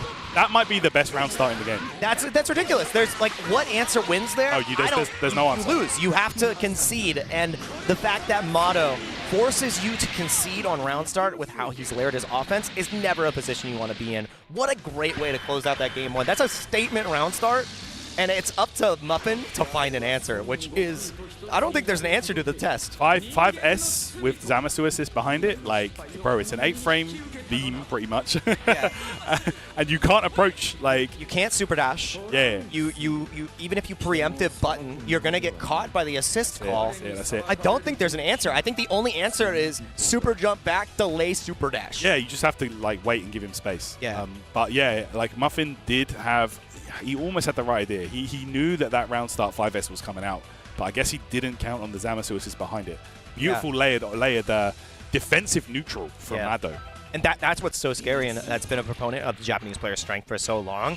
Their assist usage and timings on how they set up their defensive options. Oh no! That's a forbidden starter. Yeah, this is huge damage right here. Baby is no slouch when it comes to dishing out so much damage. Oh, actually missed his combo extension there, but it doesn't really matter. Still took 50% off of Muffin. Oh my gosh. Yeah, and chasing him down excellently too. Muffin finding a way to get a little bit of pressure back, trying to get a cheeky, same side setup, but not able to find the mark. And now Muffin, he's trying his best to like get some momentum here, and this corner is going to be exactly what he needs. That's it, man. One of the best Krillins out there for sure. Rocks. Let's see how you do here against Maddo. OG of the game at this point. Misses the jump 2H. Sadly for Maddo. Yo, nice. Goes dirty. Yep, finds the low afterwards, and both sparks are now off the menu, which means that Muffin can really make the most of this next interaction. He is forcing Maddo to guess respectfully. See it, dash the rock, get the mixture. I love that. Good play. Maddo gonna lose Baby here. Yeah, and that's a massive point war win, especially because you forced the spark out of him. And I mean, Muffin doesn't have a spark as well, but that's a price to pay to get the team synergy removed, right? That's one more piece of the puzzle that makes these round starts and these interactions a lot easier to manage. Oh. The super dash! Yeah, these defensive super dashes from Maddo have really been paying off. They are mad. Yeah. Triple S. Go. Don't be doing those. And he's just trying to keep him locked down, jail as much as he can. The flip over! Caught him pressing. I think that was a 5LL challenge. Yeah. And now, like that was just now Muffin in such a hard position. You can't really get the level 3 here unless you want to also spend the Vanish. Okay. Gosh, look at this. Escapes the corner there. Maddo, fully aware. You got to be careful in neutral against Master Roshi, man. Character can surprise you from pretty much anywhere. And I love this from Maddo, really aware of the good guard cancel timings to escape the pressure from Muffin, not really wanting to give him a chance. Oh. And that's why you can't leave any gaps, because he can get buffed up as quick as you try to leap up for the Shining Slash. And now Maddo is, starting to lose his edge here in this match. Yeah, Muffin. So optimal with the Baby combos, and we're going to get mid-screen Oki here off of that close level 3. Such a strong buff for Baby. Oh, nice. Oh, same side block, though. And gets the block on the assist mix-up afterwards with rocks. Not cracking. Jumps out, finds his mark again. Maddo with the stagger. He finds the 5H. That's going to be massive damage. Yeah, double Shining Slash, but it's not going to be able to kill. But look at all the blue health he took away. That's why he went into the next one. But no! You're not able to get Trunks out in time, and that's going to be... So I don't want to say it. I don't want to say, sorry, Jake. Speaking of blue health, look at how much just lost. I'm surprised. I think Maddo wanted to potentially go for, a DHC to get the Trunks out, but that's so much blue health he couldn't recover. That's such a big loss. And he's got 3 bars to his name, 146 seconds. Okay, oh my gosh, Maddo having to do this solo with Zamasu might be rough. The thing is, too, the characters are one touch, be damned. You're going to get a full extension here, and Muffin's going to force you into a one touch of your own. Nice, bro. Whoa, he's getting a little fancy, getting a little fancy. Yeah, Maddo defensively pressing the L button there. Okay. All right, nice. I like Maddo. He's getting creative here with the pressure, going into flight, trying to find his mark. Still EX, Oh! double clash, but it's too many hits, not able to get a full confirm, and now Muffin. One touch away, 2-2-8's not finding it, but he gets the full extension. You should be able to kill here. Keep it simple. Yeah, easy. And that equalizes the score. Team Body Snatchers is in trouble. All right, Maddo. Maybe needing to rethink that strategy for a moment. Muffin switching things up there. Didn't lose a character that game. Very impressive. I think a big part of it too is you saw that Maddo wasn't really able to use any of his C assist in the facility of mixing, right? He was able to get these neutral wins, get on top of Muffin, but Muffin's defense against just, you know, a regular Zamasu going for mix-ups or the Trunks going for mix-ups was potent. It was very difficult for him to find a hit onto Muffin, and that means that Maddo is going to have to win neutral without these C assists, without utilizing that resource. Otherwise, Muffin's not going to crack. No way! Oh, the Rock saved him. The Rock saved him. He actually had the hit there. That would have been devastating. That's a happy birthday to start this game 3, and Muffin gets away with a miracle. Hey, this is a great start here. Maddo could be in trouble. Yep, he's going to get that Sensu Bean. Could have built an extra bar for free during this combo. Level 3 again.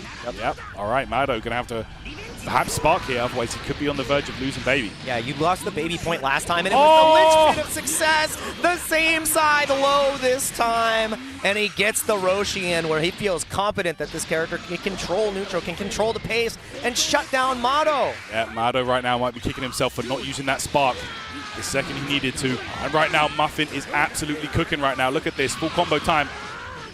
Oh my god, the Roshi master, coast to coast, corner to corner. Needs to just find one more hit, and yeah, forcing the sparring on Maddo. Waited for the assist to come up. Soft knockdown though. Oh my gosh. This is a huge Shining Slash opportunity. He's going to build Mad Bar. And if he can build 5, he can potentially kill. Wait a second. It was close. Level 1, level 3, it's just going to be a sliver. Yeah, that's it. He needed that last little piece to guarantee the kill. Now Muffin's going to be able to get away here. Spark perhaps. He baited it. Tried to bait it. Okay, there's the tag to Krillin. Caught him landing. Not able to beat the reflect. Mix up. Able to block there. Maddo interrupted with a 5M, and this damage is about to go crazy right here. Yeah, he has the C assist in the back as well off the 5M. He's got plenty of meter. Yeah, Krillin is such a heavy hitting character. And he goes for the level 3 to force the mix. I really like that. You have the opportunity to go for the Krillin mix, but you feel more confident in the baby. The deep cross-up floats right on over to the other side, and Maddo in dire straits with just the Trunks anchor. No sparking. Solo Trunks. Feels like we're back in Season 1. That's very true. I mean, this is a character that a lot of people consider to be, this is going to be so much bar right here. God. Might actually be dead. Oh, wait, he went for a reset. I think he went for a reset deliberately, and you might have bit off more than you could chew. Not getting a full extension from Maddo, though. Muffin, all he has to do is defend against this solo Trunks pressure. And he finds the challenge afterwards. Nah! Yep. Muffin locked in, prepared, and closes it out immediately with the level 3 from Roshi. LegendarryMuffin staying true to the name. A 2-1 defeat over Maddo. Very strong performance there. You can see that he was a lot more active on defense. That was I think that was the thing that changed the strategy there for Muffin. It wasn't looking good at the start, but the more that Maddo was trying these staggered strings, the more he was getting interrupted. Muffin was pressing a lot more buttons on defense, and it was just paying off so hard. Like you could see it, like getting interrupted non-stop. Full combos left and right. Muffin takes it 2-1 over Maddo. And I think that adaptation, too, is just a testament to Muffin's ability, because in the first game, you saw him, incredibly respectful to a lot of the block strings from Maddo. He showed Maddo the proof of concept. He said, I'll block all your stuff. I am not going to challenge. I am ready for whatever layer you prepare, which then made Maddo go to the next layer of, I need to stagger. I need to implement different layers to my pressure. And then Muffin recognized that adaptation from Maddo and immediately pressed. And that's why you saw 2 times in a row where Maddo went for a cheeky stagger, went for an opportunity to try to get more pressure, look for another mix-up, and he was immediately interrupted. It was on the install where he called the Wall of Light on Zamasu, and then right afterwards, it was the same thing with Trunks. So the fact that Muffin recognized that and capitalized, good to him. Very solid stuff there. I mean, Maddo not by any means out of the running just yet. That's his first game. He's still got one game up on the board there. So still in with a chance here to get the job done. Just has to lock in from this point onwards. But you can see right here, guys, the next game will be Yasha versus Maddo. that is going to be a Herculean task, I would say, especially with how convincing Yasha was playing in his first set of the day. You're playing against, I would say, one of the best teams, if not the best team in the game, and I mean, it's called Team Yasha for a reason. For real. So I need to see Maddo seize momentum as early as he possibly can. Otherwise, Yasha might just run away with this, because you know those 2 touches are not going to be left on the table. There was only 1 combo drop in the entirety of his last set, and I really need to see Maddo rise to the occasion, because if you lose here, you're close to being mathematically out. That's right. That's right. Yeah, Maddo needs to lock him right now, but this is going to be undoubtedly, you know, his most difficult task. Yeah. In the group stage for sure, man. Yasha is just an absolute monster, and we saw it earlier on, like correcting the wrongs of last season's World Tour Finals, taking out Lucar 2-0, who's definitely no slouch. So let's see if Maddo can do the job here. Yeah, and I mean, this is like a dream match for Dragon Ball FighterZ, right? Old versus like, new. On paper, you would never really get to see these players duke it out against each other, because they're from different eras, and we've seen this resurgence in Japan. You know, shout outs to those operating the Japanese Discord for the players there to get matches online and to play with some players from the West Coast to play amongst themselves in Japan. The fact that like we're seeing players such as Maddo, Ikoan, Poison Apple really like coming to light, and it's the mix of new and old. It's great to see, and I mean, it's going to be the battle of new school versus old school here. SLY Yasha duking it out against Maddo. Team Yasha against Maddo's classics. I gotta see what he can do with the C assist. He needs to show us how strong he can be on the mix-up game, because as soon as he loses one of those characters, it feels like the game plan is not enough to crack this level of player. Let's see how this unfolds here. I was talking to Maddo a little bit briefly earlier. He does believe the 2 best characters in the game are Trunks and Baby. So let's see how he does here against Yasha's team, which is, you know, considered by many the best team in the game. Yeah, and I mean, they've got great synergies together too, so I want to see exactly how far he can push this team. And the C assist from Zamasu, getting the immediate catch. It's a hard assist to deal with, especially if you're unprepared. I'm curious if he could have teched out of there. There's some Baby combos that are blue, but you can't tech, which is weird. Oh my goodness! Gosh, Maddo looking incredible here, and that should be an easy kill right now on Gogeta. And it comes back to exactly what I said. He needs to be able to use those C assists for the mix, and as soon as he gets that neutral win and finds the C assist pressure on mix-ups, 50-50 into a 2-touch. That's it. That's right. That's what you got to do. But here we go. Yasha bringing in that Vegito blue. Only 2 characters left on his side. I think Maddo tried for a 2H there, because if you will get counter hit there, if you block the Banshee Blast, it actually jails in the Super Dash. That's wild. Yeah. So unless you reflect, you're not going to get a punish. The assist, lock him down. That was so tricky. It was tricky right there. Okay, here we go. And, in the back room earlier on, Yasha was playing against Obassassin. They played a lot of matches, and you know that's obviously one of the best Trunks out there. Interrupted their wake up with the counter.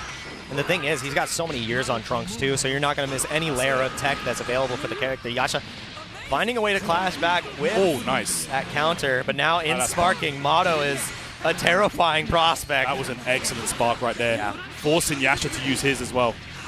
Exactly what we needed. Not able to get all the way down, but the whip on the reflect means that Trunks is no longer for this world. It's going to be the level 1, and I'm actually surprised that Yasha went into the Vegito.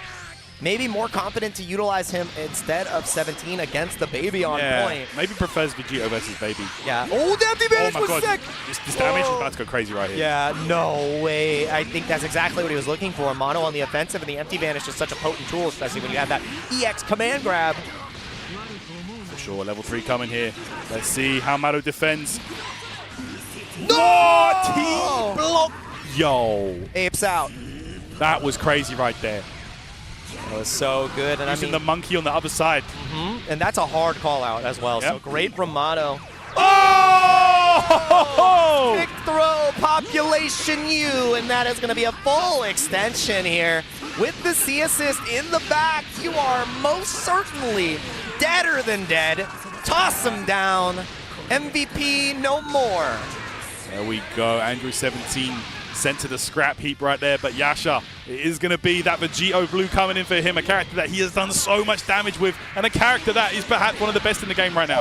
Oh my gosh. Flash on the EX legs. The spiral shot did not work out. Let's see what happens here. Lockdown once again. Stagger pressure going to just reset that neutral. Oh my gosh. He doesn't have his assist back yet, though, because he hasn't left a big enough gap in the pressure. Oh my god! No way! The fact that he recovered in time after the whip 5H on the S confirm. Maddo! There we go. Beautiful stuff. Maddo getting the job done here in the first game against Yasha. Man. It all started off that first ability to mix up with the C assist. He was able to win neutral with Baby, found the mix up, and after that, after you dismantle one of the pieces of this team, it becomes that much easier to manage, and Yasha might get that same rebuttal right back here. That's right, a 2M start from Gogeta is definitely going to be a grip of damage. Down, Baby. Tech there from Maddo. And the C assist keeping you safe after the command grab. Normally you'd expect somebody to try to super jump up. Oh, the EXDP finds its mark. Heavy scaling though. Yeah, and you don't build a lot of bar here. Yeah, I mean, it is still a potential kill. You have the active switch as well. You're deader than dead. Yep. Yasha will never miss an opportunity to kill a character. All punished. Go. Good stuff. Okay, Maddo is going to be this Trunks and Zamasu. Oh, he got two! He got both! He got both! God. He still has access to Spark. Do you have the sparking route here, though? You probably just go for the tag. Yeah. Wanting to save the resource. That's a big 50% off the top of Vegito, and you're going to see the same come right off the top of Trunks. Yeah, this is big. Nice combo here. Those extended Vegito combos that he has in this patch. So strong. Just makes his raw conversions that much better as well. Like it gave him another outlet for damage and meter build that he didn't have. And even though you anti-reflected, the Shining Slash is the great equalizer. Look at him melt! That is so much damage, bro. Oh my gosh. He built back that bar and some. What's the mix-up going to be? Still has a little bit of sparking left. Goes for the EX Shining Slash. Not able to find his mark. Oh, he flip. Oh my god, the EX flip out. Oh! Finds the vanish. He's still under duress. He's not out of bullets yet. No confirm. Flip is answered excellently with the super dash. Yasha should be able to get rid of Trunks here. Yeah, Trunks should go down here. Okay, that's gonna be huge. This character's such a battery. Andrew 17 builds meter for days. So now Zamasu gonna have almost 4 bars. Yasha had to spend the level 3 to ensure he gets the kill. Yeah, that's right. And I mean, 4 meters on solo Zam. Oh, I don't know. It's hard. Against the full team, you know, with synergy like this. And Maddo's got to go for risk on offense in order to like reset his pressure, get the wall of light set up. It's really a tough skill to swallow in this position. You did not want to lose these game in the double overhead, but no confirm. No confirm from Yasha. Very uncharacteristic. The defense is still there, though, from Yasha. Trying to go same side, but yeah, hey, that nerf on Vegito is a no way. Nah. The third hit of the Rekka. Converted it somehow. Yasha here, taking full advantage. Yasha finds a way on these confirms, I swear. I like that. Lock him down, shooting the right beam on. Oh! Stuff. Oh, and that should be the game here. Easy confirm to take us to a 1-1 position. Yep, that should be it with ease. And you don't even need anything after that. There we go. Yasha ties it up here. Looking solid. This is what I wanted to see. I wanted to see these contentious matches, and I mean, Maddo is really pushing Yasha to his limit, and Yasha, you know, resounding answer back, not losing a character there. Ikoan trying to give him some type of advice to get him through this, and I mean, it's hard because the matches they were mirrored in the way that they finished, right? It felt like Maddo was in control the entire time in the first set, and then after losing the point war, Yasha was in control the entire time the second game. So now it all comes down to a 1-1 between these two, and the timing defensively is a huge way to start. But now he's got no assist left in the tank, so you got to be able to open him up and keep the pressure going with just Super Baby 2. That's it. Down. Oh, he used that! That was grimy. Oh my god. Can he take out Gogeta and LJ? That was huge. Absolutely, because the Key Blast comes back, even though the assists aren't coming back, Super Baby 2's ability to create that pressure along with his own assist and build that time is all he needed. Reset is everything here. Maddo changing the narrative, changing the timing, and hitting Yasha with a soft knockdown where he wasn't looking for it. is just what takes Gogeta Blue out of the picture. That's a huge loss. That is a massive early W for Maddo here in the final game of the set. Oh, it stayed in front? Yeah, that was nuts. It's the ingenuity of the pressure. The assist locked down still. The C assist is about to be there. So you have another 50-50 to hold. Goes for mid. Backdash 5M, a classic. They've got to be careful though. Hello! Oh my gosh, this is going to be a re-jump for sure. Yasha, signature. Let's see how this one unfolds. Don't count him out yet, just because he lost the character early. Exactly. He's been so good at making any of these characters work, even if they have one component on the side. Nice. DR does not connect off the 3S. I respect it. As the corner. Oh, this is... At the corner! He knew, and that's going to be massive because he's already in sparking. He's going to be doing so much damage. He has the B assist. The C assist isn't going to be back in time, so at least you're still alive. But you've got to guess to save this Vegito. I do spark. He kind of has to at this point. Honestly, you kind of have to. And he baited it, but he doesn't get the full punish. If he was able to find the punish there. Right, and the 2L, it hit low again. I think he can TOD Zamasu here. No! Oh my gosh. Oh, he caught! Bro. Caught the record. And he's going to waste the sparking time on Yasha's Vegito. This is insanely huge for Maddo. He has the C assist. He's going to build more than enough meter here. Sparking, gone. Vegito, gone. And Yasha's hopes, they're not gone yet, but this game might have just fallen out of his hands. That's right. This could seriously shake up the leaderboards of Group CJ. Oh my word. Man, we've already had such contentious, groups already. We've had a tiebreaker round robin. what a tick throw doesn't connect, but he still forces a bar out of Yasha. Every bar is another step towards victory. That's it. Flooding the screen here with the key blast. Andrew 17 solo might not be the best at dealing with that. Okay. Oh, Compa no full confirm. Counter again. Two staggers have connected effectively for Yasha. Okay. And now he finally finds his mark. The JS cancel ability, giving him a full confirm here. A lot of meter to spend, a lot of meter to build after. Let's see here. He might be able to kill here. Knock him down. Yeah, level 1 into 3 should be enough. So close. It's so close. But yeah, you might be right. Ah. I don't know. It is. Oh, it is a pixel. And the 6M. Had to spend a lot of resource to do that though, Jake. Looking at 0 bars on Yasha's side. And that's confidence too, because I mean, if you get the EX command grab coming out from Super Baby 2, then you're cooked. Okay, you need to play this neutral here. Yeah, Maddo can just play it as slow as he possibly wants. Can wait for the assist back, but the double mix-up. Oh my that's God. Maddo immediately losing 2 characters. The Zamasu no longer a factor, and what seemed like an inescapable position is now a lead for Yasha. Let's see here. 17 versus Trunks. 5 bars. Yep. Does he have his flip license? Even if Yasha just gets 1 clean hit, it's over. Yeah. Oh, he flipped right in. Shining Slash reflected. Very nice, very nice. 130 seconds on the clock, so both of these players know that they have a lot of time. Oh! I'm not able to connect. These auto combos as well have a lot of properties. Not able to find the mark with the 2F. Shining Slash keeping him locked in. Not able to jump away yet. Flip away from the pressure. Full screen once again. Maddo perhaps realizing that was his chance. Good defense. Yo! Cross up not connecting. And overhead! Wait. not gonna be enough. Wait. He has to get one more guess, one more mix-up because he utilized the EX to find the hit. 2 bars to his name. He has another EX mix-up. And it connects. Oh my gosh. Yasha from a 2-character deficit makes it happen again. With the 17, understands the gravity of the situation, understands how important that set was, and puts himself 1 game closer to making it out of this group. I think because he lost one of those games, it's not guaranteed yet, but a 2-set win is so dang good. Yasha, you deserve that emphatic pop-off. Yeah, that might have actually put Yasha in position to qualify out of the bracket here. 2 wins is massive. Yep. Yeah, 2-1 though, man. Maddo is still alive. I think it's still in the running. Does have 2 games up on the board, so only sitting at -2, I believe. But yeah, wow, what a performance there from Yasha.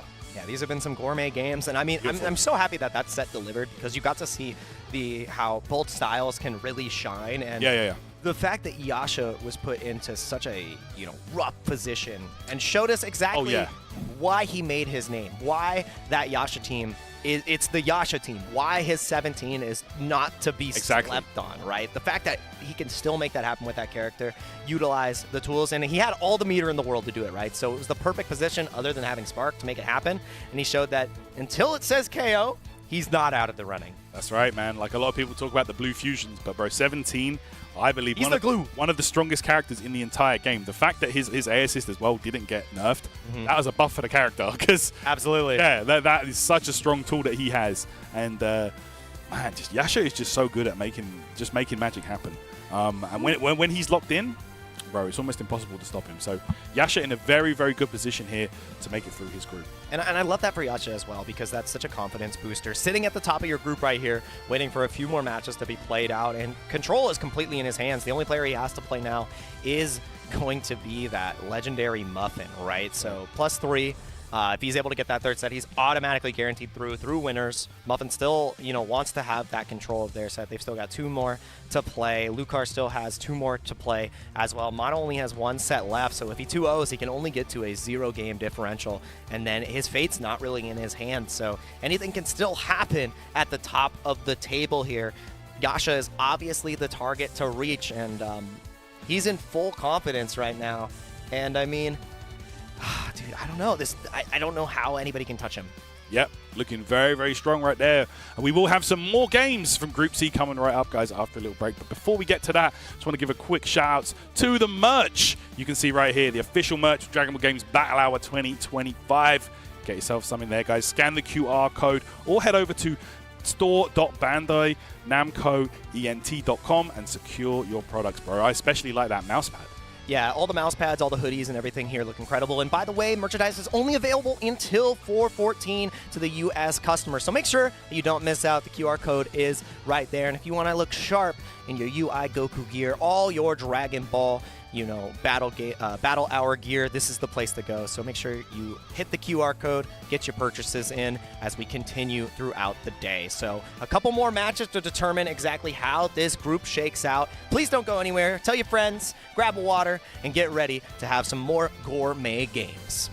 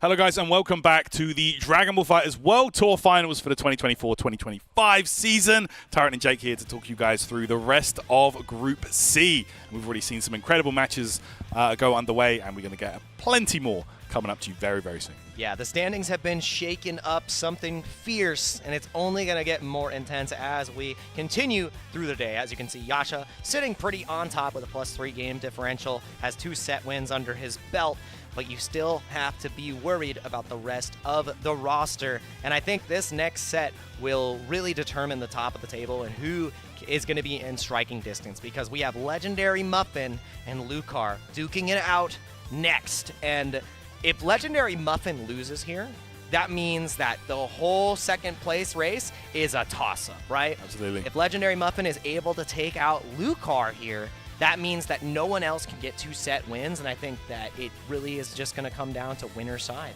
and the match between Yasha and LegendarryMuffin. So Lucar has the chance to do what he needs to do here. He has the chance to determine his own destiny. Otherwise, Maddo's also going to be in shambles. I don't think anybody has a bigger fan of Lucar than Maddo right now. I think Maddo is Lucar's #1 fan. Absolutely. Let's see how this goes, though. Lucar, definitely no slouch, but, man, Muffin been putting on an incredible performance so far. Man, that was a really, really solid showing in that first half of Group C. But now, you know, you've got 2 more sets ahead of you, son, so you better make them count. Exactly. I mean, both of these players do have those 2 sets to play, and it really decides the tone for the rest of these matches. And obviously, we're going to do a little button check as we get started here. For sure. Lucar, notorious for the length of his button checks. He always likes to end on a super cinematic. Just a little bit of flair to his personal play style. We used to call him the legendary button checks, not Muffin. Legendary Pred button checks. Oh, facts. Yeah. See, I think we timed him one time, and it was like 1 minute and 39 seconds, and I'm like, dang. Crazy. It could have been 1-0. Yeah, good stuff. I mean, big shout-outs to Preds. Big shout-outs to the whole New York scene. Bro, in a button check where your first interaction is you IAD back and you punish the raw tag from your opponent, that's kind of ridiculous.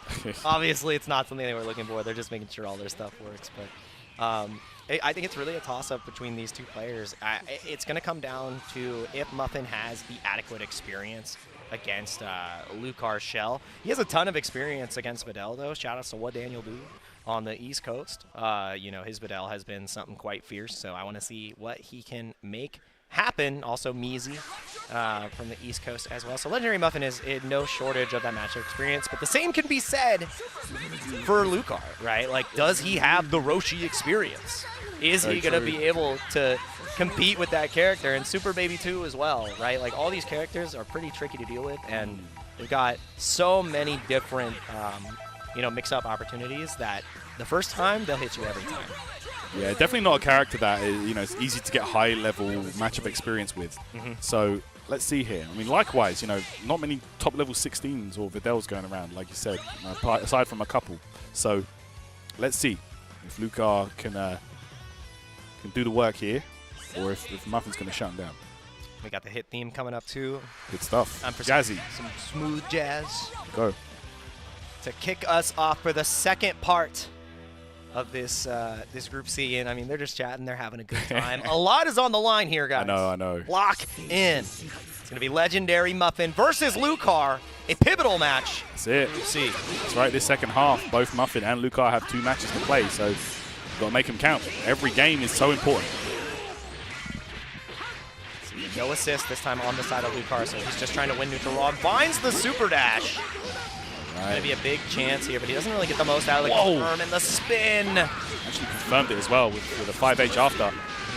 The anti-air properties on that thing. It reaches high and mighty. Still has the key blast though. Lucar forcing the spark. And he does it at the perfect time when the assist was out there. Oh, triple overhead. Oh, man. Scary stuff. Get an extension. Yeah, knocked down. Oh! Gosh, Frankensteiner.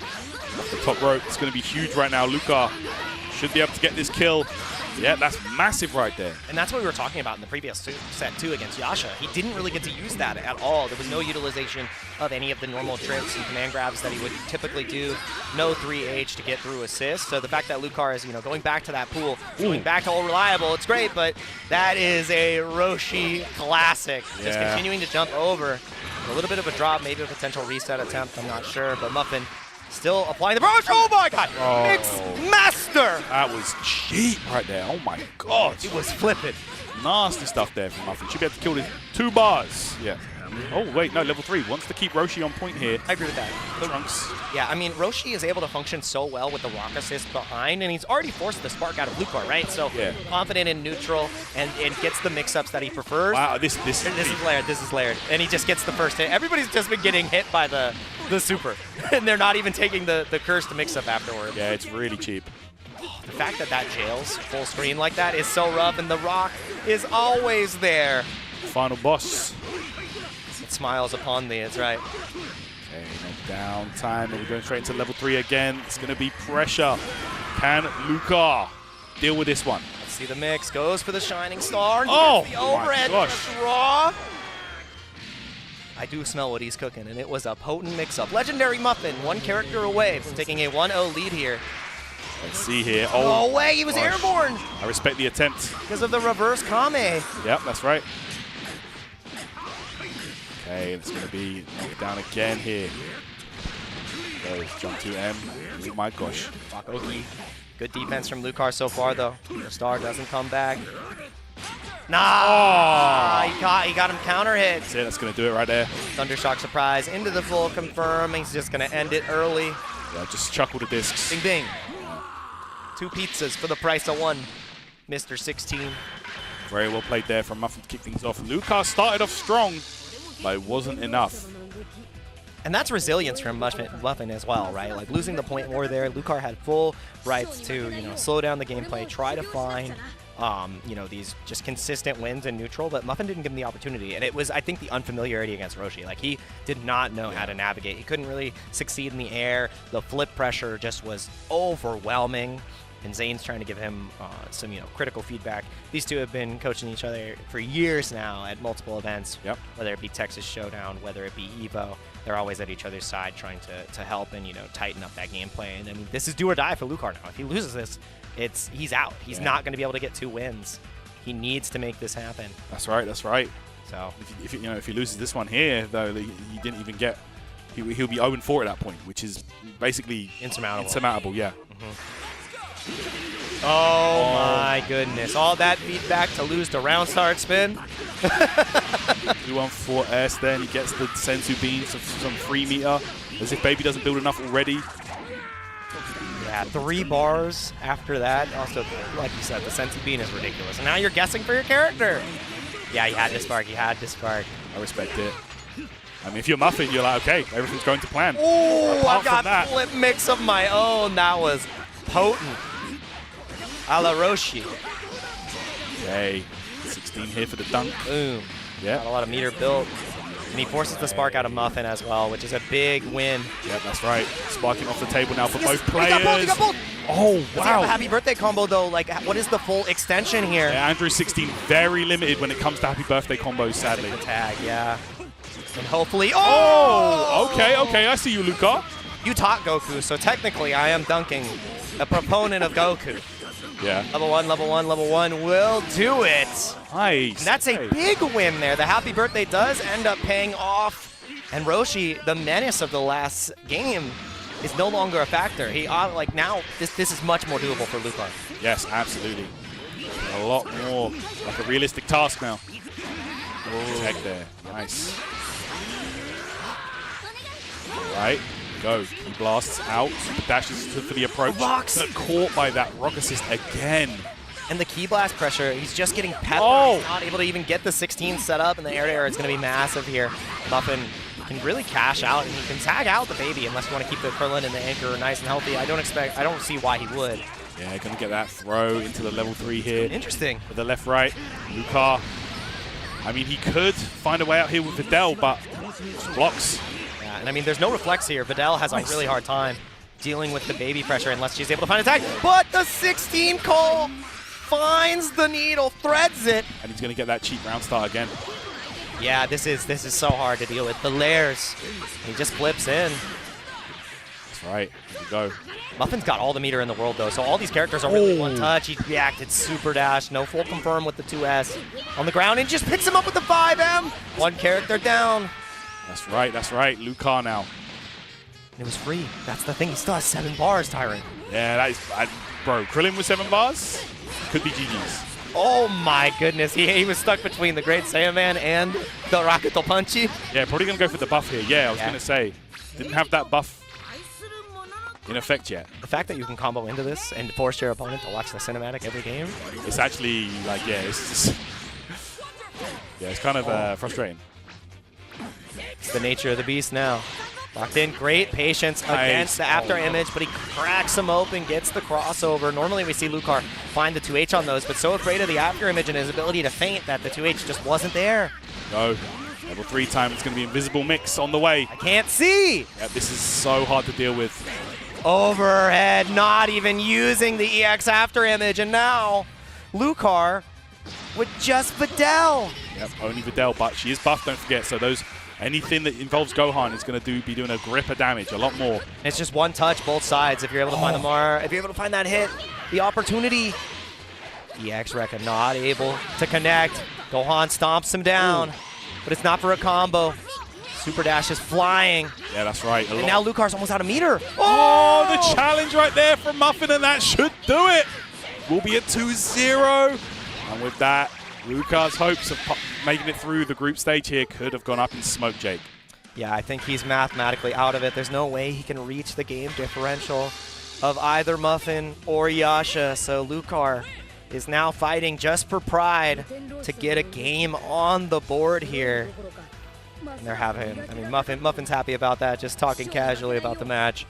And I mean, you could tell how confident he was going into this. You knew that he didn't have too many worries and was prepared to duke it out with these guys. So, you know, great stuff to Muffin, having 2 wins under his belt now. And this next match, it's going to decide winners. Yeah, this next match will absolutely decide the rest of the bracket for sure. Right now, it's looking like Muffin is in a great position, winning both of his sets. You know, a +3 game difference. You know, is sitting up there with Yasha. So, let's see. Let's see how this next one goes. Yasha will be playing against Muffin, and this could secure it for him. I mean, are both of them through? Yeah, both of them are through. Oh, it's done. already determined. It's already determined. As soon as Muffin was able to close that out against Lucar, there's only 1 game to play. So even if he loses 2-0 and Maddo wins 2-0, he's still +1. Yeah, there's no way you can reach the top 2. So this next match is the most important match for Yasha and Muffin because it determines who's winners and who is losers. It's just about the set. It's not even about the GD because they both got the same game differential to start this one off the rip, right? That's right. Okay, guys. So there you have it. Group C, your qualifying players will be Yasha and LegendarryMuffin, but this game here will determine who, in fact, qualifies through in winners and who goes through in losers. So. It's terrifying because, I mean, you already have players like Zane sitting in losers. Crazy. Right? You do not want to have that happen. And then you have Namul sitting in losers from the first pool as well. Right, so I mean, titans of the game already. You know, sharks are in the water, and it's not gonna get any easier. So Yasha wants to, you know, make his mark, get in the. I think this would be the first time he makes it to winner side out of his pools, right? Like full control of his destiny right now, and it would be such a redemption for him. And Muffin, I mean, first time qualifying for the World Tour, able to, you know, make his mark as well, already guaranteeing out of groups. Gotta feel good. Gotta feel good. Oh yeah, no doubt, no doubt. And you can see it, man. Like a lot of these guys are like just super locked in, super focused. To me, it just looks like Muffin's just playing the game. Yeah, it's the same way he plays with anyone, you know, day-to-day basis. You know, he's just chilling. So sometimes it just comes down to that, bro. Just pull up, just play the game. Don't stress too much, and just have fun. Exactly. You gotta have nameplates off. You're looking at the other guy, and you're like, he's free. I'm gonna take him out. And when you're confident in your own game plan and you're able to run it, I mean, it has to feel good. So doing a little bit of a button check here before we get into this match. Again, pivotal match for both of these players. This is going to decide winners and losers. All you got to do is win the set here. Game differential no longer is a factor. And I mean, Yasha has a statement to make, right? Like if he just for reference, Yasha this year was actually my player to win because the way that he qualified was so convincing, and the fact that his team is in the strongest iteration that it's ever been, and he's the one who's refined every aspect of it. Seeing him this locked in makes me confident that he'll go the whole way. Yeah. Muffin, you might be fighting your hardest opponent right now.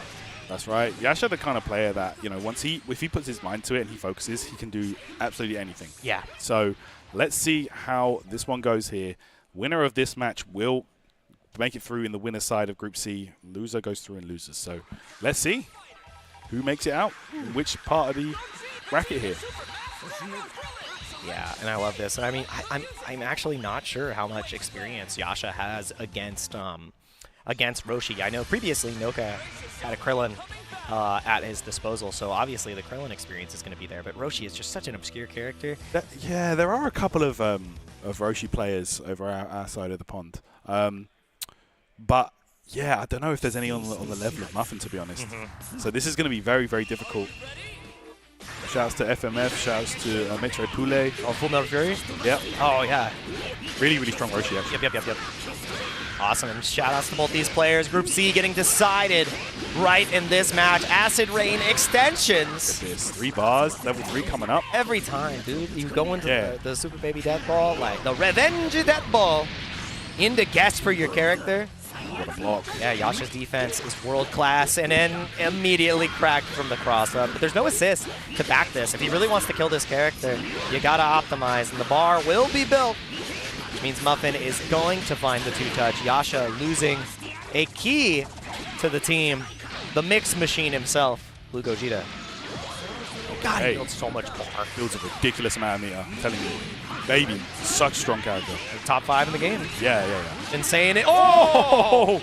Barrier be damned. I'm not afraid of no assist. Look at this right here. And now you're guessing for your character again. Yasha, you are put in the precarious position of spark or not. What's it gonna be? You've got to imagine he's gonna spark. You have to. You gotta spark. You gotta spark. You don't have a choice. The raw, he was, oh, that was such a good bait. Muffin knew. And you left the gap, that's a happy birthday. You don't get a full confirm, but you sure do take Vegito straight to the slums, and that's why you had to spark in an unsparkable situation. So good right there from Muffin, bro.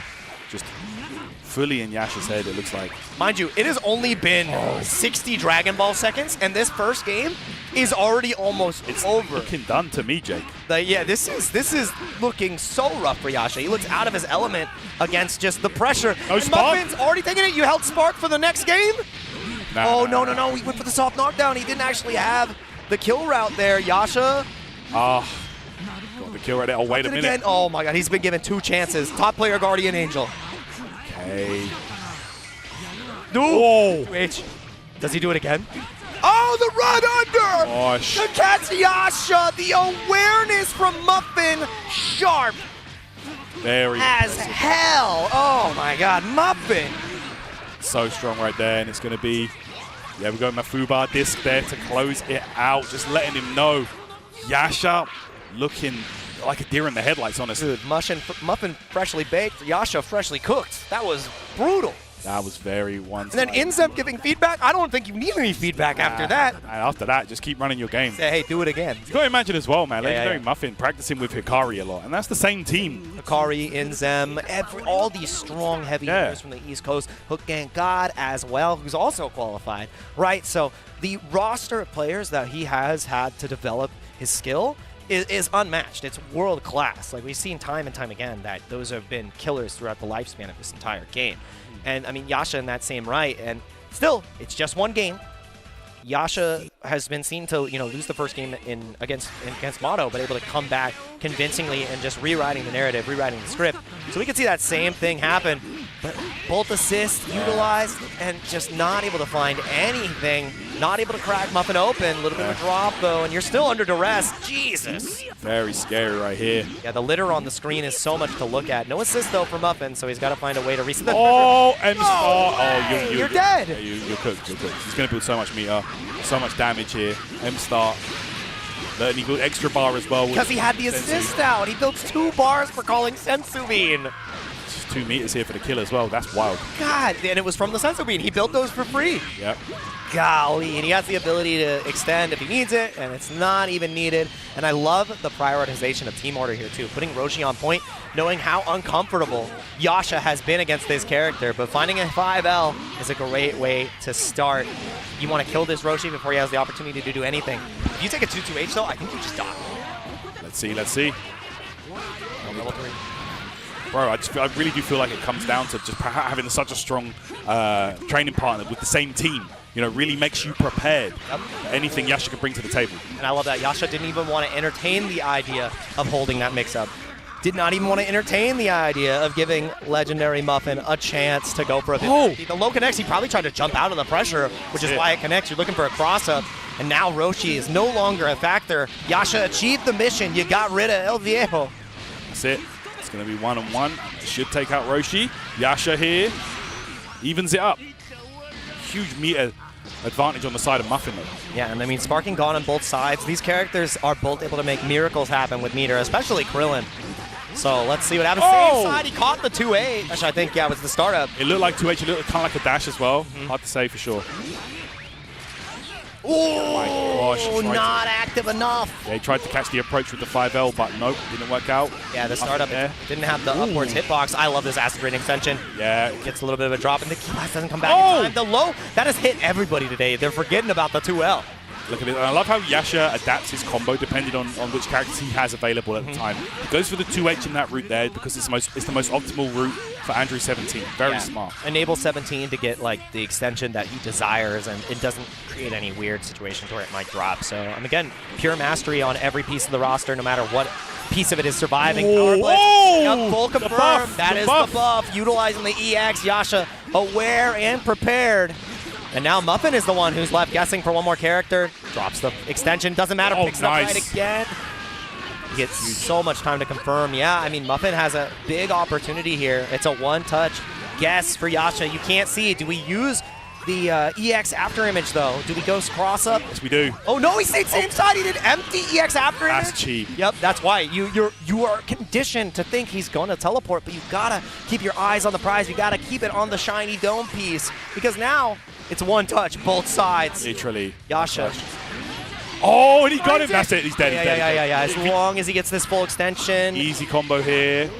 Yeah, level 1, level 3. And you can actually get the follow-up as well, because using the level 1 sword will still allow you to go into the follow-up level 1. So Yasha closing it out, knew the mission. And even though Yasha lost the point war there again, he clutched it up.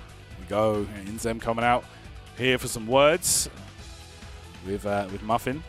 Yeah, the comfortability too there from Yasha. It's what you said. The familiarity of the situation of just having Vegito and 17 is what really shined in that moment, right? He wasn't flustered. He wasn't looking for kill confirms. He had everything mapped out on how he needed to execute, and that's what you would expect. That's what you would expect from this type of player. So even though losing, a critical piece of the shell both times, it ended up not being a detriment. If Blue Gogeta gets to play here, I don't know how Muffin wins though. Because we have not seen this character function against Muffin, and it's starting to function. There you go, and this is what I alluded to before the game began. That Android 17 A assist is just such a strong component of what makes this team one of the best in the game. The great equalizer, the green barrier of doom. No 2H on the raw tag, just waits it out.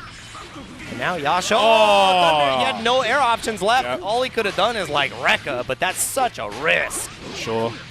There we go. Caught by the rock there, but no follow-up, and it's going to be full extension once again, and we're back in the corner. Maybe tag into the 17 here? Nah, just going to take the sliding knockdown off the DR. All right. Very strong tool of Vegito. Not many people know about that. Jump H does link into the DR if you jump afterwards. Oh, he's got the... Wait a minute. What happened there? It was awkward. He didn't get the full confirm. I think he just wasn't ready. Weird little situation there. Got some free meter with the Krillin assist as well. That's so much damage. I mean, the knockdown is going to be most important.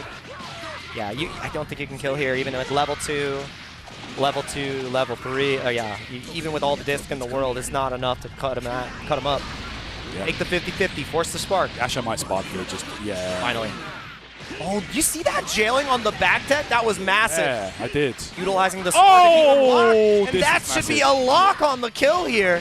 As long as he doesn't drop that Super Baby 2, no longer a factor. The point war has finally been won by Yasha. That's it. Yasha going to be able to take out Baby here, and that has been a character that has been giving him so much trouble. 1 into 3. And he has the 5 in the back just in case. It's not going to be needed. Yeah, he won't need it. But the order from Yasha was deliberate. There we and go. Now, like I said, if this Blue Gogeta gets to play, I don't know how Muffin's going to survive because we haven't seen him be a factor in these last 2 games. That's true. Gogeta has been getting smoked pretty quickly. Oh, my word. Oh, the barrier again coming in so clutch. You're not allowed to press. You're not allowed to challenge. If 17 is there, the MVP is going to ensure that you will be the least valuable player. This is not going to kill, though. Let's see. Oh, he tried. He tried it.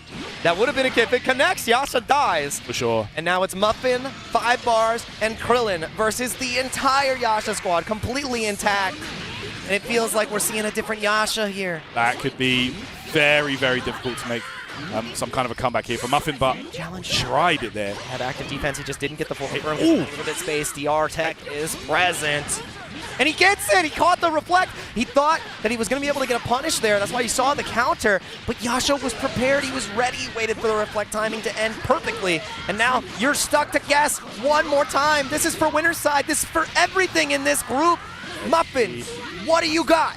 Muffin could be in trouble. Yasha does have Vegito assist here. Let's see if it comes into play. Dashes up. Cross-up time with Angry 17 behind. That will do it for Yasha, who qualifies out of Group C in the winner's side.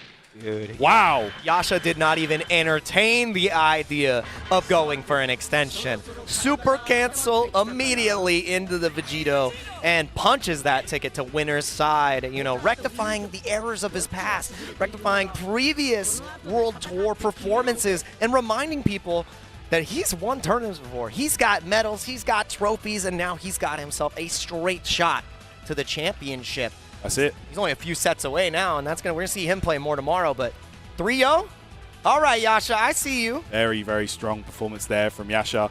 Or you know, you can always count on him to put up a fight, man. But you know, we say that. Don't forget the last 2 World Tour finals in a row, he has not made it out of pools. But third time's the charm here. Comes the charm. Third time's the charm here. 2024-2025 season for Yasha, who will make it through in winner's side. Nothing that happens in this upcoming match will affect those top 2 participants. So Yasha and LegendarryMuffin are through, and now Maddo and Lucar will just play for pride. Yeah, this is going to be all the pride on the line here. I mean, on paper, I didn't expect one of these players to go out without a win, but that's the reality that we are in right now. Obviously, Maddo was able to get a game against, you know, both of his other opponents. Lucar just hasn't been able to find his footing today. So, I mean, the stakes are now gone, but you don't want to go home with a donut. You do not want to go home with that hard 0. It is not how you want to end your World Tour and end your year. So, I mean, a lot of pride on the line. I want to see exactly what these players pull out. Does Lucar stick to the trunks? Does he go back to, you know, the tried and true UI Goku? Do we do the throwback team? I expect Maddo to just be, you know, full steam ahead, rocking the same roster and just showing us why the team can be so prominent. It's up to Lucar to show us what's up, because on today, like, I have to say, Maddo has looked stronger than Lucar. Yeah, no, I can't.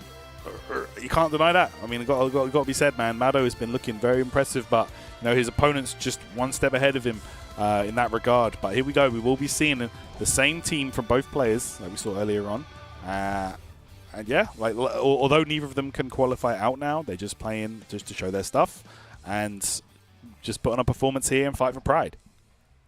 Yeah, and absolutely. I mean, Maddo wants to do it to show show everyone in Japan that, you know, they're still a strong region. We still have Ikoan later in the day who can, you know, get a Japanese representative in the top 8. That's right. Obviously, last year he was able to put on one hell of a show. And then the year prior, we had Fenrich taking the championship again. That's right. So, oh, yeah. Ikoan has the chance to bring the title back to Japan. And I mean, right now, show us what you got, Maddo, because you gotta amp up the training partner. You gotta remind Ikoan, be like, we're threats. Just because I couldn't do it, I'm passing the torch, and we're passing it straight into the next match. Maddo versus Lucar to close out Group C here. It is going to be the same rosters from both sides, and it is the same side mix. No assist left, but mids mix Americans. Look at this, man, Maddo. So much damage on this baby combo, and that's going to be level 3 here for the mixture. No? Oh, okay. It is delayed. Delayed it very slightly, just to put a little bit of extra bar with the dash. Yeah, forcing the spark out of Lucar as well, understanding that he wants to go for that mix-up, and just sparking right back. Maddo is my GOAT. All right. You used to call that a Jake Ryan spark, and he's like, nah, I'm keeping the team alive. You touched me once in sparking, I'm not playing around. Like, oh, and he still takes the DR. The mix-up was there all along. Okay, Lucar here. Great corner position. See now, a lot of people switching over to Trunks, man, in this version of the game. Oh, nice. Actually able to get the tag into the buff. Super hit. Yeah, dance on him, even though he built all that bar. I'm taking one away. Getting a damage buff on all my Gohan stuff. That's it. Yeah, you cannot DHC into that super. Oh, see assist into the swap here, and this should be a big damage combo. Yeah. Oh, Maddo once again. Using all the beams in the corner. Trunks coming in. DR knocking down. Frame kill. Yep. Oh, nice the way out. EX flip. Catches the meaty. And I mean, I feel like that could be some matchup and experience, right? Because again, you're not going to see Maddo finding the most Videls. That's right, that's right. And that's where Lucar shines, right? Because a lot of his setups, if you're not prepared for the, the countermeasure, you're going to get hit the first time around. Maddo does ultimately find a way to escape the corner, and now the Trunks versus Trunks mirror ends up in Maddo's favor.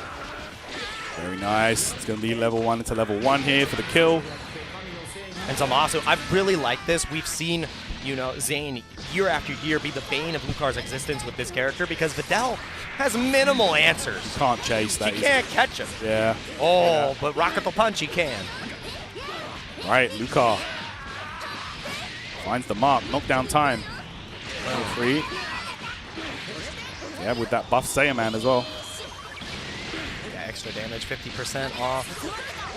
Oh.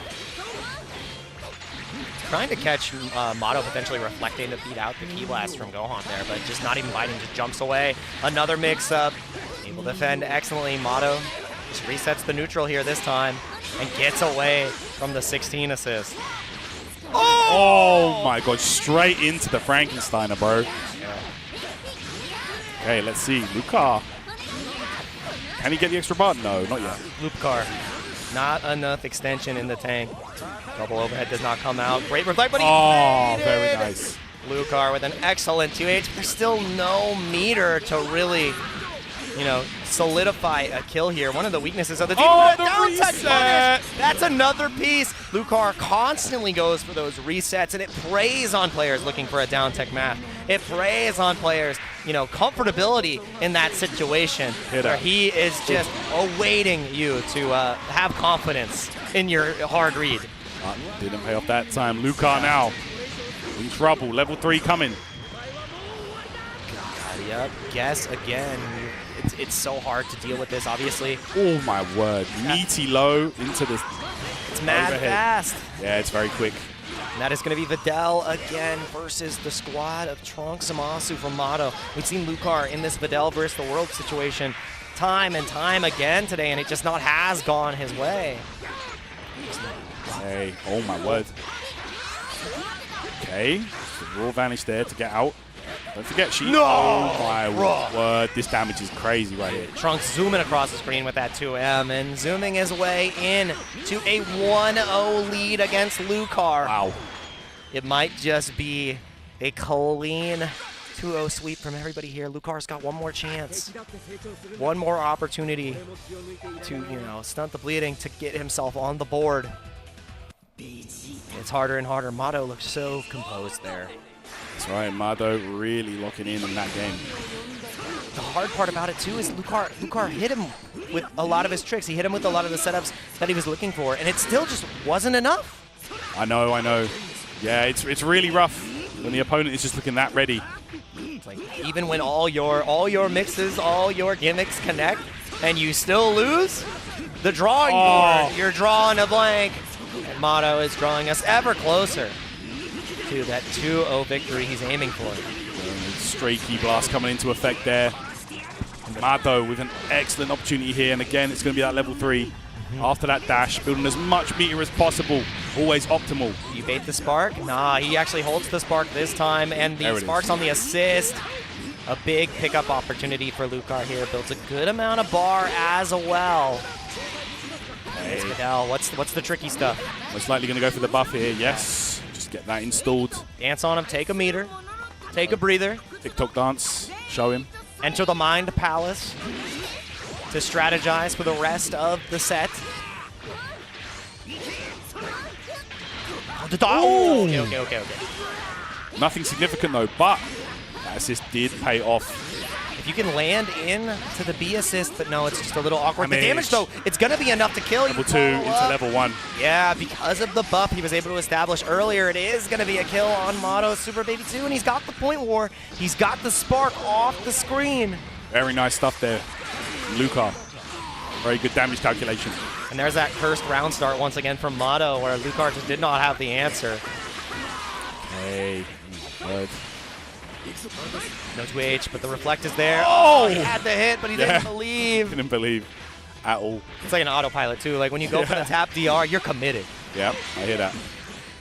Oh, dude, the full screen neutral lockdown. Nah, bro, the sword. Mad big.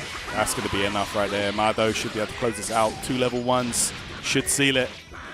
Go, going to bring in Zam here. It's so hard to contend with Maddo in the neutral. He just mad dogs with the 5H, with the flip, with the Zamasu calls as well. Because even if you try to contest the air flip from Trunks, when he lands, Zamasu's there. Yeah, waiting. Yeah, and then the 2M just gives you a full screen confirm. You're like, all right, I'm in there. No doubt. It's such a scary strategy. Like when you think about it, you're like, oh, I'm not allowed to approach Trunks in the air. If I do, I lose neutral. That's it. Very well spotted. Okay. Go. Full screen pressure here, and this is where it gets really difficult because Videl just doesn't have those full screen options of the rest of the cast. Yeah. Dealing with Zamasu, who can just fly away all day. What's she supposed to do here? Super dash and pray and gets the full blade extension. Just going to take the sliding knockdown. I don't know if that's what he wanted. Maybe he wanted... I think he wanted the combo extension version, but it just was a little bit It hit awkward. weird. It was awkward.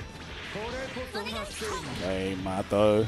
Keep away game once again. Just a fly on the wall. He's chilling now. Look. What are you going to do? Oh, all right, okay. This caught him finally landing. Could be exactly what Lucar needed here to mount some kind of a comeback. Knockdown. And it cost... Over here, get it installed. It cost a lot. But I mean, getting 50% off the top of Maddo. Level 2 there? Okay. He probably just wanted any amount of damage, any amount of gauge that he can get in his favor, because the time is of the essence now, and if he gets this character kill, it puts Maddo into like a more compromised position. It makes him a little bit more scared to block it out, because now you've lost the character and there's not a lot of time left. You were playing keep away, and Lucar capitalized. 1-1 here. Lucar takes advantage here. 2-1 character lead now on his side. It's been a very slow-paced match. Maddo here trying to find the mark. That full screen 2M now. So scary from Trunks. Yeah, no punish on the full screen super dash. Continuing to flip. He's got 6 bars, which means that EX flip can come out again and again. Oh, EX shining slash. Yeah, because you can go level. Oh, you are super dead. Yeah, level 3 coming up after this. Full extension, DR down, and all he has to do is level 3. That's right. The heat dome. That's it. The end of Videl here, and we've got Trunks Mirror to close things out here. The thing that's so scary is Maddo has been playing this character for so long. It's a battle of the titans. Can Lucar's Trunks, rise to the occasion? Let's find out. Maddo, of course, this character, he told me earlier, believes this is the strongest character in the game. Super Saiyan Trunks. That's a real big blow up. Oh yeah, ridiculous. The buffs went kind of crazy. 86 seconds on the clock. Lucar at a huge deficit. Nice. But he gets the 5S convert, but he drops the combo. Oh my word. Oh my goodness, the stagger. It's actually he can build the third. Oh, it's going to be so close because he has to finish with the right shining slash. He's done. And it is going to be the level 1 to do it. We're going to the final game between these two. He's not a no-round round. Lucar has stabilized in the final moments, his finest moments. Who's going home without a win today? Lucar versus Maddo. I mean, that could be what gives Lucar that confidence boost now. Yeah. To take the set. Yes, it doesn't really make a difference to the leaderboard at all. Neither of these players can qualify through the group, but you know, you don't want to see someone go home without winning the match. Exactly. I mean, both these players have been here before. Both these players are world-class caliber. And now Maddo has one guess in the tank to keep the Super Baby 2 alive. And I don't think Lucar can optimize this to find the kill, though. That's the problem. He utilized bolt assist a little bit too early. It's not enough. He's going to spend it anyways. Yeah, it's not going to be enough here. Oh, no, wait. No. And the buff. He takes the buff. Okay. Still a W, you know, having this buff. Dancing on him one last time. Taking away the meter as well, of course. And the meter is another defensive utilization for Maddo on the Super Baby too, right? Because the EX command grab can get you out of dodge. The C assist from Trunks, though, is going to give him full confirm, and he's going to build so much bar. Once again, Super Baby 2, Super Battery 2, if you will. No doubt.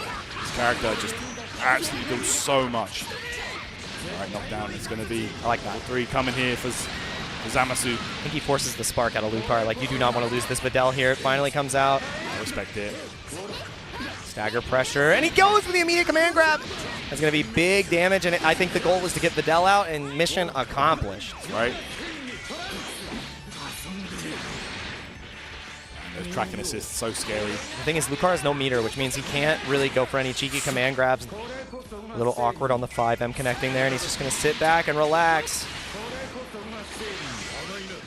Ooh. Yeah, Maddo in no rush. He's like, all right, we'll play the lane game. I've got a meter advantage. You're the one who has to find me in the air.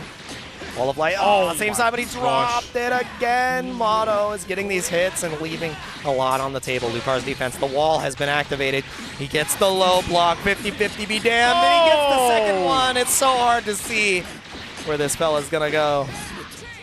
Maddo here, going to go straight into Trunks level 3.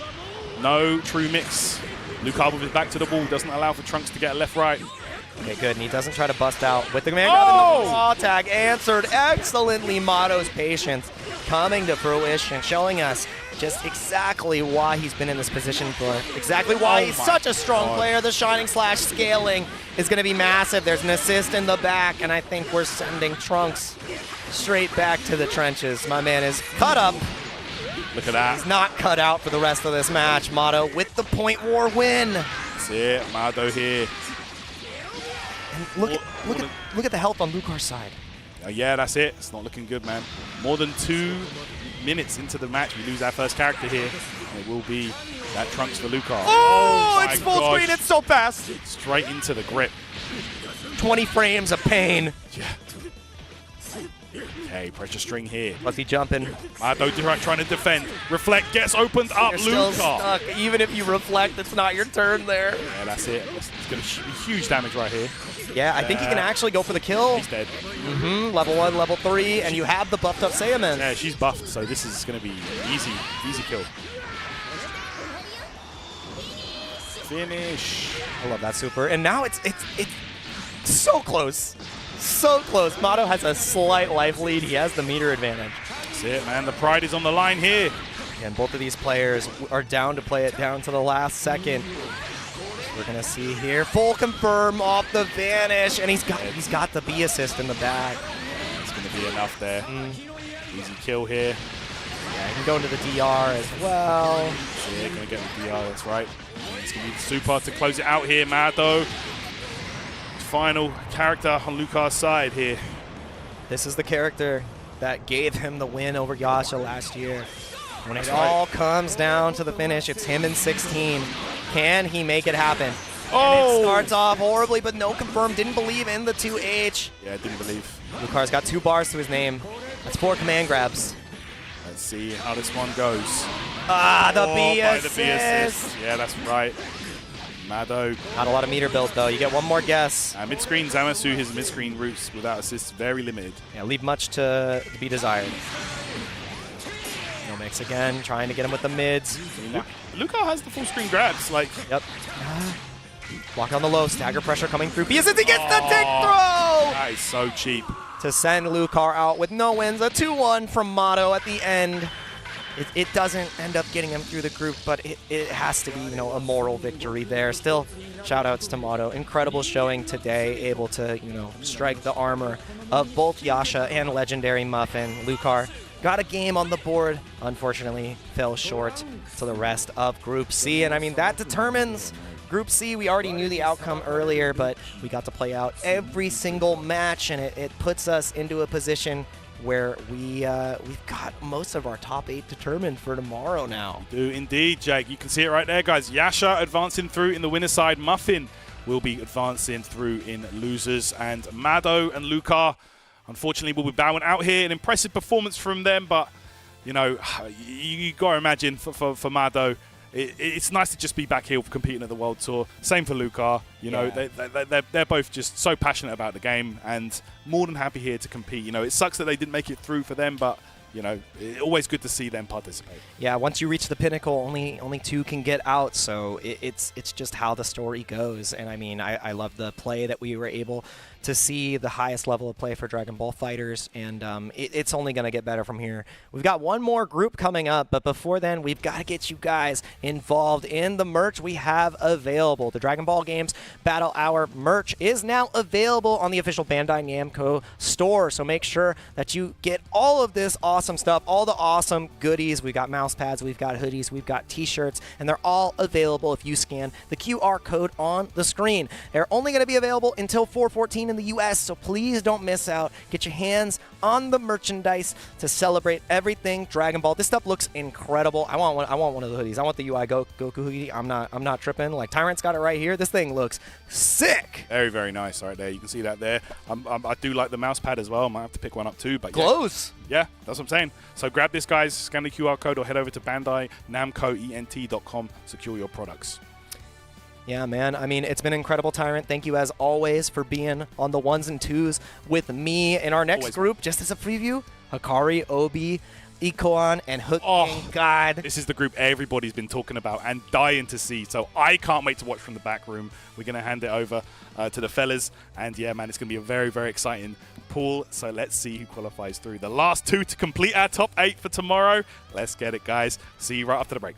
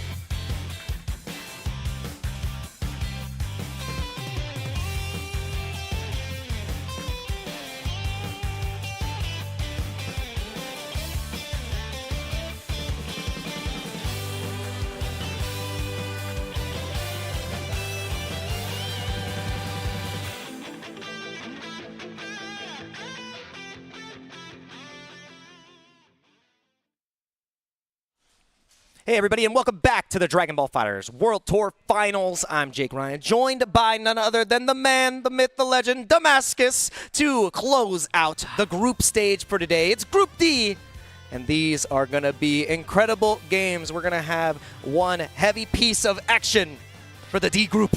Yes, I am looking forward to this group. This is the content group. Oh yeah. Right? And when I say it's the content group, it's a group that contains the content king, HookGangGod.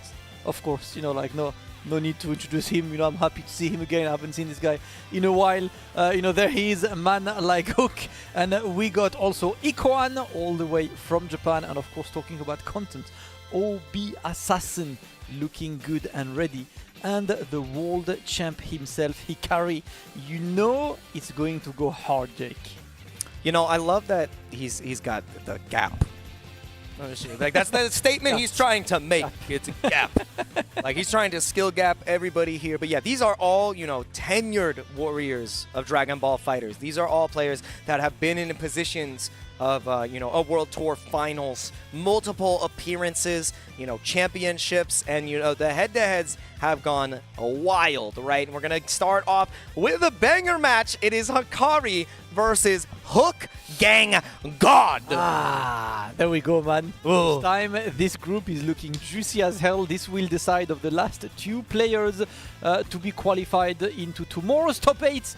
So let's take a look at who can make it out of this death group. Yeah. Group, of course, had Yasha and Muffin making it through. We had Xanxus and Zane in Group B, and Group A had Namul and Inzem. So two more players left to qualify for tomorrow's top 8 in an exciting one, of course, that will close the day for today. But tomorrow, back at the same time as this morning, 9 AM Pacific time. That is 5 PM, you know, CET. So you guys, you know, just be there with us tomorrow to close the events. There we go. I see you guys in the chat. You can just press some buttons, press some hook emotes. Don't worry, I will unban you if you get banned for hook emotes. Yeah, make sure you let us know exactly who you're rooting for. Make sure that you share the stream out. You let everybody know that we're enjoying even more Dragon Ball FighterZ, because the action is only going to get more intense. I know there was a lot of murmurings online that this was the strongest group out of all of the groups. So we're going to see if that comes to fruition, right? Because, I mean, on paper, you've got a World Tour champion, you've got a Summit champion, you have Obassassin, who's been like the best hit in the world for fighting champion years, the versus fighting champion, and then Ikoan, who is, I think it's his 3rd appearance in the World Tour Finals. So there's so much, you know, there's so many results across all of these players where anybody could realistically take it on the day. And I mean, all the players have been grinding in the player room. They've been trying to, you know, sharpen themselves to get prepared for this group. And I mean, I don't know. I feel like there's going to be a lot of emotion no matter who gets out of these groups. It is going to be a barn burner. And this is the way to start. It is going to be Hikari versus HookGangGod. The best Piccolo in the universe. He absorbed Apology Man. He absorbed every other Piccolo. He said, all your power is mine.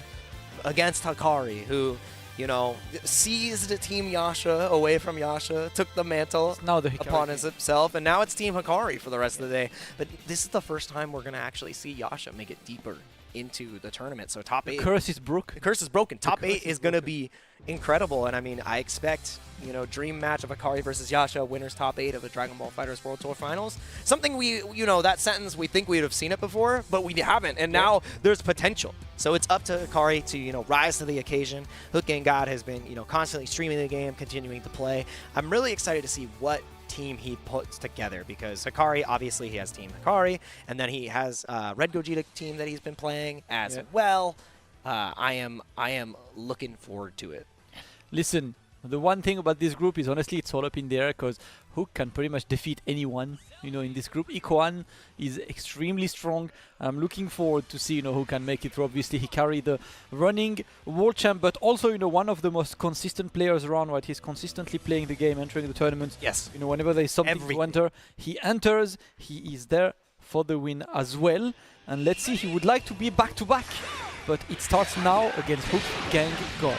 And the thing about Hook's team is I love that he's able to play the SSJ Vegeta again and Piccolo, and it makes sense. These characters are back into a strong position, but we're looking at one of the strongest teams in the game. Group D has begun. It is Hikari versus HookGangGod, and the barrier assist is ever present. It's Schrodinger's barrier. It's always there and it's always not. The classic, you will always get caught by the barrier assists. But if you don't press, it's never there. Oh, and finding a way through with the smoke screen, the Banshee Blast will secure this kill on Super Saiyan Vegeta. I love the fast start for Hikari, immediately sending that Super Saiyan Vegeta out of the equation. Zwa! And you still need that 17 level 1. Strong start by the running world champ. HookGangGod on the back foot already. And that's what this team does so well. If it gets that first hit, you're almost guaranteed to get the two-touch. And in a force situation... Remove almost from that sentence, Jake. I mean, if your opponent is able to block it out, then you're in a good time. But HookGangGod has just been cracked open on every single one of these neutral interactions. Not able to get a full confirm with the Super Baby 2, but gets another chance with the Air Key Blast to get this momentum on his side. All right. Send man the corner. Oh, this is cursed. This is cursed mix. This is cursed mix. Guess reset the restand, and he is taking us back to seasons of Dragon Balls past, where Piccolo has some of the most potent mix-ups in the game, and with this extension, 2 supers should be able to do it. That is a dead 17. Please, no, it's a pixel. Still alive. He's still alive. He's on 1 pixel. Immediate spark. Ah! It didn't matter. The recovery didn't matter because the command grab just chunks off so much. HookGangGod. That's huge win as well for Hook, because that spark at least was used in the level 1 spark, so it's not going to be that long. Hikari is still going to get some meter build at least from that spark. Going to send man into the corner. He's got a ton of balls, setting up the 2-touch. Oh, decides to go for level 3. Okay. I agree. Guaranteed mix. Yeah, and I mean, you also have the Banshee Blast assist in the back to keep yourself safe. So it makes sense. It allows you to continue running your pressure. And yeah, the tech is just not there for HookGangGod. And it's Piccolo Anchor versus the Blue Menaces. This is terrifying. Hey, listen, if there is one guy who can do it, it's definitely Hook. That's what this Piccolo is saying. All right, gets away at least.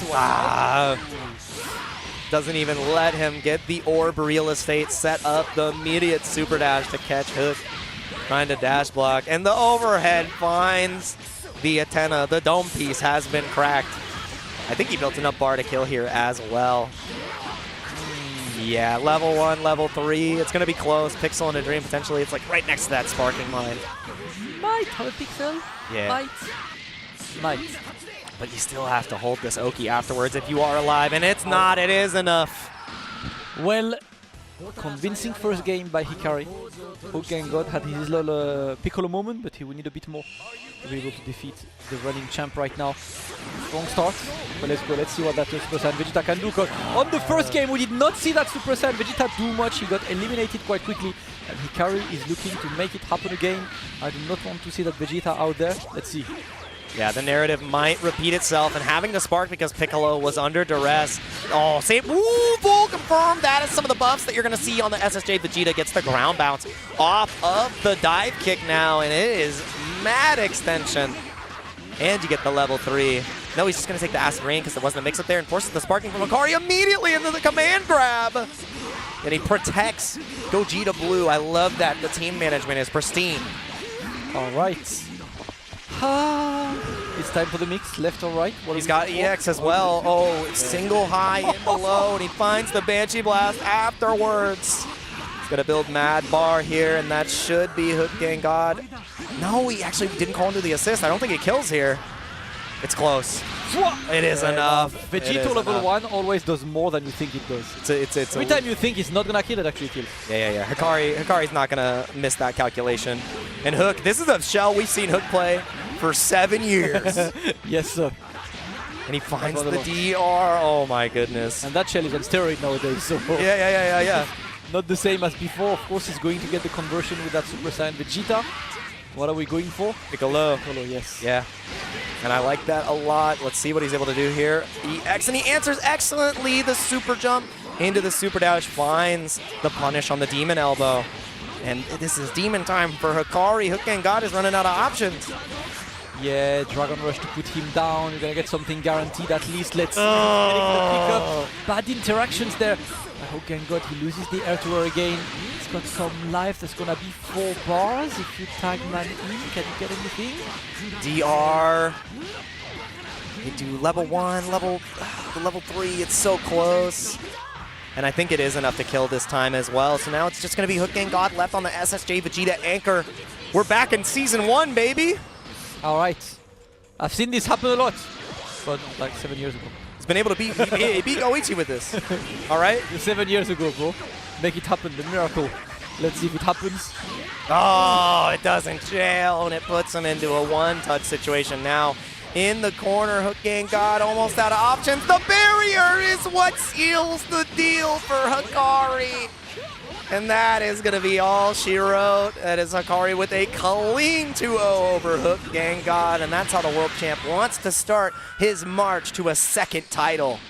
Yeah, clean 2-0 is the best way to describe this one. Hikari, a menace. He's showing that he's coming in these World Tour finals in full force. He has been working, he has been a student of the game, and he's ready to potentially get the back-to-back win. Great start by Hikari, not so great by HookGangGod, but obviously this is round robin. You still have 2 more matches to play against Obassassin and Ikoan, so take a moment and get ready for the next matches. We've seen odds being defeated, especially on Group B earlier when I started, and everything completely changed after, so you never really know where groups are going.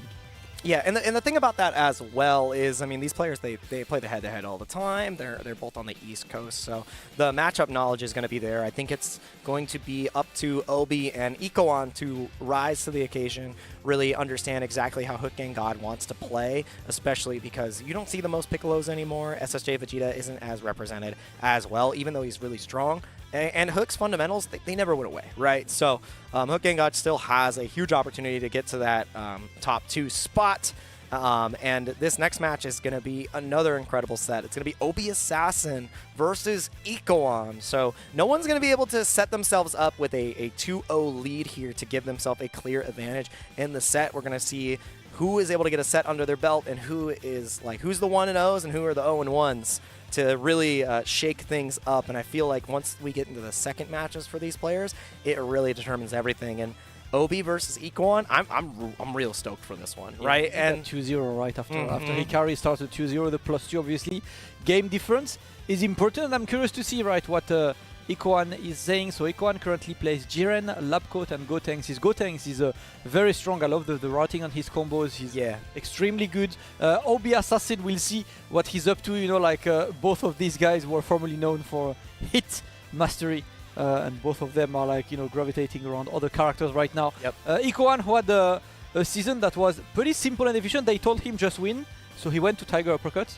He won. He just won. He refused to elaborate. And then he showed up, he won, he's like, sick. Yeah, sick. Sometimes, be efficient, Obi, though, way more travel, right? He's 5th on the leaderboard, 715 points. He won versus Fighting. He got 3rd at UFA. He got a couple points online as well. So definitely one of the guys who grinds whenever needed. Yeah. And now he's pulling up all the way from the UK. Let's see. Of course, this is a button check. Yeah, and I love Obi doing his due diligence as well. He's always been such a consistent performer throughout the entire world, a threat to any player that decides to, sit in the chair opposite of him in Dragon Ball FighterZ, and still finding his style, finding ways to have fun in the game and really represent himself. And I want to see him still rocking the Trunks, right? Because even though the hit's not there, Trunks is like the best character in the game right now. A lot of players have that same type of sentiment. He's just so the glow up from Season 1 is resounding. Yes. And he's been piloting that character the entire time. So I want to see what Obi has been cooking. There's the Teen Gohan, and it is El Clásico. He's not going for the Goku Black. He's going for the Teen Gohan. We'll see how this one goes.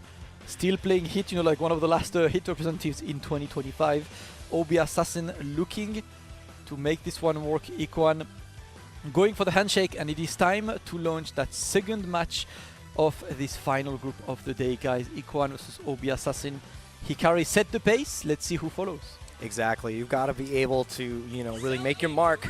If you want to be close to Hikari, if you want to be in a, position where a 2-1 gets you that winner's side over Hikari, you need a 2-0 here. Yep. You need to have that same GD. You need to control the game differential.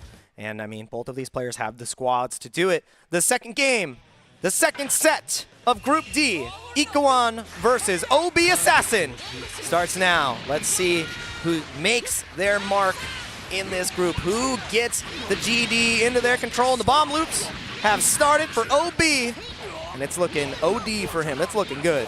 I like the start from Obassassin. He's going to put the opponent into the corner, and we're going to try to keep the pressure on. Yeah, good tech by Ikoan.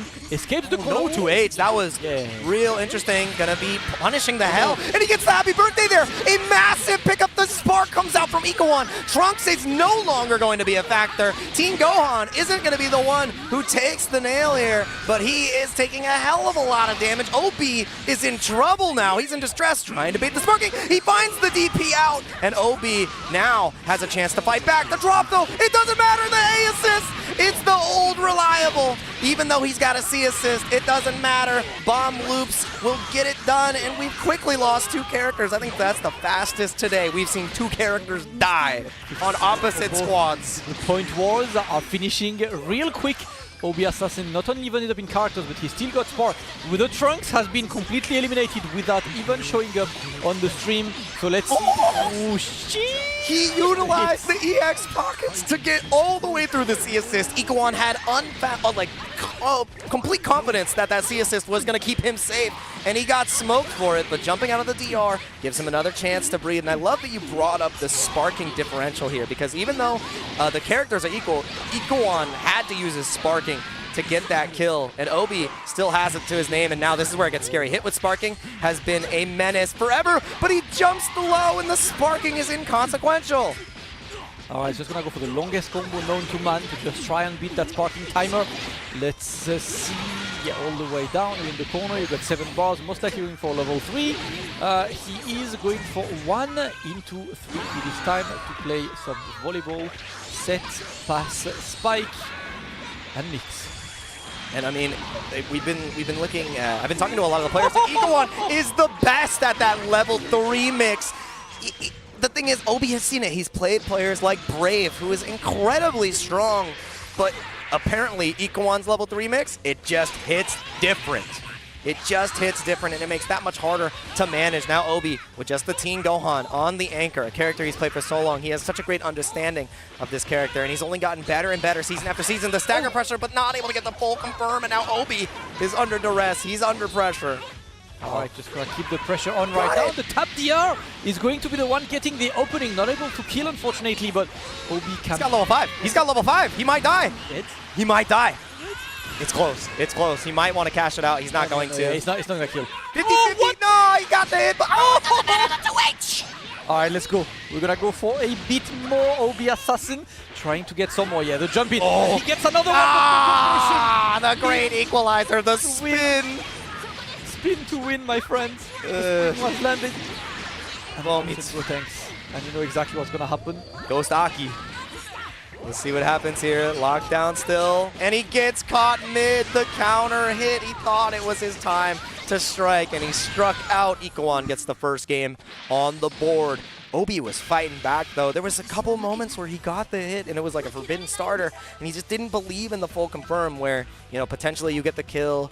You know, the level 5, it wasn't going to be enough, so like unfortunate that the routing just didn't pay off that way. There were so many moments that could have gone Obi's way, and Ikoan was able to inch it out, so, you know. I think it's just that happy birthday was such a huge factor. Not having Trunks in this team, like objectively Trunks is the best character in this team, so without a doubt. One of the things you want to power him up to finish the job for you. Not having Trunks in game number 1 completely destroyed Obi's strategy. And now Ikoan is starting strong, but he's got to spend the spark for it, so it's not that big of a loss. Yeah, you're taking this level 3 Oki, you're putting yourself into a position where it's guess for Team Gohan. Do you force your own sparking? Does Ikoan look for the bait? Those are the questions you got to be thinking about. And he takes the 50-50, the smoke screen of the CS's beam. You can't see if she's going high or low, and the standing 5L. It connects, and Obassassin has lost to Team Gohan. He saved the sparking, but was the team staying alive the most important piece here? We're going to find out. Gets the cross up, though. Obi undeterred from losing that character. Let's go the original shell, the hit, and Trunks. No spin again. My brother. interactions are cringe. Why would I ever want somebody to Oki me? If they're in the air, I'm rotating. Alright, ghosts are ready. Yeah, just takes the damage. Yeah. And it's health management. Ikoan has been so key about managing the health of all these characters, even if it's like just a fraction. You never know how much damage you can take from the opponent. And now Obi is only allowed to take one more hit on this hit. Like you can't take this mix-up. Spark though? I really hope he does. Yes. Oh, same side. I love this. Sands up time. Ikoan was looking for the potential Ronaldinho soccer classic. It's not going to happen just yet. 27 frames low is going to get blocked. And right now, yeah, it's good luck because blocking hit in Spark is actually really hard. Yeah. Hit in Spark is when he's absolutely juiced up. But right now, it's keeping Simmons there. Oh, Jake, that is exactly why hit in Spark is so incredibly annoying. He can cancel anything into pockets, into left or right. But it's the full spend into the level 1 from Trunks. It is enough. That is massive for Obassassin. It's about dead even on the life lead. He had to spend all the meter in the world to do that, though. The C assist not able to get the full confirm now. And no check on the super dash. You saw him try to dash forward to maybe find a jab and get the connection, but Ikoan letting it rip. Let's go. Oh. Block those. Nope, you're not allowed to press. Obi is so good at placing that defensive assist. Hit A has always been one of the goats, and of course he's going to get good mileage of this one. Sending Jiren into the corner, and now we're trying to get some more. Another shining slash. Into the supers, the scaling on this is going to be everything. Level 1, it does it. Obi in a great position now. Ikoan left to just the lab coat, but there's 5 bars. That's a lot of spin. Uh-oh. He can't afford to take this damage on Trunks. Yeah. You need to keep the hit alive right now to get Trunks. Oh, the delay is going to work in his favor. And now he's going to go for a simple, he extends the combo as well to make sure that Trunks recovers enough life. He needs one more hit. He needs one more. There we go, 1-2. Can he get the opening? He's trying to get some great jump. What a jump by Ikoan. Going to send hit out, and it is a lab coat versus Trunks. Trunks, another android you have to take care of now. And he's only going to have to spend 2 bars here. There we go. It's an android he's never seen before. 21. What timeline is this? Where did she I don't know her. I've already done 2 timelines, bro. What do you mean? Why do they keep adding androids? 16. Oh! I'm deleting androids. Sliced and diced. Great 2H from Obassassin. He says, I don't know who 16 is or his mom. I'm taking them both out. That was great from Obi. He's not... I mean, he's shaking his head a little bit, too, because he knows that he could have played that a little bit more convincingly. He knows that he could have cleaned it up. And Obi's the type of player where even if he gets the win, if it wasn't, you know, a convincing win, if it wasn't the way he wanted to have the match go, he's going to be looking on how he could have made it cleaner, right? He's not going to settle for, oh, I barely scratched by. He wants to be like the firm victor. Yes, sir. Well, let's see, it's 1-1 in this match. Mighty important point to get right now between these two. Ikoan versus Obassassin. The point war is starting. And we haven't seen that much of Ikoan's Jiren, so it might be his time to shine right now. Unless the DP, any gap. I mean, the pressure washer that is Jiren, he loves going for that stagger pressure. He has reverse beat and 27 frames of low.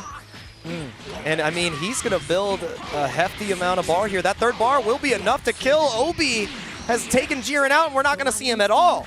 Jiren so far has been irrelevant to most of the game, but let's see, Ikoan still got 2 very strong characters, very strong shell that are coming up with a Spark all locked and loaded. Yeah.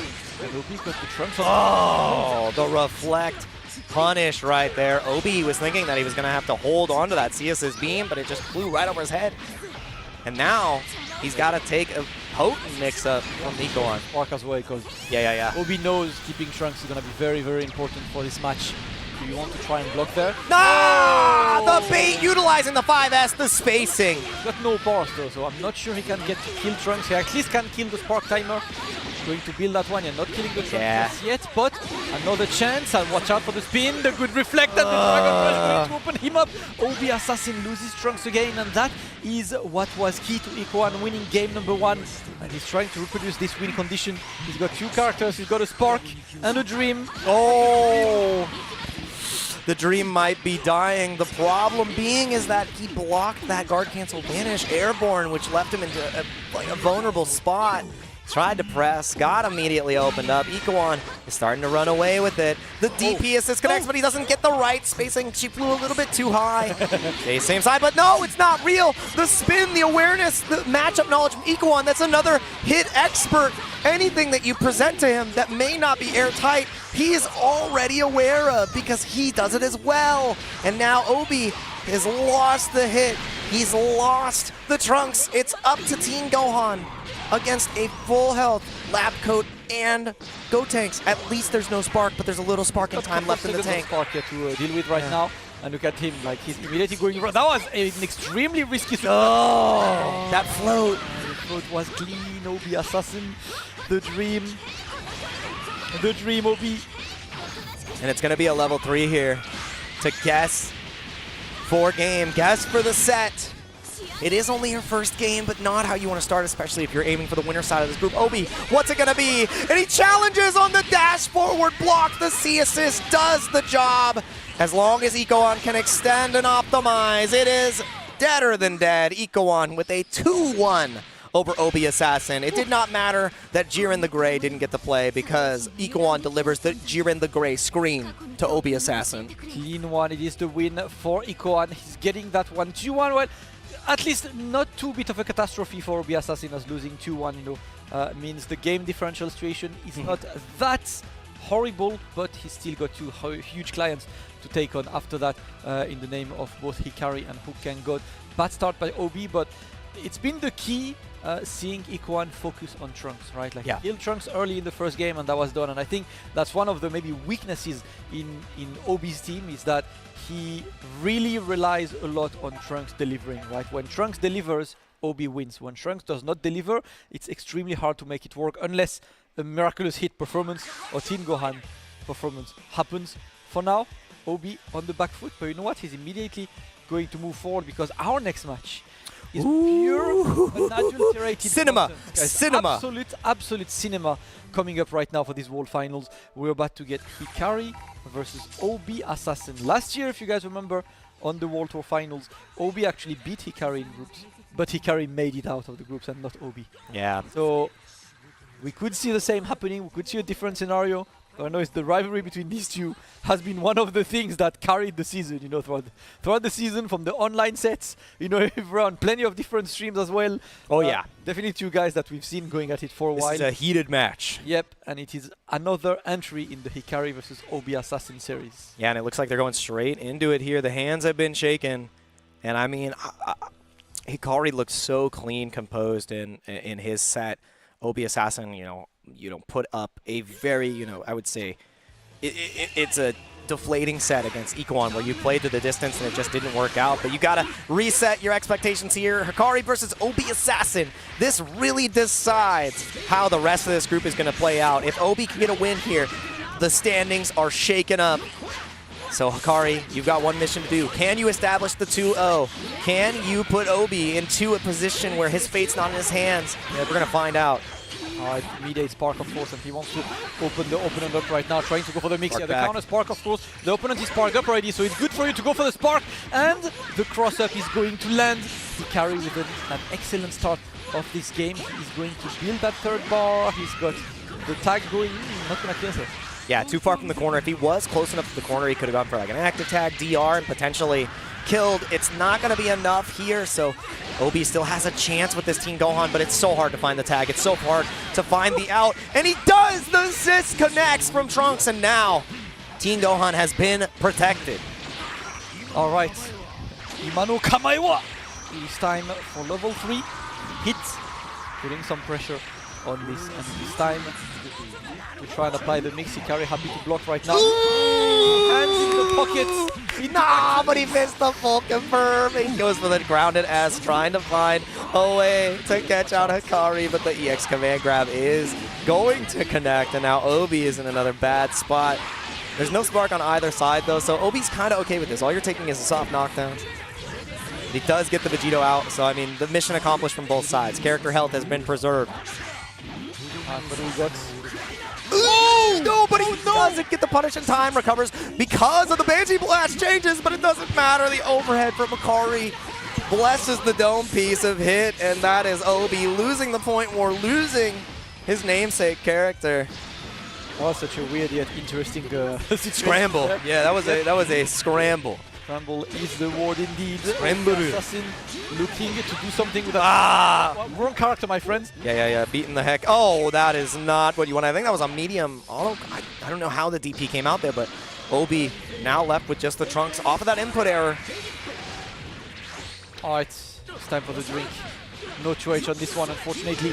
Obassassin not looking great in game number 1. Hikari has shown that he came extremely ready for these World Finals. And he's showcasing why. Once again, he's the running champion, right? So looking to make it work. Yep, the great counter there does not want to eat the pressure from Trunks, and more pressure applied by Hikari on Obassassin. We're trying to move around right now, but oh my god, the 2L, and he gets the dash forward again. And that should be enough to close out this first game. Hikari has just been dismantling his opponents so far. The pressure is unrelenting. He does not give you a moment to think in neutral. Even though you're spending resources to try to escape, he spends them right back, knowing that he will win the neutral interactions, knowing that he can land the 50-50, and knowing that he is the favorite of this group. A 1-0 lead over Obi has got to feel good here. And Hikari, no hesitation, locked in, ready to play again. Obi, I think he's got to find a way to win the point war. And again, he's falling victim to the Banshee Blast. all right. Strong start once again by Hikari. Is going to set the 2-touch ready, and Obi's right now. Great tech. The team one looking to escape the corner, and of course Hikari is trying to get away. Good one to get under the assist, more pressure. Great backdash. Hikari is still safe. Yeah, no 2H coming out from Hikari still. He's got 1 assist in the tank, and that's why you see Obassassin being a little bit pensive on the press, knowing that the Banshee Blast is there, and he finds the run under. Hikari's movement has been pristine. Side switch. Full extension, full resources available, and Team Gohan, this isn't Cell you're fighting. These are the Blusions. These are the Fusions. And you're gonna have to level up your game. Can Obi do it with just 2 characters? Looking very, very difficult for the UK champ, Jake. I can't lie. Obi, he's still got Spark, he got the 2 characters, but Hikari, I'm not gonna lie, watching him play today, I'm like, okay, he's looking like on one of these days we simply can't. Oh, but the 27 frames. Indeed, they're the GOATs, they're always there, and you're gonna send the man all the way down. He's building some more meter with this. Imano Kamaiwa, it's the level 3.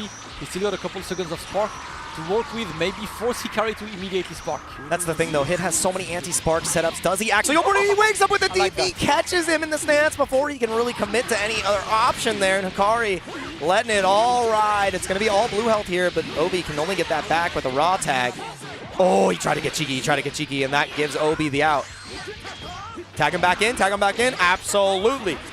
No 2H, he believed he was trying to go for a potential air-to-air, didn't expect Hikari to go for the jump.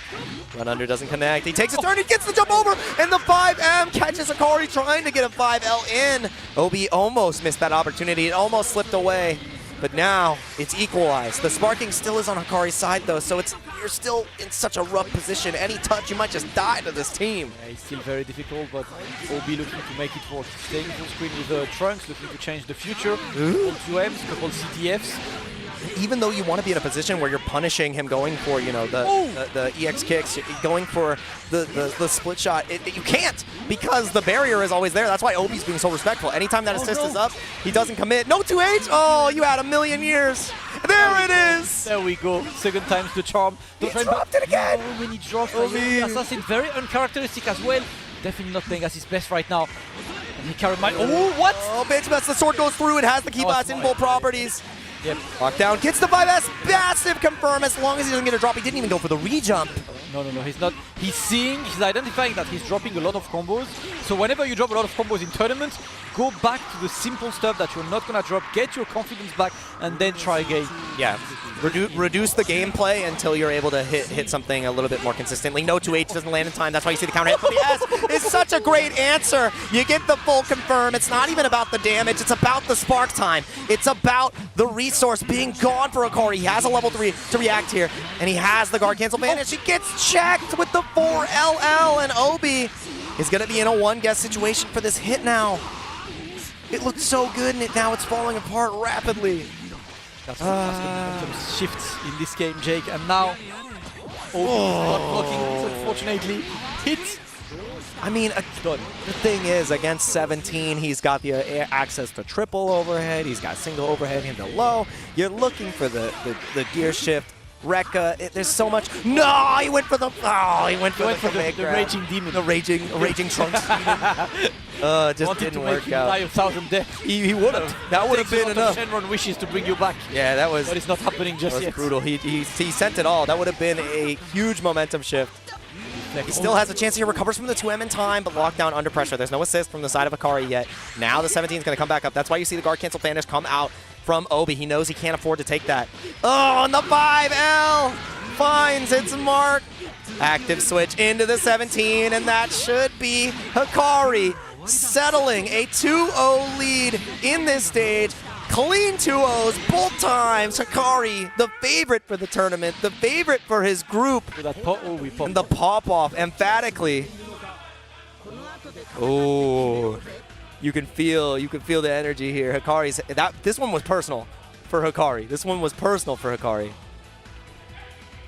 He said, "You can never beat me. You can never beat me." Ooh. He said you can do it.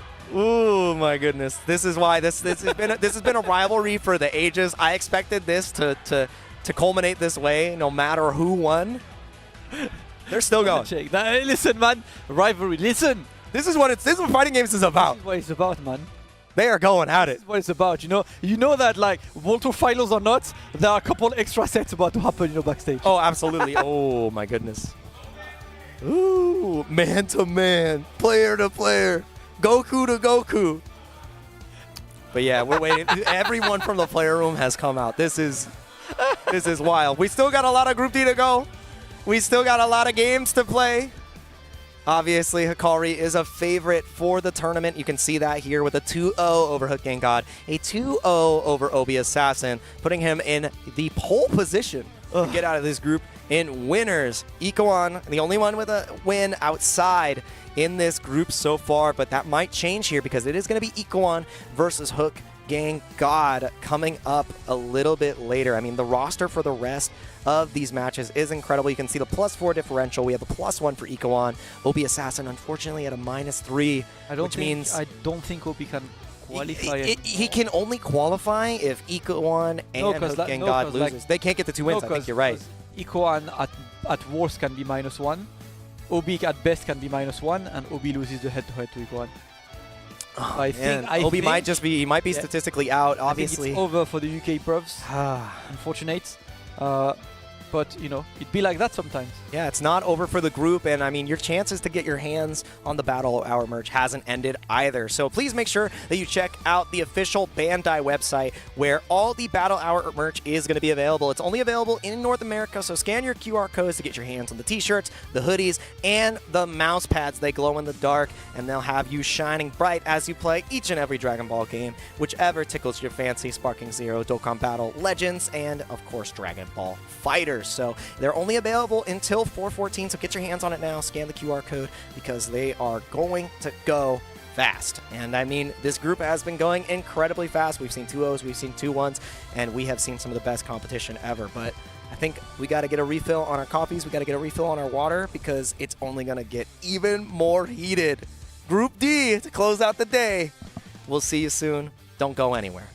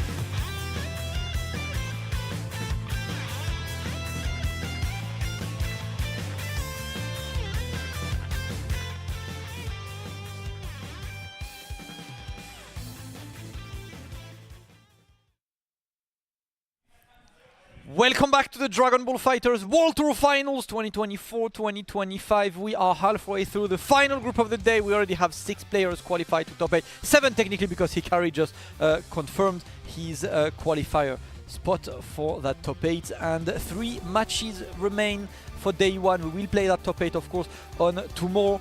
But now it's all about closing out that Group D that started very strong. Hikari looking ridiculous. Oh yeah. You saw the rivalry. I'm still hearing loud voices in the back room. You know the players are going. The pop-off has continued post-break. Yes. It's heated. The fact that it's so heated, the jacket had to come off. Like, I'm ready for the rest of these matches because it's only going to get better. The thing is, even though Hikari has confirmed his way through the group here, he has not sealed the deal on winners. And there's a guy who has his number, has his name, and it's Ikoan, straight from Japan, right? Ikoan has the chance, if he's able to take down HookGangGod and also Hikari, to take that pole position, to take that winner's side berth, right? And I mean, the next match that we have coming up, it is going to be Ikoan versus HookGangGod, and HookGangGod is in a position where he was 2-0'd. He's in dire need of a win here. Otherwise, the group is already settled and dusted. Yep. It all will then come down to seeding. So HookGangGod in a do-or-die position here. He's taken down many a Japanese player in his heyday. And hey man, I believe in you. Your chat believes in you. Get the emotes going. If you're here for HookGangGod, you know what emotes to put up. If you're here for Ikoan, make yourself known. This is going to be one hell of a match. Again, East Coast versus Japan. I feel like that's a Dragon Ball staple that we've been missing from our diets. It is, and you mentioned, you know, Hook was the only American with Sonic Fox to beat Goichi. Oh yeah, like in the prime days. It's a short list. Yeah, it's a very short list. There are 2 American players who beat Goichi in tournaments. Ever. It's Sonic Fox. That's crazy. And HookGangGod. Isn't that such a... That is a crazy stat. Such an incredible... That's an incredible feat of strength. It's like, you know, when they retire an achievement in a game and it's now... You get a special title and like a star for it. Yep. HookGangGod has earned that that title. Goichi Slayer. Yes, so, sir. I mean, Ikoan has definitely has to feel the pressure. Has been playing really well. Played strongly in previous World Tours, taking down, you know, favorites in the group stage. So it's not unheard of. This is going to be a contentious match. Ikoan has the ability to stamp that ticket straight to tomorrow, right now. But that pressure, it can either crush you or turn you into the best version of yourself. And that's what we're going to see here as we get our characters loaded up. It is going to be Jiren, Labcoat 21, and Gotenks fighting it out against HookGangGod on the SSJ, Super Baby 2, and Piccolo. 2 classics from Season 1 with a little bit of later season flair. HookGangGod can make this group explode right now. We're going to see. Let's see that. Ikoan has definitely shown that he is very, very clean. Love to see how that first match against Obassassin. And he knows that he needs that win against HookGangGod because his last match is against Hikari, and seeing how incredibly strong Hikari looks, you don't want to play your life against Hikari right now.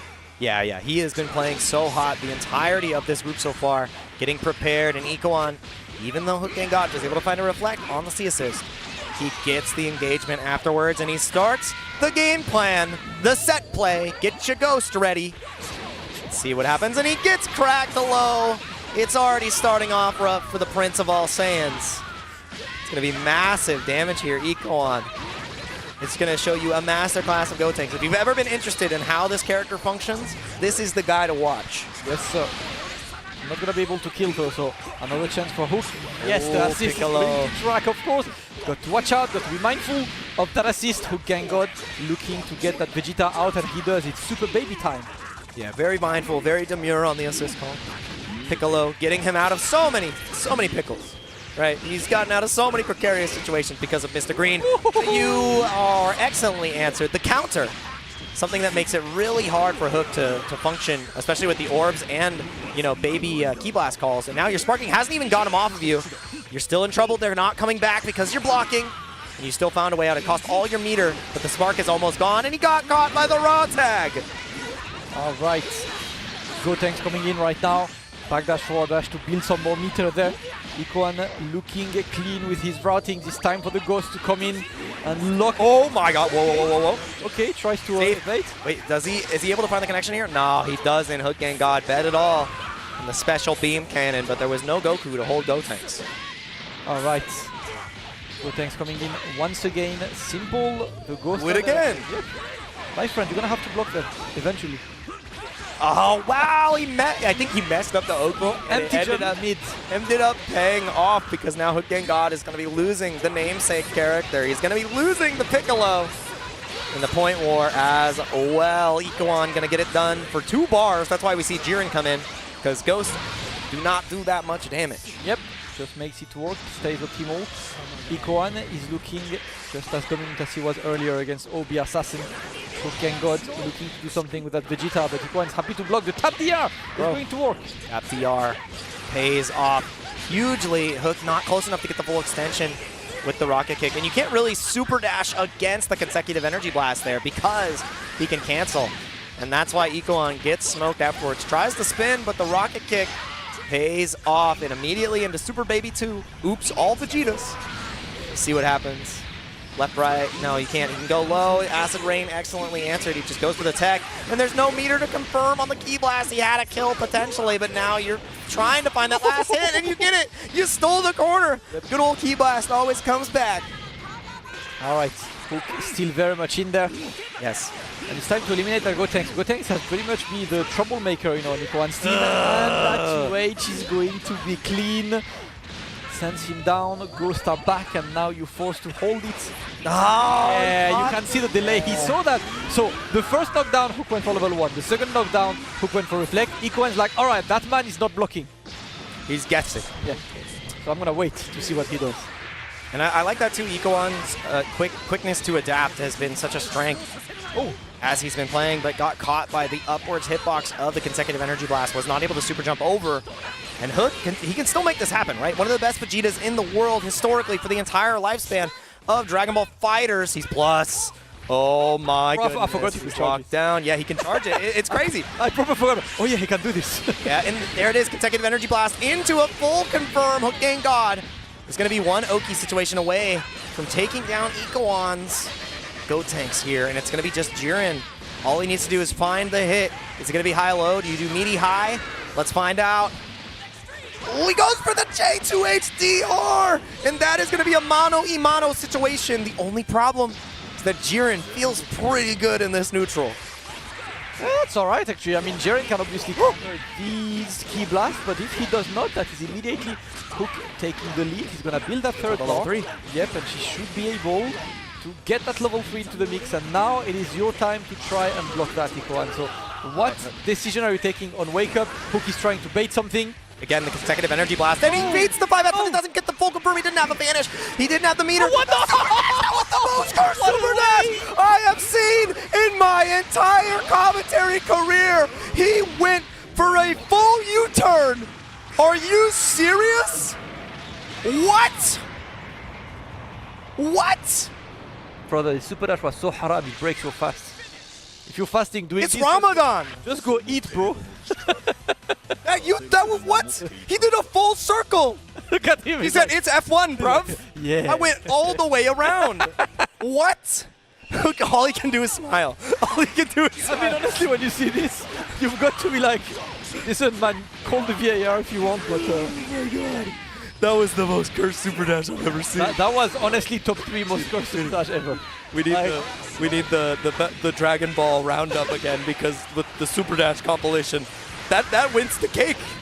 It took all these years to give us that moment. Super dash diff, I'm afraid. That was ultra dash. I'm afraid it's a super dash diff, James. I'm afraid to tell you. Skill issue. It felt like he steered it, bro. Back into the match though, Ikoan is trying to, cut down on Hook, and a wake-up machine gun punch. That's how you answer. I mean, Hook had an excellent answer with the level 1 to catch out the assist and do extra damage. Now you're holding a 50-50 here from Mr. Green, and it is left, right, high, low. I don't know where to go. Ikoan looking all directions, and it ends up wrong. Hook stabilizing. Yeah, let's add Piccolo, because we didn't really get to see him much in the first game. And that's obviously Hook's trademark, so he's going to look to get some more mix. He banks the spark! He knows. You're never out of the woods, not against Big Green, and HookGangGod is prepared and ready to catch you slipping. It's not going to be enough to kill, though. That's the problem. He is going to burn out the rest of the spark, and he's trying. It's so close. He just needs one more touch. Wait, here's the raw tech. Wake up level 1. It is a frame 4. Oh my god.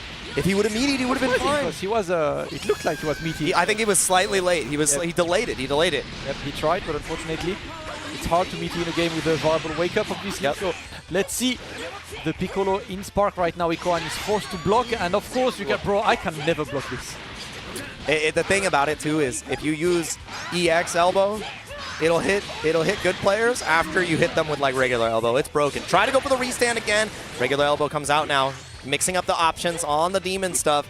Still lockdown, trying to stagger to get that assist back, and the demon elbow connects. He has him looking left and right. The neck has been broken. And he can end up killing here. Full extension into the C assist, Hell Zone grenade. And that should do it. HookGangGod wins the point war. And, you know, Gotenks does not want to come in here, but he's forced. He's forced to. He's really, really low in health. And it's an excellent operation so far by HookGangGod. He's looking good. He's got characters that are fairly healthy. He's looking to build the resources. And, of course, with the Super Saiyan Vegeta, he's just cluttering the screen. Ikoan forced to block. Yeah, the reflect was bad. And there we go. We are down to Jiren. HookGangGod is back in.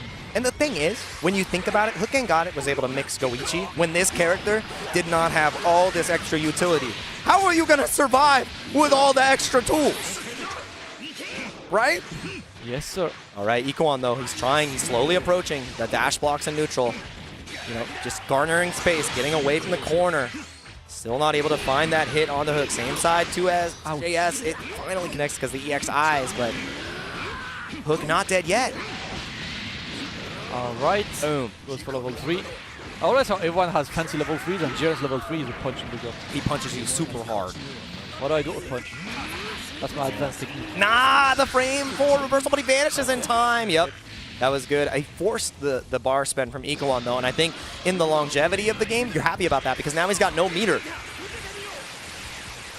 Yes, sir. It is time. It is the Hell Zone grenades. Yeah.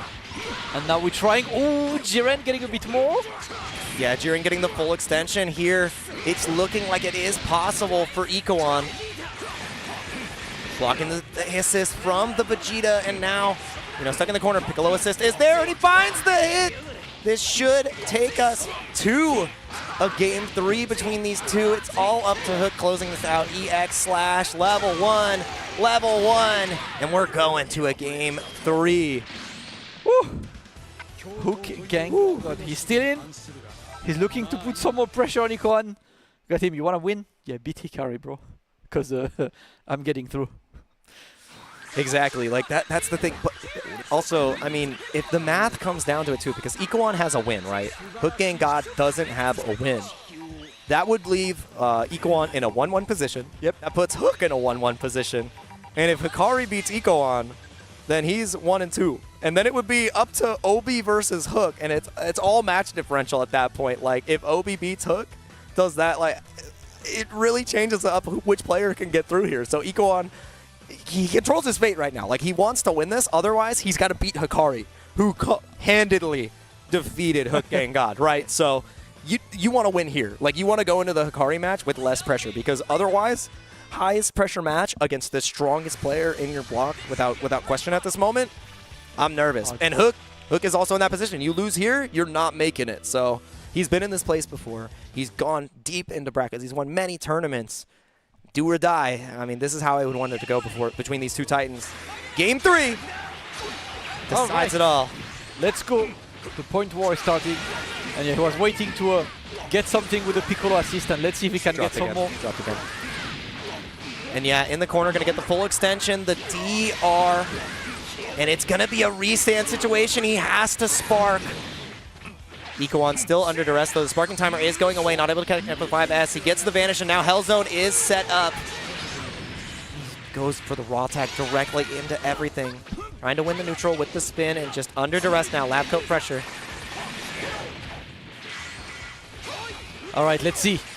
Yeah, he wants to just keep Ikoan away. And now that was the lowest high I've seen today, my friends. Oh, man. That was nuts. The boot came in, and you had no time to even think about reacting. The orb, oh my god, dude, the way it was actually playing footsies with him in the corner was nuts. HookGangGod is going to be able to get massive damage here, and he should be able to kill with a proper extension, but I think he has to use EX Slash to get down. Yep, and it is enough. We're happy about that. The whole problem is he got that character without having the spark, and look at Ikoan. No spark, and no lab coat to work with anymore. HookGangGod is about to shake this whole group up. Let's see how we're going on this one. Trying to get some more, and you get the super dash. At least Ikoan puts Hook into the corner, and that's going to be massively important for Ikoan. If he can defeat at least one character, just even it up. Yeah, maybe force the spark. If you can manage to defend against this spark, it's a huge moment for you. For now, Hook trying to pepper the screen, but I love Ikoan staying on the offense. Oh, and no! The reflex, but that was too late. Yeah. There would have been so much more.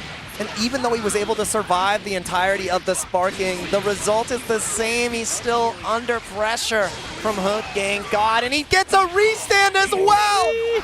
Oh, the level 3 though, he left a gap. Yeah. Ikoan getting a little desperate on the reversals. It's unfortunate though, because he got the opening with the mix, but did not get the conversion on this. Yep. And let's see what goes. And yeah, stare down. Stare down. You jump the command grab. Does it even come out? Like, what pressure? You've got to crack open Hook, and it's just all reliable DR. There's still a potential way to get people out. There's so much blue life, and that's so unfortunate for Hook, because Ikoan will be able to eliminate the big green. And he gets Gotenks back in, which means that blue health is going to come back. You've stopped that terrible situation of not having Spark and being down a character, because now it's almost dead even. Ikoan has a meter lead, HookGangGod has a life lead. And it's all going to come down to who gets this touch. The Key Blast confirm! And it's costly though. So Hook is going to have to try to build as much meter as he possibly can here. He's got the edge on Ikoan now.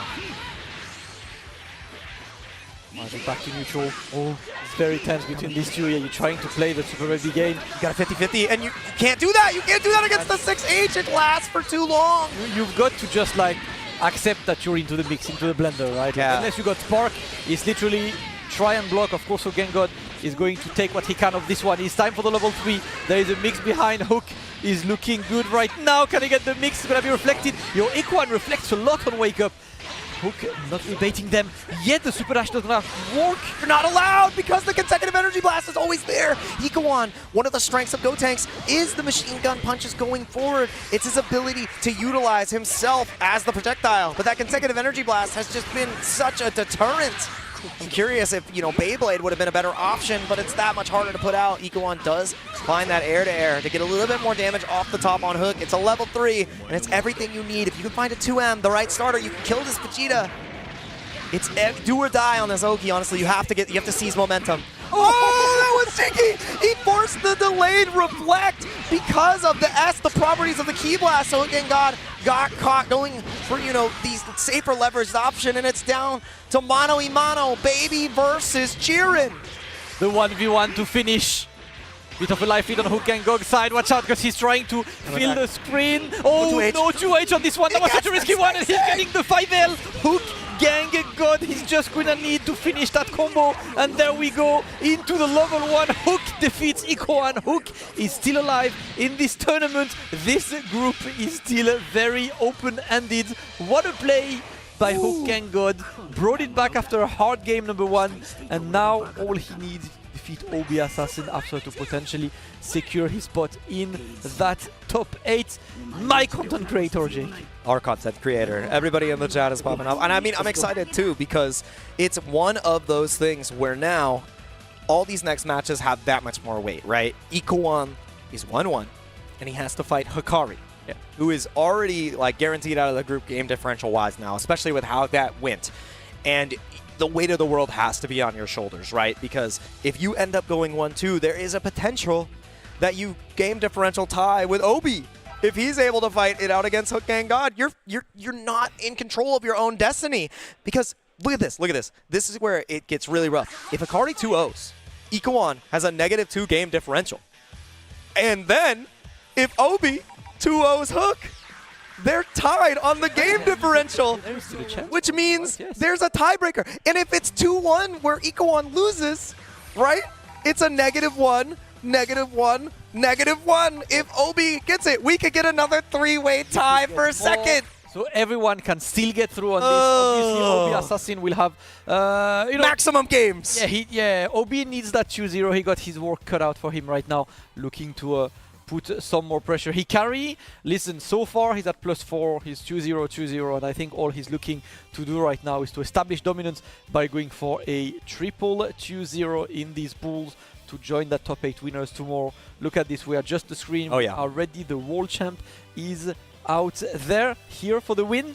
Let's see what Ikoan has to say against this, because damn, it is not gonna be the easiest match of the day for him. Oh, absolutely. And the thing about it too is Ikoan, even if he loses 2-1 here, right, he still puts himself in that position where he's not in control of his destiny anymore, and he can't confirm that he's going to get out of the group, right? Just because of the game differential for the other players. But they're getting right into it. No button check, just right into the action. Hikari has already garnered an advantage. He gets the first DR. It cost him both of his assists, but Ikoan is going to be in trouble in the corner here. But do you think he got time for this? There we go, the 2H brother. Hikari. He's prepared. He's on point on this. That is going to be the 17, sending you all the way down. And now he's trying to keep the staircase going straight to the spark. Of course, Ikoan wants to save the Jiren because so far it has not amounted too much. Watch out, you got to face the MVP though. Oh, and I love the way that Hikari is moving around. He's just backdashing ever so close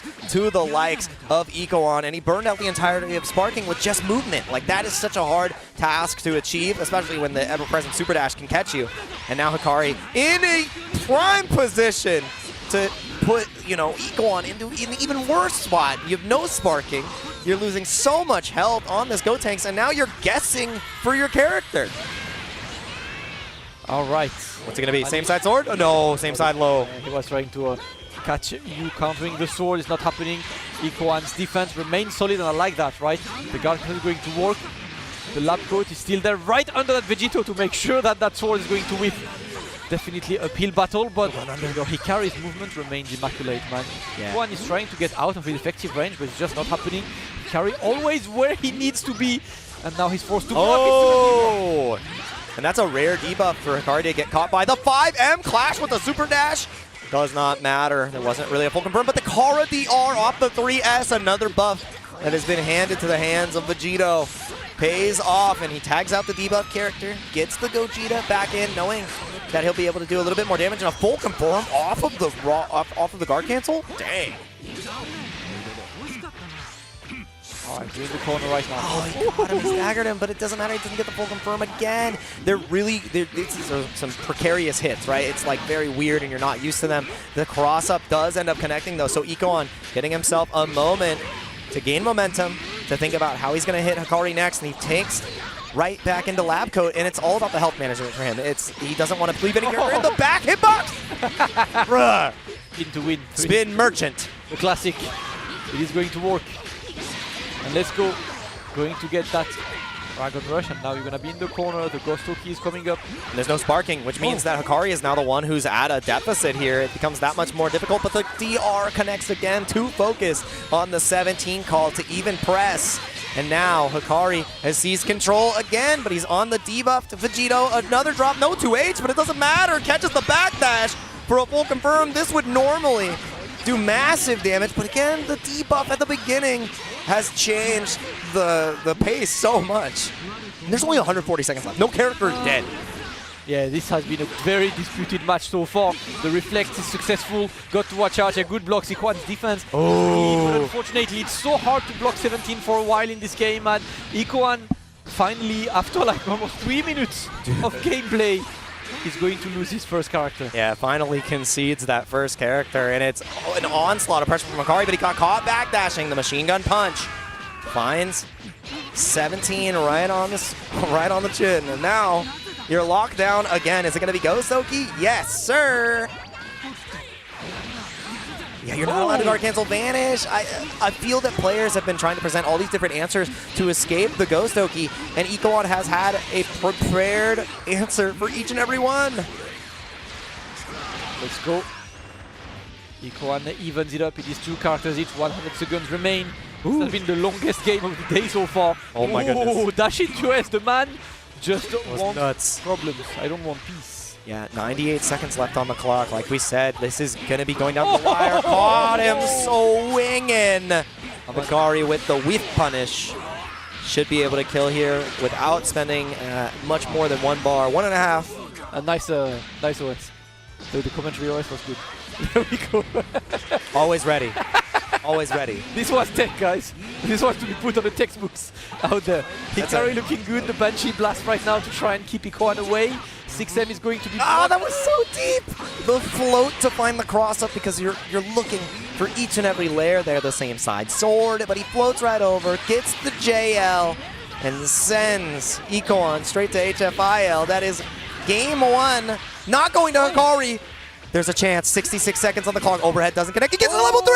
That's going to be Hikari losing the blue Gogeta!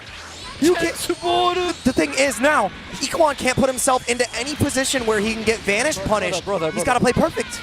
Look at the timer as well, like going 65. Down slowly but surely. Hikari just needs that one clean hit. And the difficult... the EX punches! Damascus! Not yet. No, look at the full EX extension. He's going to get mad damage. He's not going to build another bar here. He can kill. No, he dropped the combo! Oh my god! 6M blocked.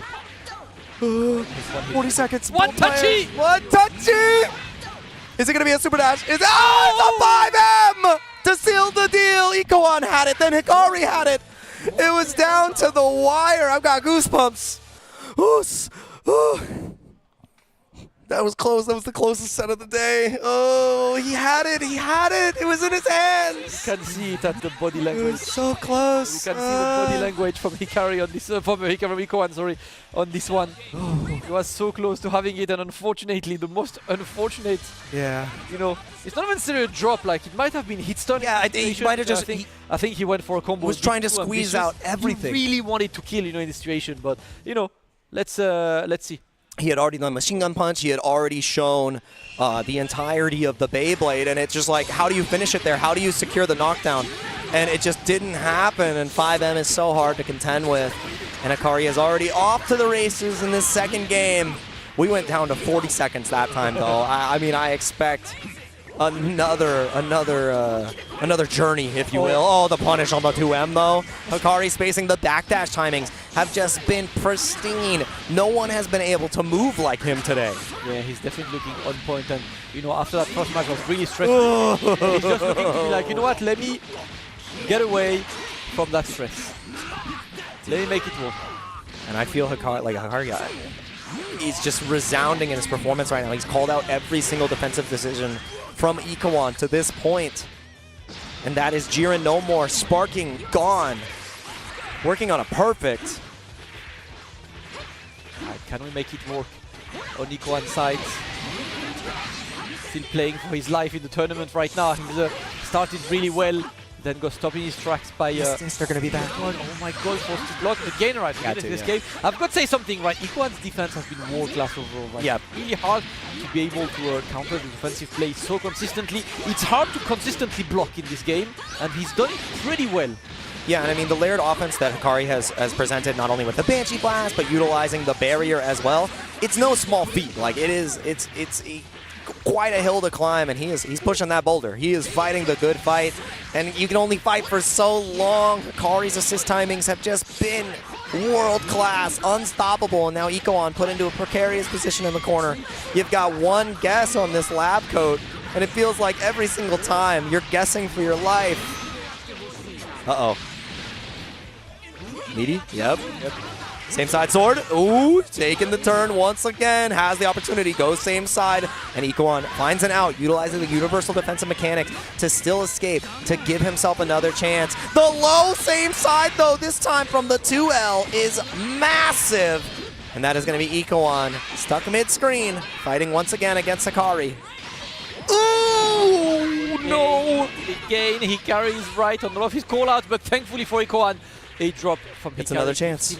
Another chance. I mean, Ikoan only is one game. One game will actually set you in a pretty okay position in terms of just in case, but the 5M is going to open you up, and Hikari one character away from securing the full group sweep. 2-0, 2-0, 2-0. No way, the round start!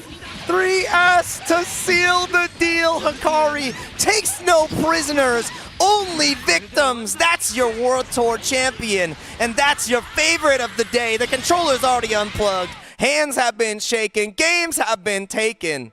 And this man is not playing around. He's come here to show that he is still the top dog. And Hikari, I'm glad I wouldn't want to fight you. Like that was convincing. That was a beatdown at the end there. Like he just dismantled Ikoan. I think convincing is the word, right? He dismantled everyone, man. That was 2-0, 2-0, 2-0.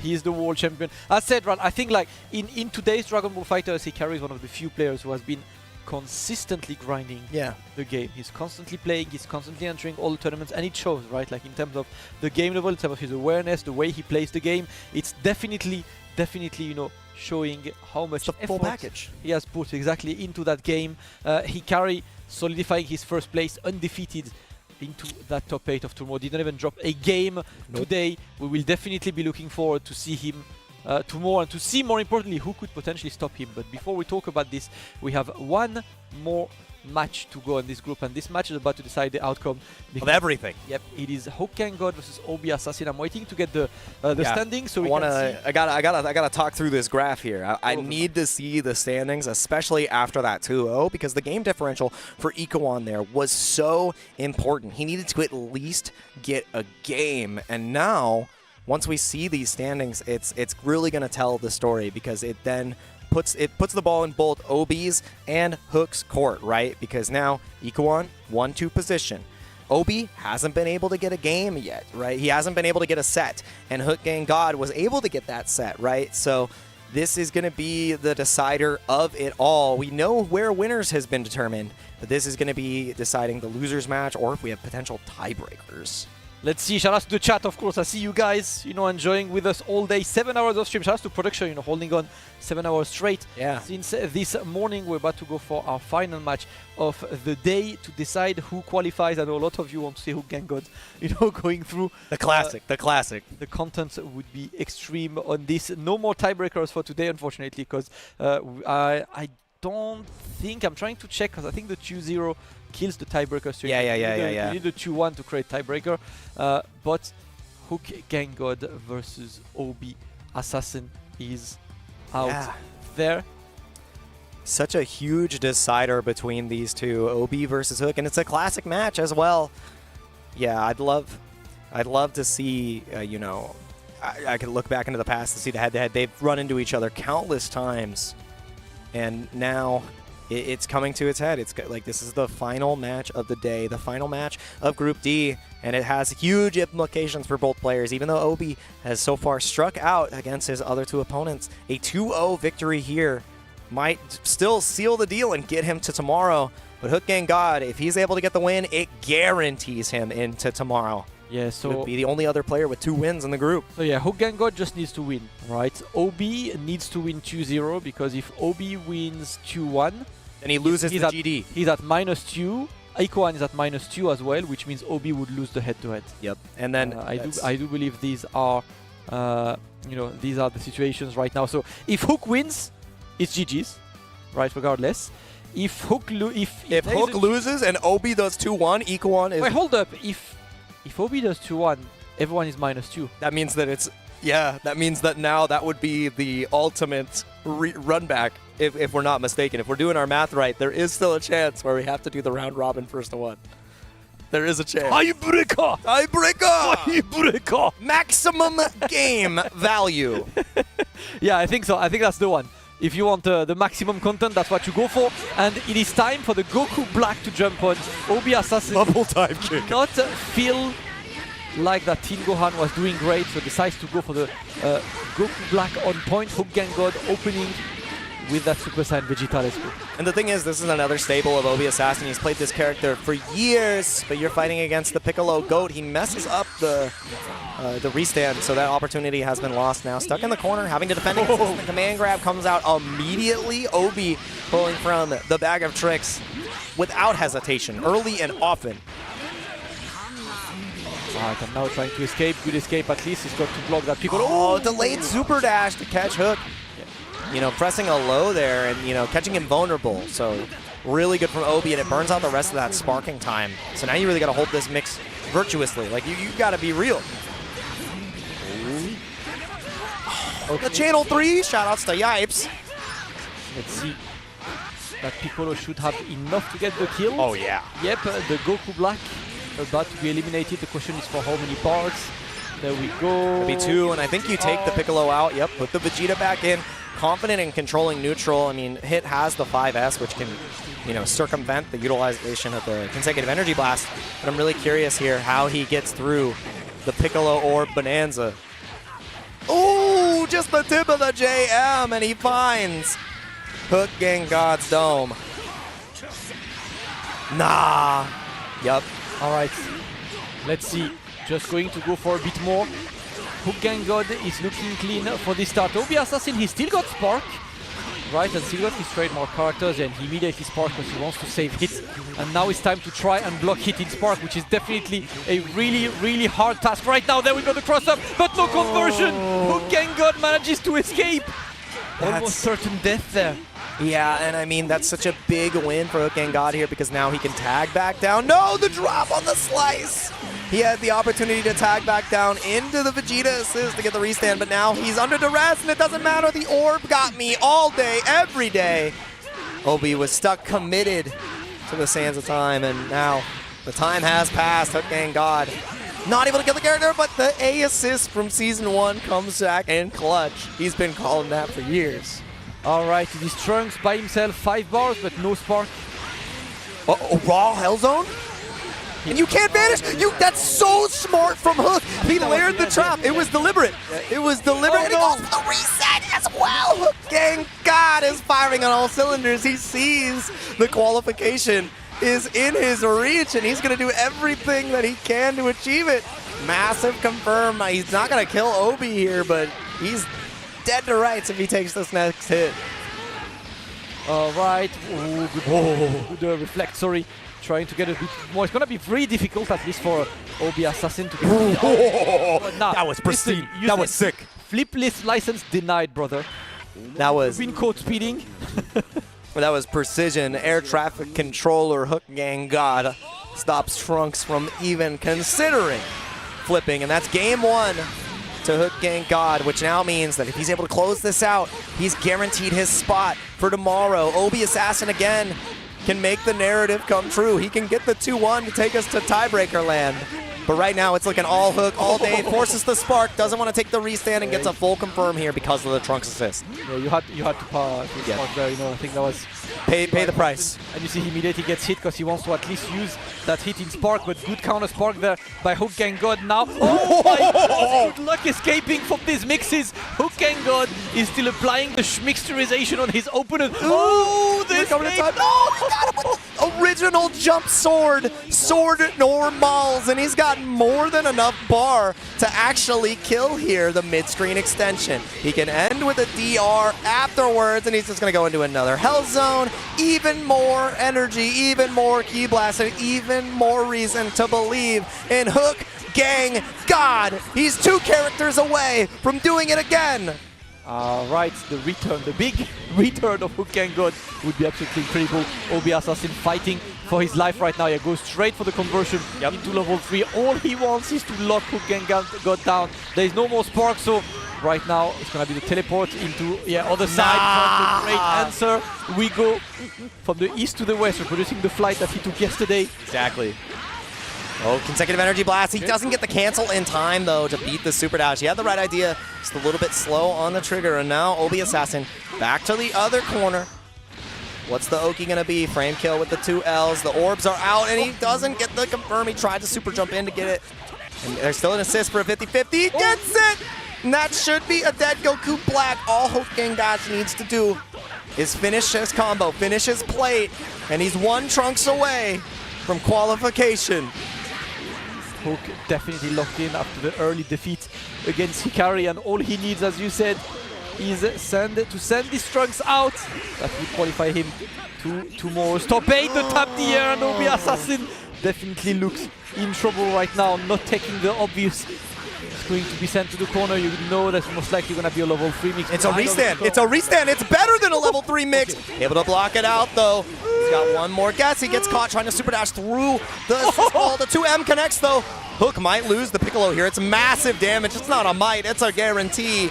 No re-jump needed, and he's going to use the 1 bar to take down Big Green. Obi down but not out here. He's got a lot. He's got a level 3, which will absolutely demolish one of these characters. Father versus son. And the CSS connects. He's got more than enough bar. I think this might be all she wrote.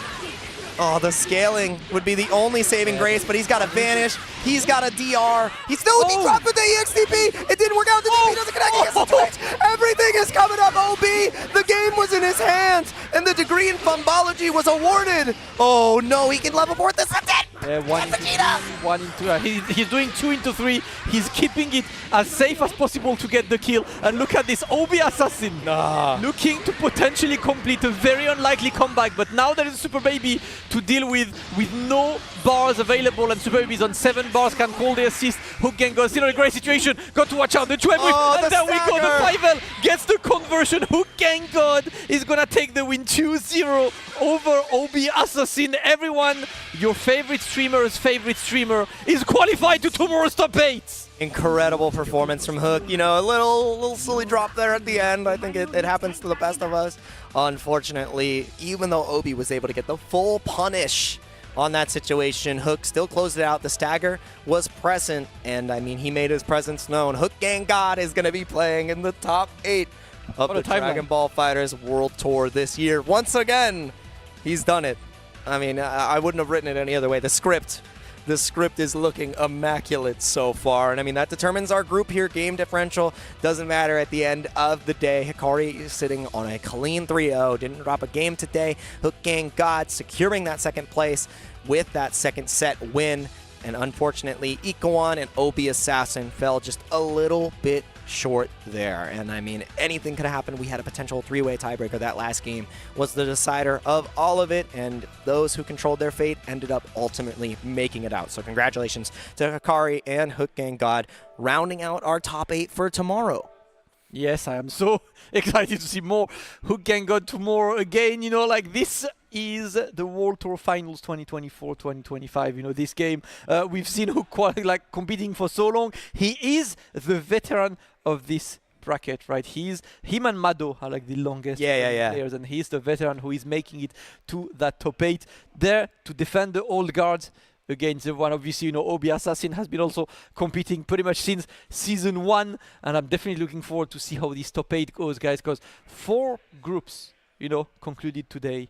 And now we got a top 8, and I know that the production is just busy cooking up the bracket for us, so we can just like take a look at what are the matches going to be, because tomorrow we go through all the top 8 and we crown a new champion or a back-to-back champion, as last year's champion is still very much learning. And there it is. The one, Inzem versus Yasha. Oh, Xanxus versus Hikari, and then on the loser side, LegendarryMuffin versus Namul, and HookGangGod versus Zane. My God. Ooh, these are all going to be incredible matches. I feel this is a dream match for Inzem, getting the chance to duke it out at the World Tour Finals against SLY Yasha. Both of these players have a lot to prove. Inzem wants to be able to, get the mantle of Evo champ to World Tour champ back to back, and Yasha wants to, finally get that first prize, and this is the closest he's been at the finals. Obviously, Xanxus with a breakout performance in his group looked unstoppable, but the same can be said for Hikari, so that is going to be another incredible match.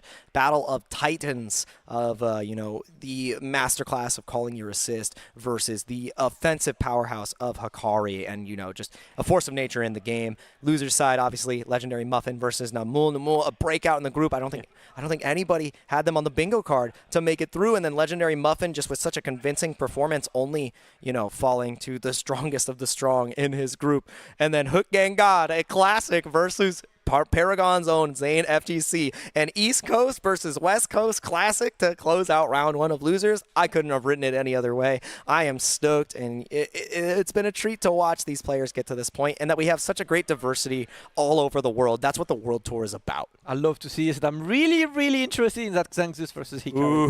Xanxus showed he was incredible promise today, and Hikari looked absolutely invincible. So it's literally like the question of Xanxus, what are you cooking for us?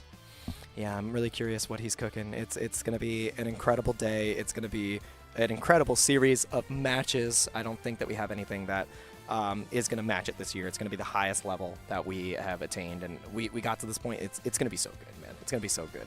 And once again, if you guys haven't already, get your hands on all the Battle Hour merch, right? We have all of the official merch available on the Bandai official website. It's only available in North America, so get your phones out, scan that QR code. You can get the t-shirts, the hoodies, the mouse pad for all of your favorite Dragon Ball Games Battle Hour merch. It's going to be Sparking Zero, Dokkan Battle, Legends, and just about everything. So make sure you scan the QR code. You only have until 4/14 to get your hands on those, and then they're unavailable.